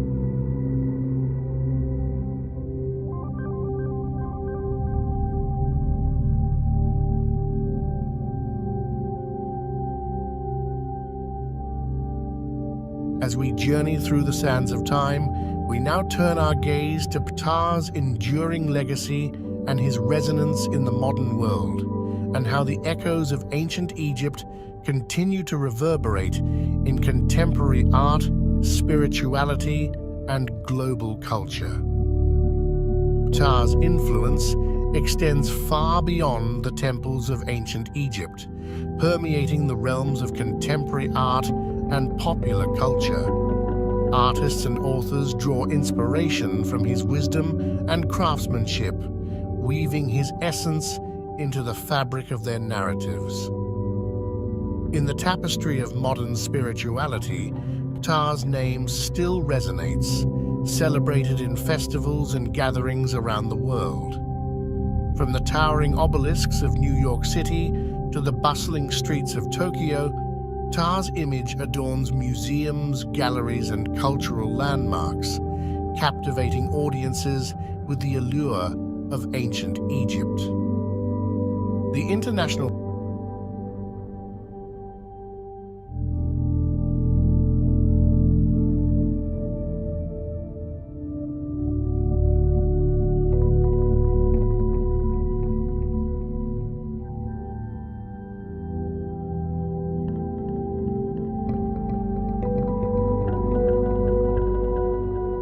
As our journey through the mystical realm of Ptah draws to a close, we reflect on the revelations uncovered and the mysteries unraveled. Throughout our exploration, we've traced the divine genesis of Ptah, witnessed the evolution of his worship through the ages, and marveled at his enduring legacy in the modern world. From the sacred temples of ancient Egypt to the global stage of contemporary culture, Ptah's presence remains a testament to the enduring mystique of Egyptian mythology. In Ptah, we find not just a deity, but a guiding force, a beacon of creativity, balance, and eternal wisdom. As we journey onward, may the echoes of Ptah's legacy continue to inspire and illuminate our path. As we bid farewell to Ptah's mystical realm, I leave you with a tantalizing thought. Our journey through ancient civilizations and mythology has only just begun. We start with the birth and upbringing of Horus, a god whose existence is shrouded in myth and symbolism. According to ancient Egyptian mythology, Horus was born to the divine couple, Osiris and Isis. His birth was no ordinary event, as it marked the continuation of the eternal cycle of life, death, and rebirth. The myth tells a tragic tale of Osiris, the god of the afterlife, who was murdered by his jealous brother Set. In her grief, Isis, the goddess of magic and motherhood, tirelessly sought to resurrect Osiris. Through her magical prowess, she conceived Horus. Horus's parentage is a crucial aspect of his mythic identity. Osiris symbolizes the cycle of life, death, and resurrection, while Isis represents the nurturing and protective aspects of motherhood. Isis, in her maternal devotion, played a vital role in protecting and nurturing Horus, ensuring his safety and preparing him for his divine destiny. Horus is often depicted with the head of a falcon, a symbol laden with significance. The falcon, soaring high above, embodies divine kingship, keen vision, and swiftness, qualities attributed to Horus. The falcon-headed deity represents not just a god, but a divine protector and a symbol of justice. His vigilant gaze, like that of a falcon, oversees the world, ensuring balance and order in the cosmic scheme of things. In the early dynastic period, Horus was primarily associated with kingship and protection. He was revered as a deity guiding pharaohs in their divine rule, symbolizing the rightful heir to the throne. As the Old Kingdom unfolded, the myth of Horus solidified, emphasizing his role as the divine protector of the pharaoh and the guarantor of Ma'at, the ancient Egyptian concept of cosmic order. With the Middle Kingdom came a shift in the representation of Horus. He became more accessible to the common people, transcending his association solely with the pharaoh. During the New Kingdom, the attributes of Horus expanded. He was not only a guardian, but also associated with the sun god Ra, embodying both the celestial and earthly realms. As Egypt experienced foreign influences, Horus's myth adapted to the changing political landscape. The late period saw a resurgence in Horus's role as a nationalistic symbol, rallying the people against foreign rule. Regional variations in the worship of Horus became more pronounced during this time, with different cults emphasizing specific aspects of his mythology based on local beliefs and needs. Horus was not merely a distant deity, he was intimately linked with the earthly ruler, the pharaoh. The falcon god served as a divine patron, guiding and safeguarding the mortal king in his earthly endeavors. The association with Horus bestowed upon the pharaoh a divine legitimacy, reinforcing the belief that he was chosen and protected by the gods to rule over Egypt. The concept of the pharaoh as the living embodiment of Horus on earth was a central tenet of ancient Egyptian belief. The monarchs were seen as the earthly representatives of the divine falcon. The pharaoh, donning the regalia associated with Horus, was tasked with upholding Ma'at, the cosmic order. In doing so, they ensured the prosperity and balance of the kingdom. The great pharaoh Khufu, builder of the iconic Great Pyramid, was believed to be under the protective wing of Horus during his rule. Another notable example is Ramses II, often referred to as Ramses the Great. His many military victories were attributed to the divine guidance of Horus, solidifying the deity's role in shaping the fate of Egypt. At the heart of Horus's symbolism lies the Eye of Horus, an iconic symbol of protection, healing, and spiritual insight. The eye, often depicted as a stylized falcon's eye, served as a powerful amulet and talisman. Each part of the Eye of Horus held a distinct meaning. The eyebrow represented thought, the pupil symbolized sight, and the teardrop stood for healing and protection, a cosmic blueprint for balance and well-being. The falcon, a majestic bird soaring through the skies, became synonymous with Horus. As the symbol of divine kingship, the falcon embodied qualities such as keen vision, swiftness, and vigilance. Horus, with his falcon head, represented a powerful and benevolent force, overseeing the world with a watchful gaze.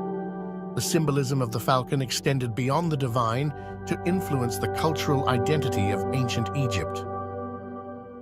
Horus, with outstretched wings, symbolized protection and divine intervention. The wings, often depicted on statues and reliefs, reinforced the deity's role as a guardian. Solar symbols, such as the sun disk atop the falcon's head, further connected Horus to the celestial realms, emphasizing his association with the sun god Ra and the eternal cycle of life and rebirth. Over the centuries, the depiction of Horus evolved, reflecting the changing cultural and religious landscape. Artists captured the god's essence in diverse poses, emphasizing his role as a protector and divine ruler. One of the most magnificent tributes to Horus stands proudly in the city of Edfu, the Temple of Horus. This grand structure, built during the Ptolemaic period, is a living testament to the enduring worship of the falcon god. The Temple of Edfu is adorned with intricate reliefs and statues depicting Horus's mythological battles and triumphs. Its grandeur and detailed craftsmanship make it one of the best-preserved temples in Egypt. Beyond the grand temples, statues and monuments dedicated to Horus dotted the Egyptian landscape. These sculptures, often depicting the god in regal attire, reinforced his association with divine kingship. Notable among these is the colossal statue of Horus at the Temple of Kom Ombo, where the god is depicted with a double crown, symbolizing his dual role as both a regional and national deity. From his celestial birth to the enduring symbolism of the Eye of Horus, we witness the layers of myth and meaning that defined Horus as a guardian, a symbol of divine kingship, and a celestial force overseeing the cosmic order.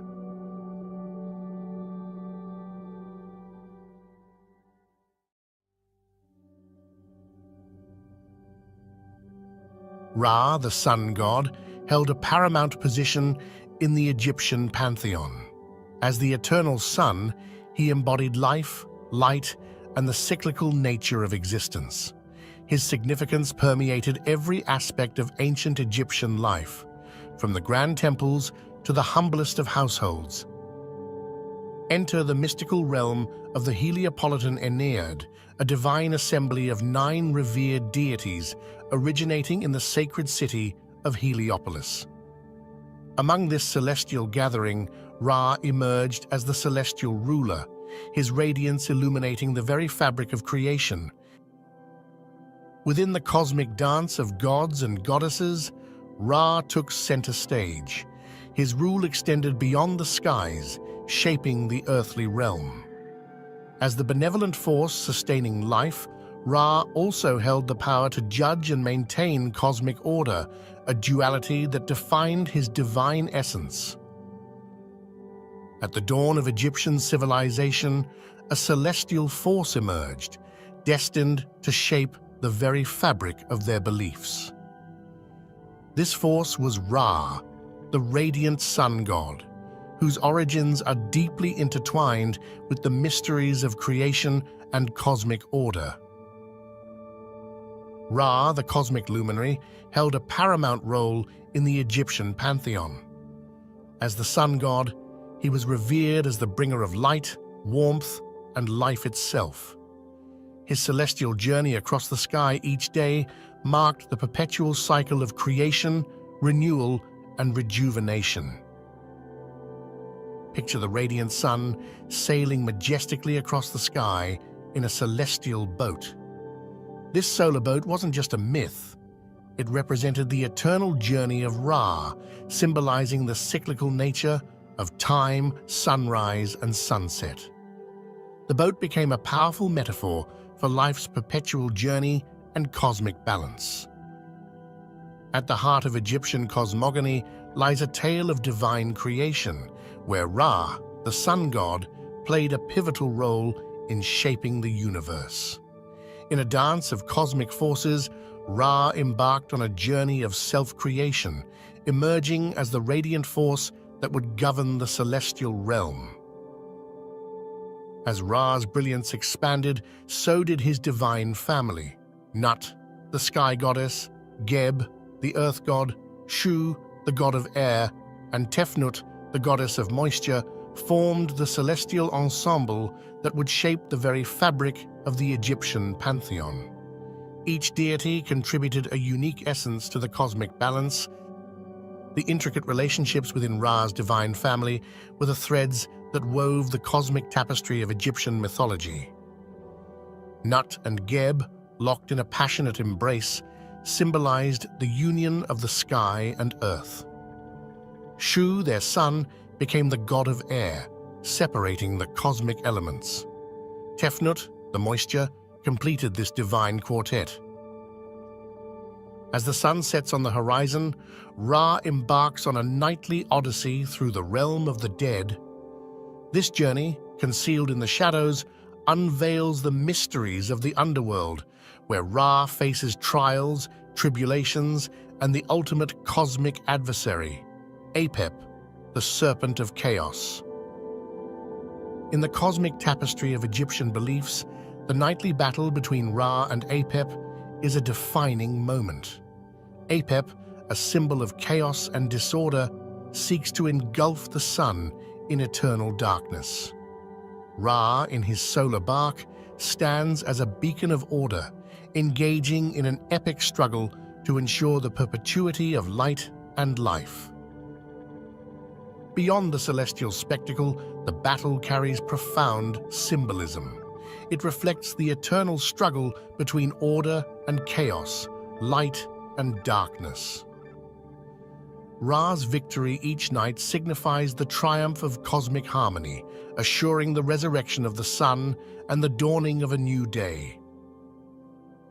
Ra, the celestial shapeshifter, assumes various forms that transcend the boundaries of the mundane.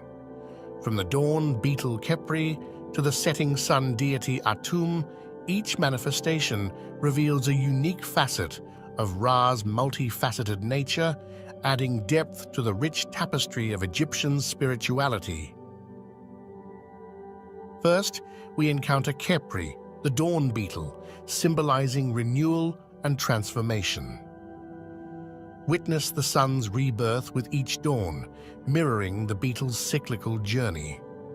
Next, Atum, the creator god associated with the setting sun, embodies the transformative power of the cosmic cycle, signaling the end of each day. Khepri, with its daily renewal, represents the eternal cycle of life, death, and rebirth. Atum, in his role as the setting sun, signifies completion, transformation, and the promise of a new beginning. These symbols were deeply embedded in Egyptian culture, shaping their beliefs about existence and the cosmic order. Ra's multifaceted nature extends beyond the cosmic realm. In the earthly domain, he influenced diverse aspects of life, from kingship to agriculture.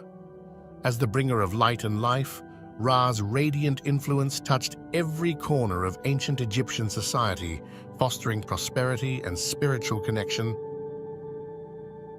Temples dedicated to Ra stood as magnificent monuments, reflecting the splendor of worship and the profound connection between the divine and the mortal realm.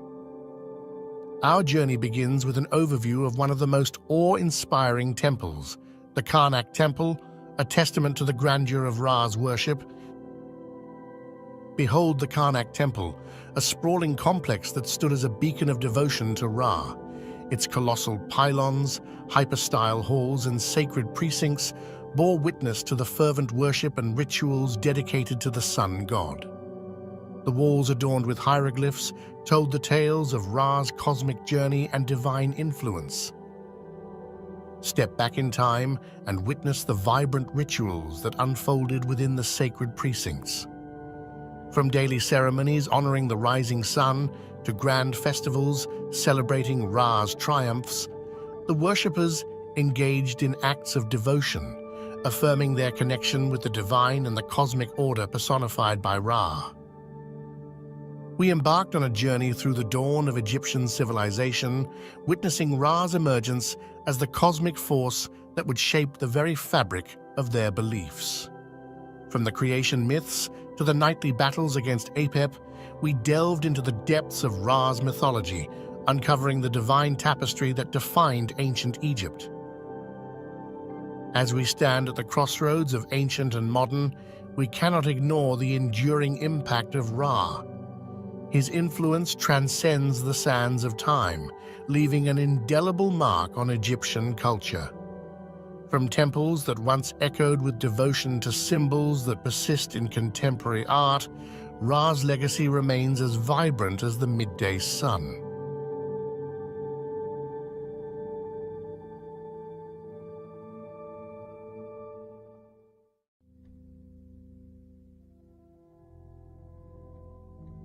Osiris, the illustrious god of the afterlife, fertility, and rebirth, was not born of mortal unions, but from the celestial embrace of two powerful deities, Nut, the sky goddess, and Geb, the earth god. According to ancient Egyptian mythology, Nut and Geb were not only parents, but also represented the vast expanse of the cosmos. Nut, the sky, arched over the earth. Geb and their union gave birth to Osiris, enveloping him in the harmonious duality of the heavens and the earth. The union of Nut and Geb goes beyond mere parentage. It symbolizes the very essence of cosmic order. Nut, stretching across the sky, embodies the celestial realm, representing order, while Geb, the earthly expanse beneath, is the foundation of life and fertility. Osiris, born from this divine union, carries the symbolism of both celestial and earthly parentage. His essence is a bridge between the spiritual and the physical, embodying the interconnectedness of the Egyptian cosmos. Early representations showcased Osiris with distinct characteristics, often holding the crook and flail, a symbol of rulership and fertility. Hieroglyphs played a crucial role in conveying the myth of Osiris. They were not just symbols, but a storytelling medium, immortalizing the narrative of his birth, his divine parents, and the balance they brought to the cosmos. Osiris takes center stage in the Heliopolitan Aeneid, a divine assembly of 9 deities revered in ancient Egyptian cosmology. The Aeneid was a celestial family, each member representing an essential aspect of creation. And there, in their midst, stands Osiris, a god of unparalleled significance. Osiris wasn't just a god among gods. He held a unique position, embodying principles of life, death, and rebirth. His presence in the Heliopolitan Aeneid signifies his importance in the grand narrative of creation. In the beginning, the universe was shrouded in chaos, and from this chaos emerged the Aeneid, led by the wise Osiris. Osiris's presence in the creation myth symbolizes order and purpose. As the world took form, he stood as a beacon of stability, ensuring the balance between the forces of creation and the ever-present chaos.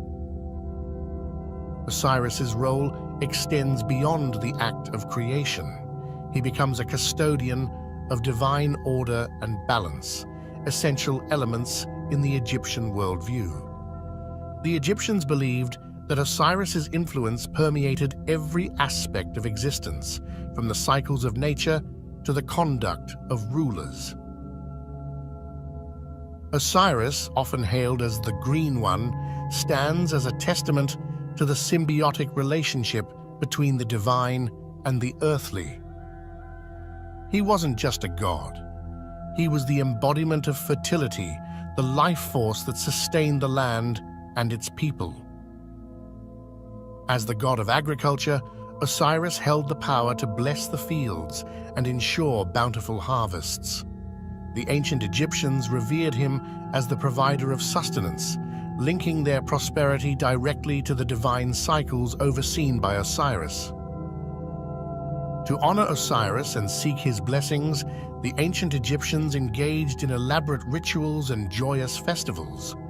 These events were not merely religious observances, they were vibrant celebrations of the cycles of nature and the agricultural calendar. During these festivities, communities came together, offering prayers and sacrifices to Osiris. The rituals symbolized a harmonious partnership with the divine, ensuring the fertility of the land and the abundance of crops. Osiris's influence extended beyond ceremonies. It permeated the very fabric of ancient Egyptian agricultural practices.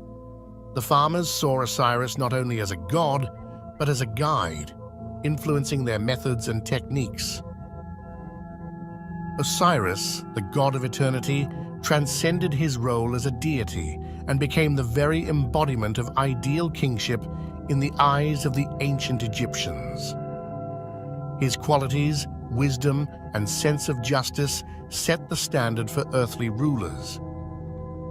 Kings sought to emulate Osiris, aiming to embody the divine attributes that he personified: fairness, benevolence, and a deep connection to the cosmic order.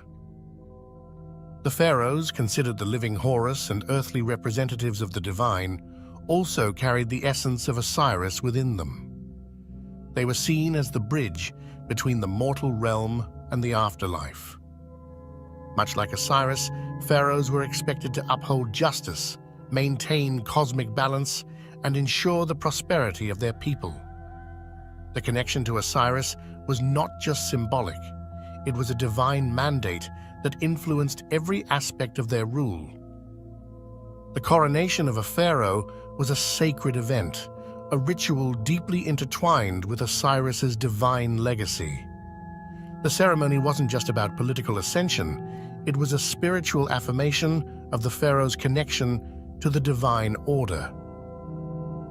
During these rituals, the pharaohs received symbols and regalia associated with Osiris, signifying their divine mandate to govern with wisdom and justice.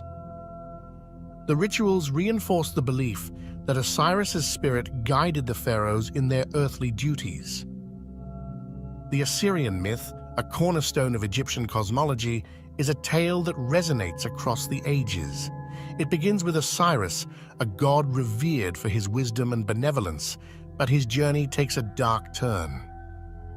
Osiris, in all his glory, falls victim to the treacherous plot of his own brother Set. The narrative becomes a profound exploration of cosmic balance, disrupted by jealousy and betrayal. Set, consumed by envy and ambition, orchestrates a deceitful plot that leads to Osiris's tragic demise. In an act of betrayal, Osiris is entombed in a coffin and cast into the Nile, symbolizing the ebb of life and the inevitability of mortality. This pivotal moment marks the descent of Osiris into the realm of the afterlife, a journey that holds profound implications for the Egyptian understanding of death and rebirth. Enter Isis, the devoted sister-wife of Osiris, whose love and grief propel her on a quest to resurrect her fallen husband. Her journey becomes a testament to the enduring power of love, magic, and maternal devotion. Through Isis's unwavering determination and magical prowess, Osiris is momentarily brought back to life. The union of Osiris and Isis leads to the miraculous birth of Horus, the falcon-headed god of protection and kingship. As Osiris's myth resonated across the Nile, a powerful and enduring cult emerged. The worship of Osiris transcended regional boundaries, capturing the hearts and minds of Egyptians from all walks of life. From the bustling cities to the tranquil villages, the reverence for Osiris became a unifying force, a shared spiritual journey that connected the diverse tapestry of ancient Egyptian society. To honor Osiris, majestic temples and sacred sites rose across the Egyptian landscape like monuments of devotion. These architectural marvels were not just places of worship, but gateways to the divine, where the presence of Osiris was felt profoundly. Temples dedicated to Osiris, such as the renowned Temple of Abydos, became focal points for pilgrims seeking spiritual enlightenment, solace, and a connection to the God of eternity. Pilgrimages, sacred journeys undertaken by devout followers, played a crucial role in the cult of Osiris. These pilgrims traversed the ancient Egyptian landscape, seeking proximity to sacred sites imbued with the divine essence of Osiris. The spiritual significance of Osiris varied across regions, with unique rituals and traditions evolving. Yet the underlying theme remained the same: an earnest quest for spiritual enlightenment and a connection to the God who held the keys to the afterlife. The cult of Osiris, with its diverse expressions and shared devotion, stands as a testament to the profound impact of this god on the spiritual fabric of ancient Egypt.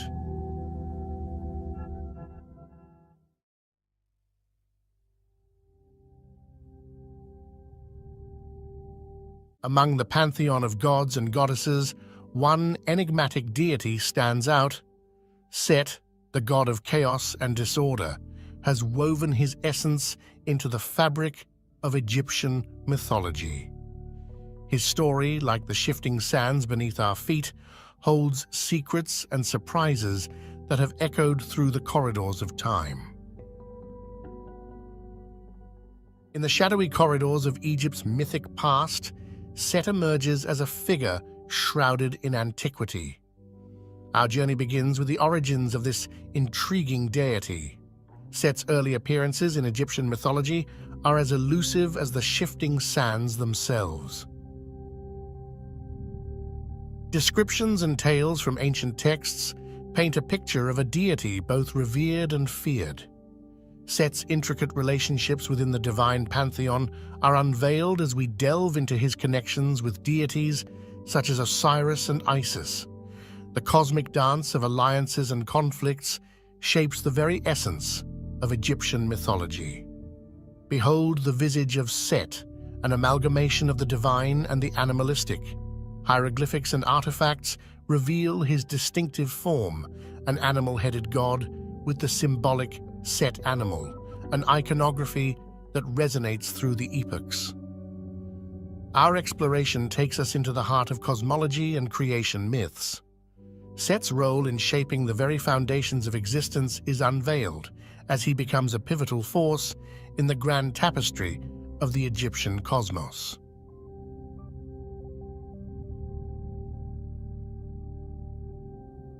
As we venture deeper into the annals of Egyptian mythology, our focus shifts to Set's role in the grand tapestry of the pantheon.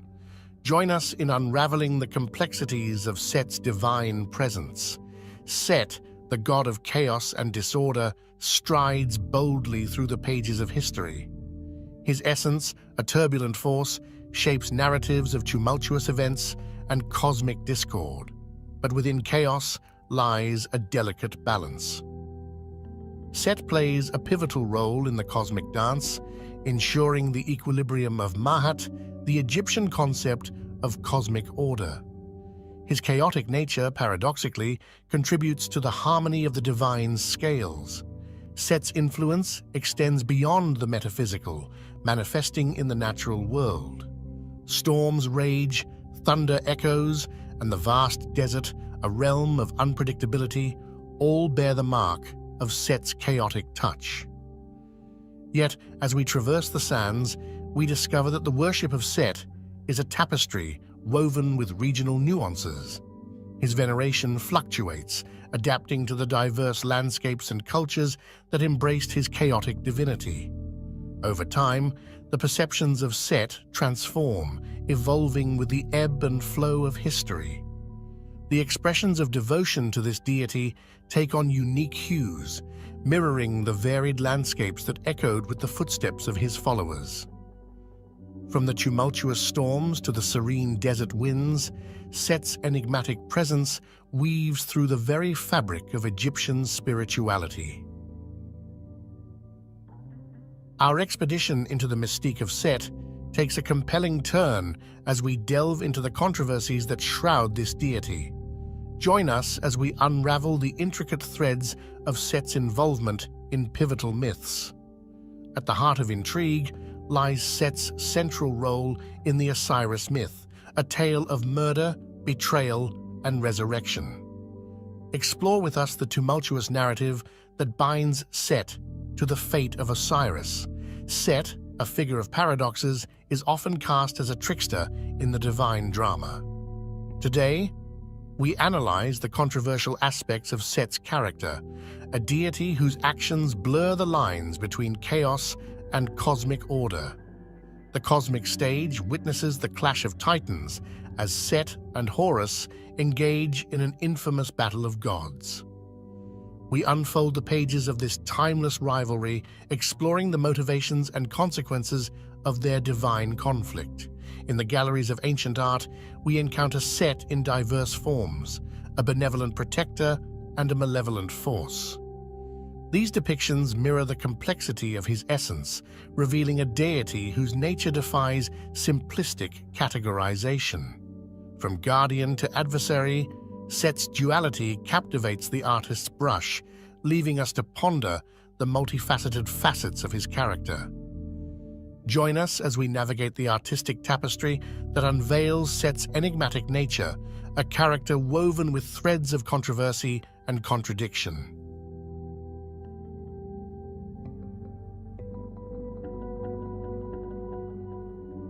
As we navigate the sacred landscapes of ancient Egypt, our focus shifts to the tangible presence of Set in the daily lives and rituals of the people. Join us on this expedition into the heart of devotion and ceremony. Set, the god of chaos and creation, held a significant place in the religious ceremonies of ancient Egypt.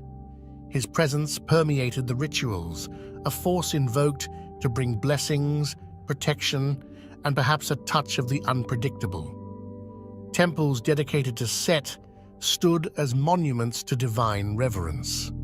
Today we explore the echoes of these once grand structures, where the faithful gathered to pay homage to the enigmatic god. Offerings and prayers, like whispers in the desert wind, were directed to Set. Join us as we uncover the artifacts and relics that speak of the devotion expressed through these sacred acts, a testament to the intricate relationship between mortals and the divine. The priesthood dedicated to Set held a unique role in the religious tapestry of ancient Egypt. Their practices, a blend of mysticism and tradition, played a crucial part in maintaining the connection between the mortal realm and the chaotic forces embodied by Set. From sacred chants to elaborate ceremonies, the practices of Set's priesthood were as diverse as the landscapes that surrounded them. Today, we piece together the fragments of these ancient rituals, attempting to decipher the language of devotion spoken to the god of chaos.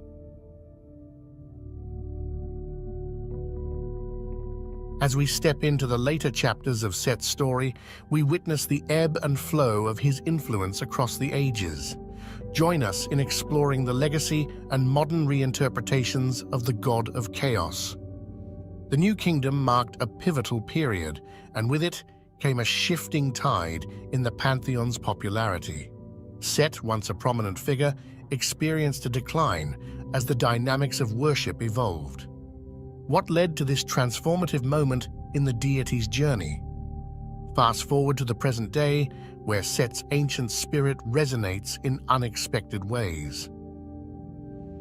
Explore with us the realms of literature, pop culture, and modern spirituality as Set finds new life in the imaginations of artists, writers, and seekers. The God of Chaos, once confined to the pages of history, now strides boldly into our modern consciousness. Discover the myriad faces of Set in contemporary tales, art, and even spiritual practices that draw inspiration from the ancient. But what about the lasting impact? As we navigate the landscapes of Egyptian and global cultural heritage, we examine how Set's presence endures in the collective imagination.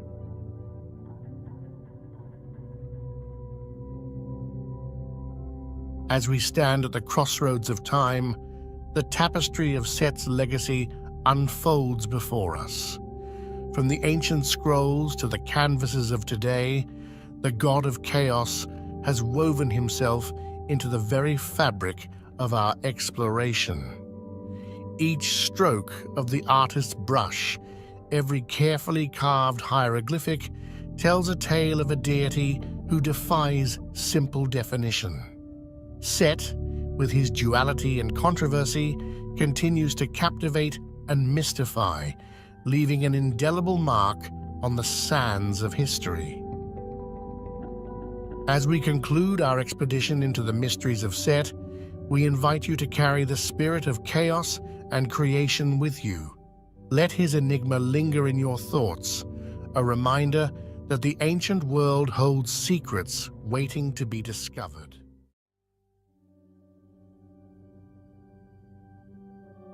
Welcome to the mystical realm of ancient Egypt, a land steeped in myth and legend, where gods and goddesses reign supreme over the hearts and minds of its people. Among these divine beings, one figure stands out, revered and enigmatic: Anubis. In the vast pantheon of Egyptian deities, Anubis holds a special place as the god of mummification and the afterlife. His presence permeated every aspect of Egyptian society, from religious rituals to funerary practices.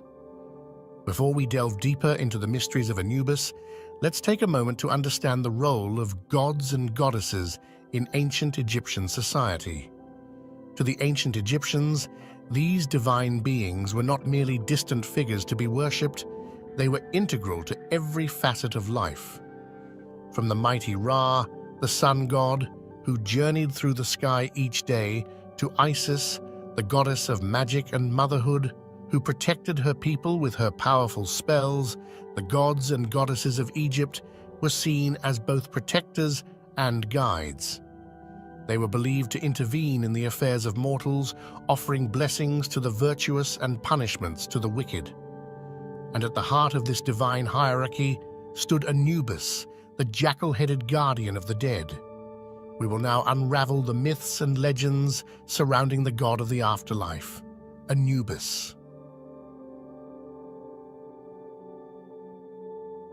To understand the origins of Anubis, we must journey back to the dawn of Egyptian civilization, where myths and legends intertwine with history.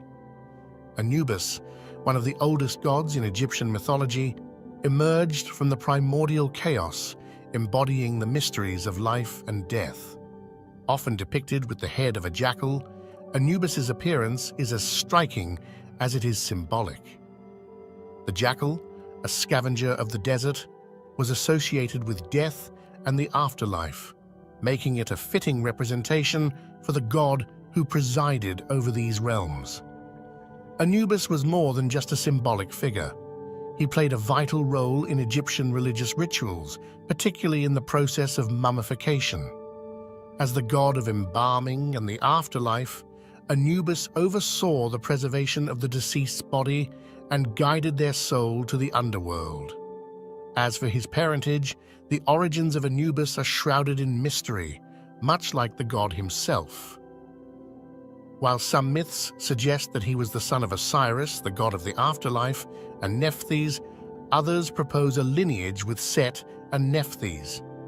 Regardless of his parentage, Anubis's role as the guardian of the dead remained constant throughout Egyptian history, his presence offering comfort and protection to the souls journeying to the afterlife. In the realm of Egyptian religion and funerary practices, Anubis reigned supreme, his presence felt in every aspect of the journey to the afterlife. From the moment of death to the final judgment, Anubis played a crucial role in guiding the souls of the departed. One of the most sacred rituals involving Anubis was the weighing of the heart ceremony, conducted in the Hall of Ma'at. Here, the heart of the deceased was weighed against the feather of Ma'at, the goddess of truth and justice. Anubis presided over this solemn ceremony, ensuring that the scales remained balanced. If the heart was found to be lighter than the feather, it meant that the soul had lived a righteous life and could proceed to the afterlife. But if the heart was heavy with sin, it would be devoured by the fearsome beast, Ammit. Beyond the halls of judgment, Anubis continued to guide the souls of the departed through the treacherous journey to the afterlife. With his keen sense of direction and unwavering vigilance, he protected grave sites from desecration and ensured that the deceased found their rightful place in the kingdom of Osiris. The importance of Anubis extended beyond the realm of the spiritual, as his statues and imagery adorned tombs and temples throughout ancient Egypt. These representations served not only as symbols of protection, but also as reminders of the eternal cycle of life, death, and rebirth.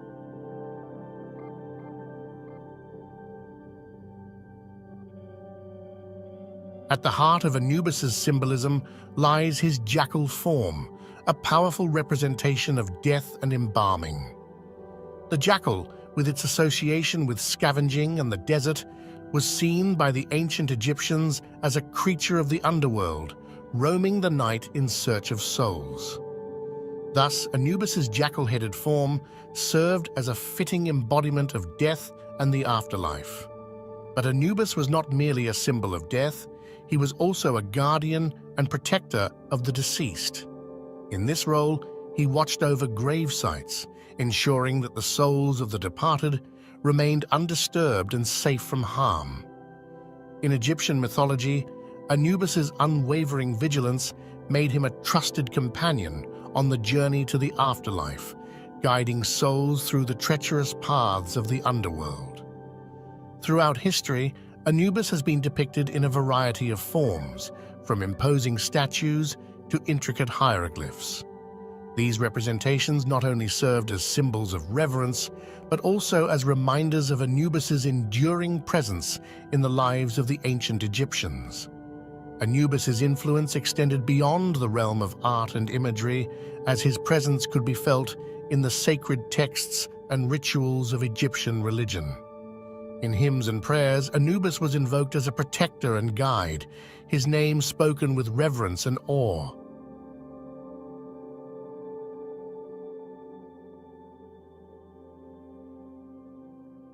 As we continue our exploration of the enigmatic deity Anubis, we uncover a trove of fascinating facts and trivia that shed light on the lesser-known aspects of this ancient god's legacy. Did you know that beyond his role as the guardian of the dead, Anubis was also associated with healing and magic? In ancient Egypt, Anubis was often invoked in healing rituals, where his divine presence was believed to bring comfort and relief to the sick and afflicted. His connection to magic was equally profound, with spells and incantations invoking his name for protection and guidance. But perhaps one of the most intriguing connections involving Anubis is his association with the constellation Canis Major, the great dog in the night sky. In ancient Egyptian mythology, Anubis was sometimes equated with the celestial dog that followed the great hunter god, Orion, across the heavens. This celestial connection further underscores Anubis's role as a guardian and guide in both the earthly realm and the stars above. Anubis's significance extends beyond his celestial associations, as he played a central role in the Osirian myth cycle, one of the most enduring narratives in Egyptian mythology. In this myth, Anubis played a crucial role in the journey of Osiris, the god of the afterlife, who was slain by his jealous brother Set. It was Anubis who embalmed Osiris's body, preparing him for his journey to the underworld and eventual resurrection. Finally, Anubis's legacy lives on in modern interpretations and representations, where he continues to captivate audiences around the world. Whether portrayed as a stoic guardian or a mysterious deity, Anubis remains a symbol of death, rebirth, and the enduring mysteries of the afterlife.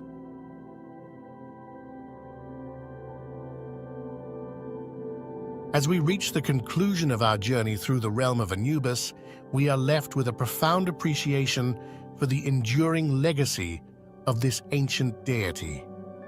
Across the millennia, Anubis has left an indelible mark on Egyptian culture and continues to captivate hearts and minds around the world.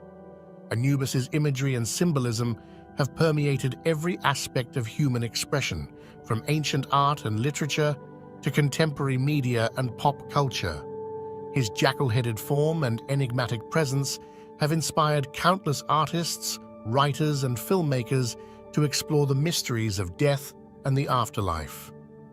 In today's world, the fascination with Anubis in Egyptian mythology remains as strong as ever. From blockbuster movies to best-selling novels, Anubis continues to play a prominent role in popular culture, his image serving as a potent symbol of death, rebirth, and the eternal cycle of life. The legacy of Anubis extends to the hearts and minds of people around the world who are drawn to the rich tapestry of Egyptian mythology. Through museums, exhibitions, and archaeological discoveries, Anubis continues to inspire wonder and curiosity, inviting us to explore the ancient wisdom of the Nile Valley. In closing, Anubis stands as more than just a figure from the distant past. He is a timeless symbol of the human quest for understanding and transcendence. As we gaze upon his jackal-headed visage, we are reminded of the mysteries that lie beyond the veil of mortality and the enduring legacy of those who have come before us. And so, we bid farewell to Anubis, the guardian of the dead, the guide to the afterlife, and a symbol of the eternal journey of the human spirit. Thank you for joining us on this journey through the fascinating world of Anubis and Egyptian mythology. See you next time.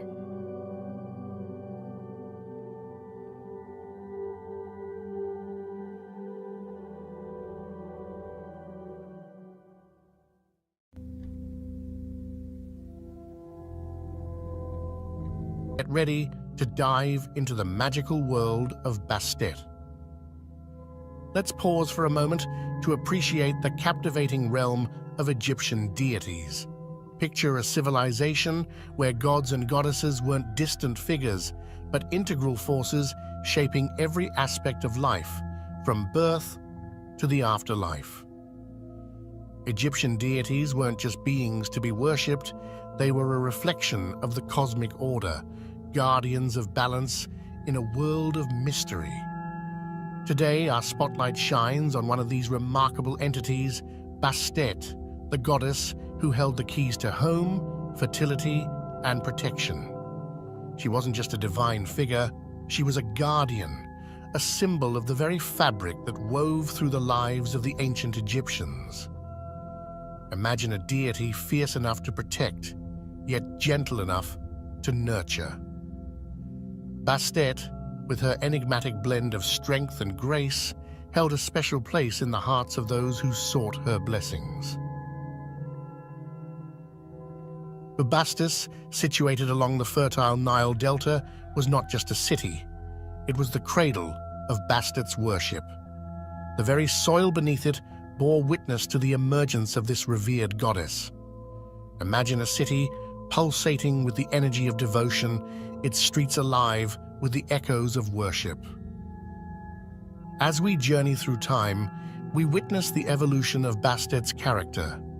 From her early manifestations as a lioness deity, embodying ferocity and protection, to the gradual transformation into a more domesticated cat goddess, symbolizing the gentler aspects of home and fertility. Now let's uncover Bastit's role in the grand pantheon of Egyptian gods and goddesses. She wasn't just a singular entity. She held a unique place, often invoked as the defender of the home and the benevolent protector of those who sought her divine favor. As time marched forward, so did the artistry that adorned the temples and tombs of ancient Egypt. The evolution of Bastit's iconography is a tale in itself, from the fierce lioness to the graceful domestic cat. Each representation told a story, capturing the essence of the times and the beliefs of the people. Through the skilled hands of artisans, Bastit's image transformed, mirroring the ebb and flow of Egyptian society.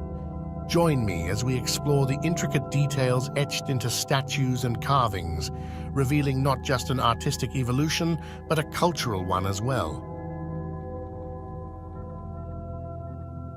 Among the many facets of Bastit's character, one that stands out is her fierce protectiveness, particularly towards women and children.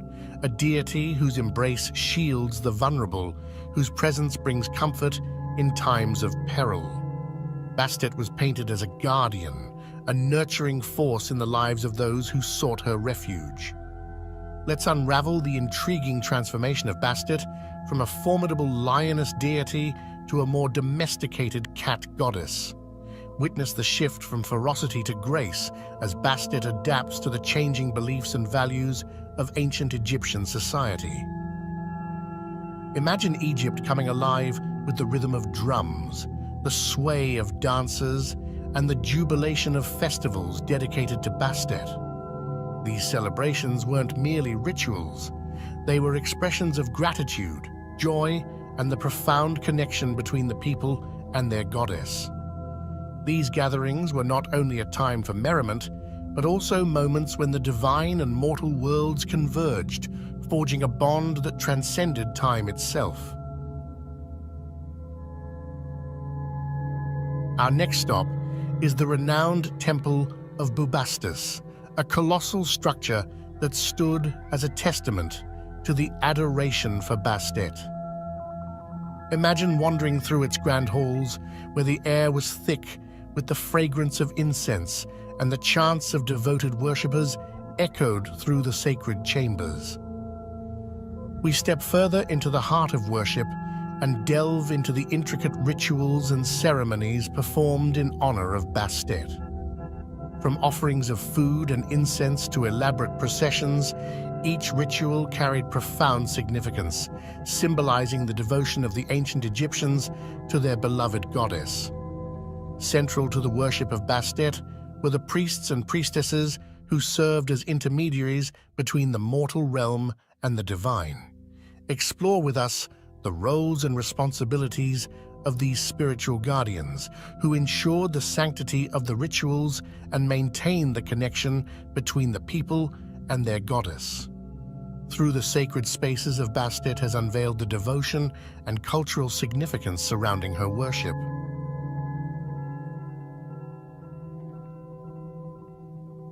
As we step forward in time, let's explore how Bastet's influence persisted in later periods of history and transcended the borders of ancient Egypt. Discover with me the threads connecting this feline deity to different cultures and civilizations, showcasing the adaptability and timeless allure of Bastet. Fast forward to the present day, and Bastet continues to prowl through the fabric of modern Egyptian culture. From street art to contemporary literature, explore with us how Bastet's image has seamlessly integrated into the tapestry of global popular culture, captivating the imagination of people around the world. Archaeological excavations have unveiled treasures that further illuminate Bastet's story. Join me as we discuss the artifacts and inscriptions that provide invaluable insights into the practices, beliefs, and the widespread worship of this goddess in ancient times. Our journey doesn't end in the pages of history. Bastet's charm endures in the contemporary world, captivating the hearts and minds of many. From fashion to film, explore how this ancient deity has become an icon, leaving an indelible mark on the cultural landscape of today. As we conclude, let's take a moment to summarize the key points that made our journey so special. We explored Bastet's origins in the ancient city of Bubastis, witnessed the evolution of her character through different periods of history, and delved into the myths and stories that surrounded this benevolent goddess. From her protective nature towards women and children to the vibrant festivals dedicated to her, Bastet's influence resonates through the annals of time. We uncovered the symbolism behind Bastet's various forms, her associations with animals, and the symbols that adorned her temples, the Ankh, the Sistrum, each carrying a profound meaning in the worship of this divine feline. Our journey also took us to the temples dedicated to Bastet, where rituals, ceremonies, and the devotion of priests and priestesses echoed through the sacred halls. We traced Bastet's influence through later periods of history, explored her presence in modern Egyptian and global popular culture, and discovered how this ancient goddess continues to capture our imaginations even today. Thank you for being a part of this journey. Your curiosity and engagement have truly made this exploration of Bastet's world a remarkable experience. If you're as fascinated by ancient Egyptian mythology as I am, I encourage you to continue your quest for knowledge. Remember that the mysteries of the ancient world are boundless. May your curiosity continue to lead you on exciting journeys of discovery. Until next time, thank you and farewell.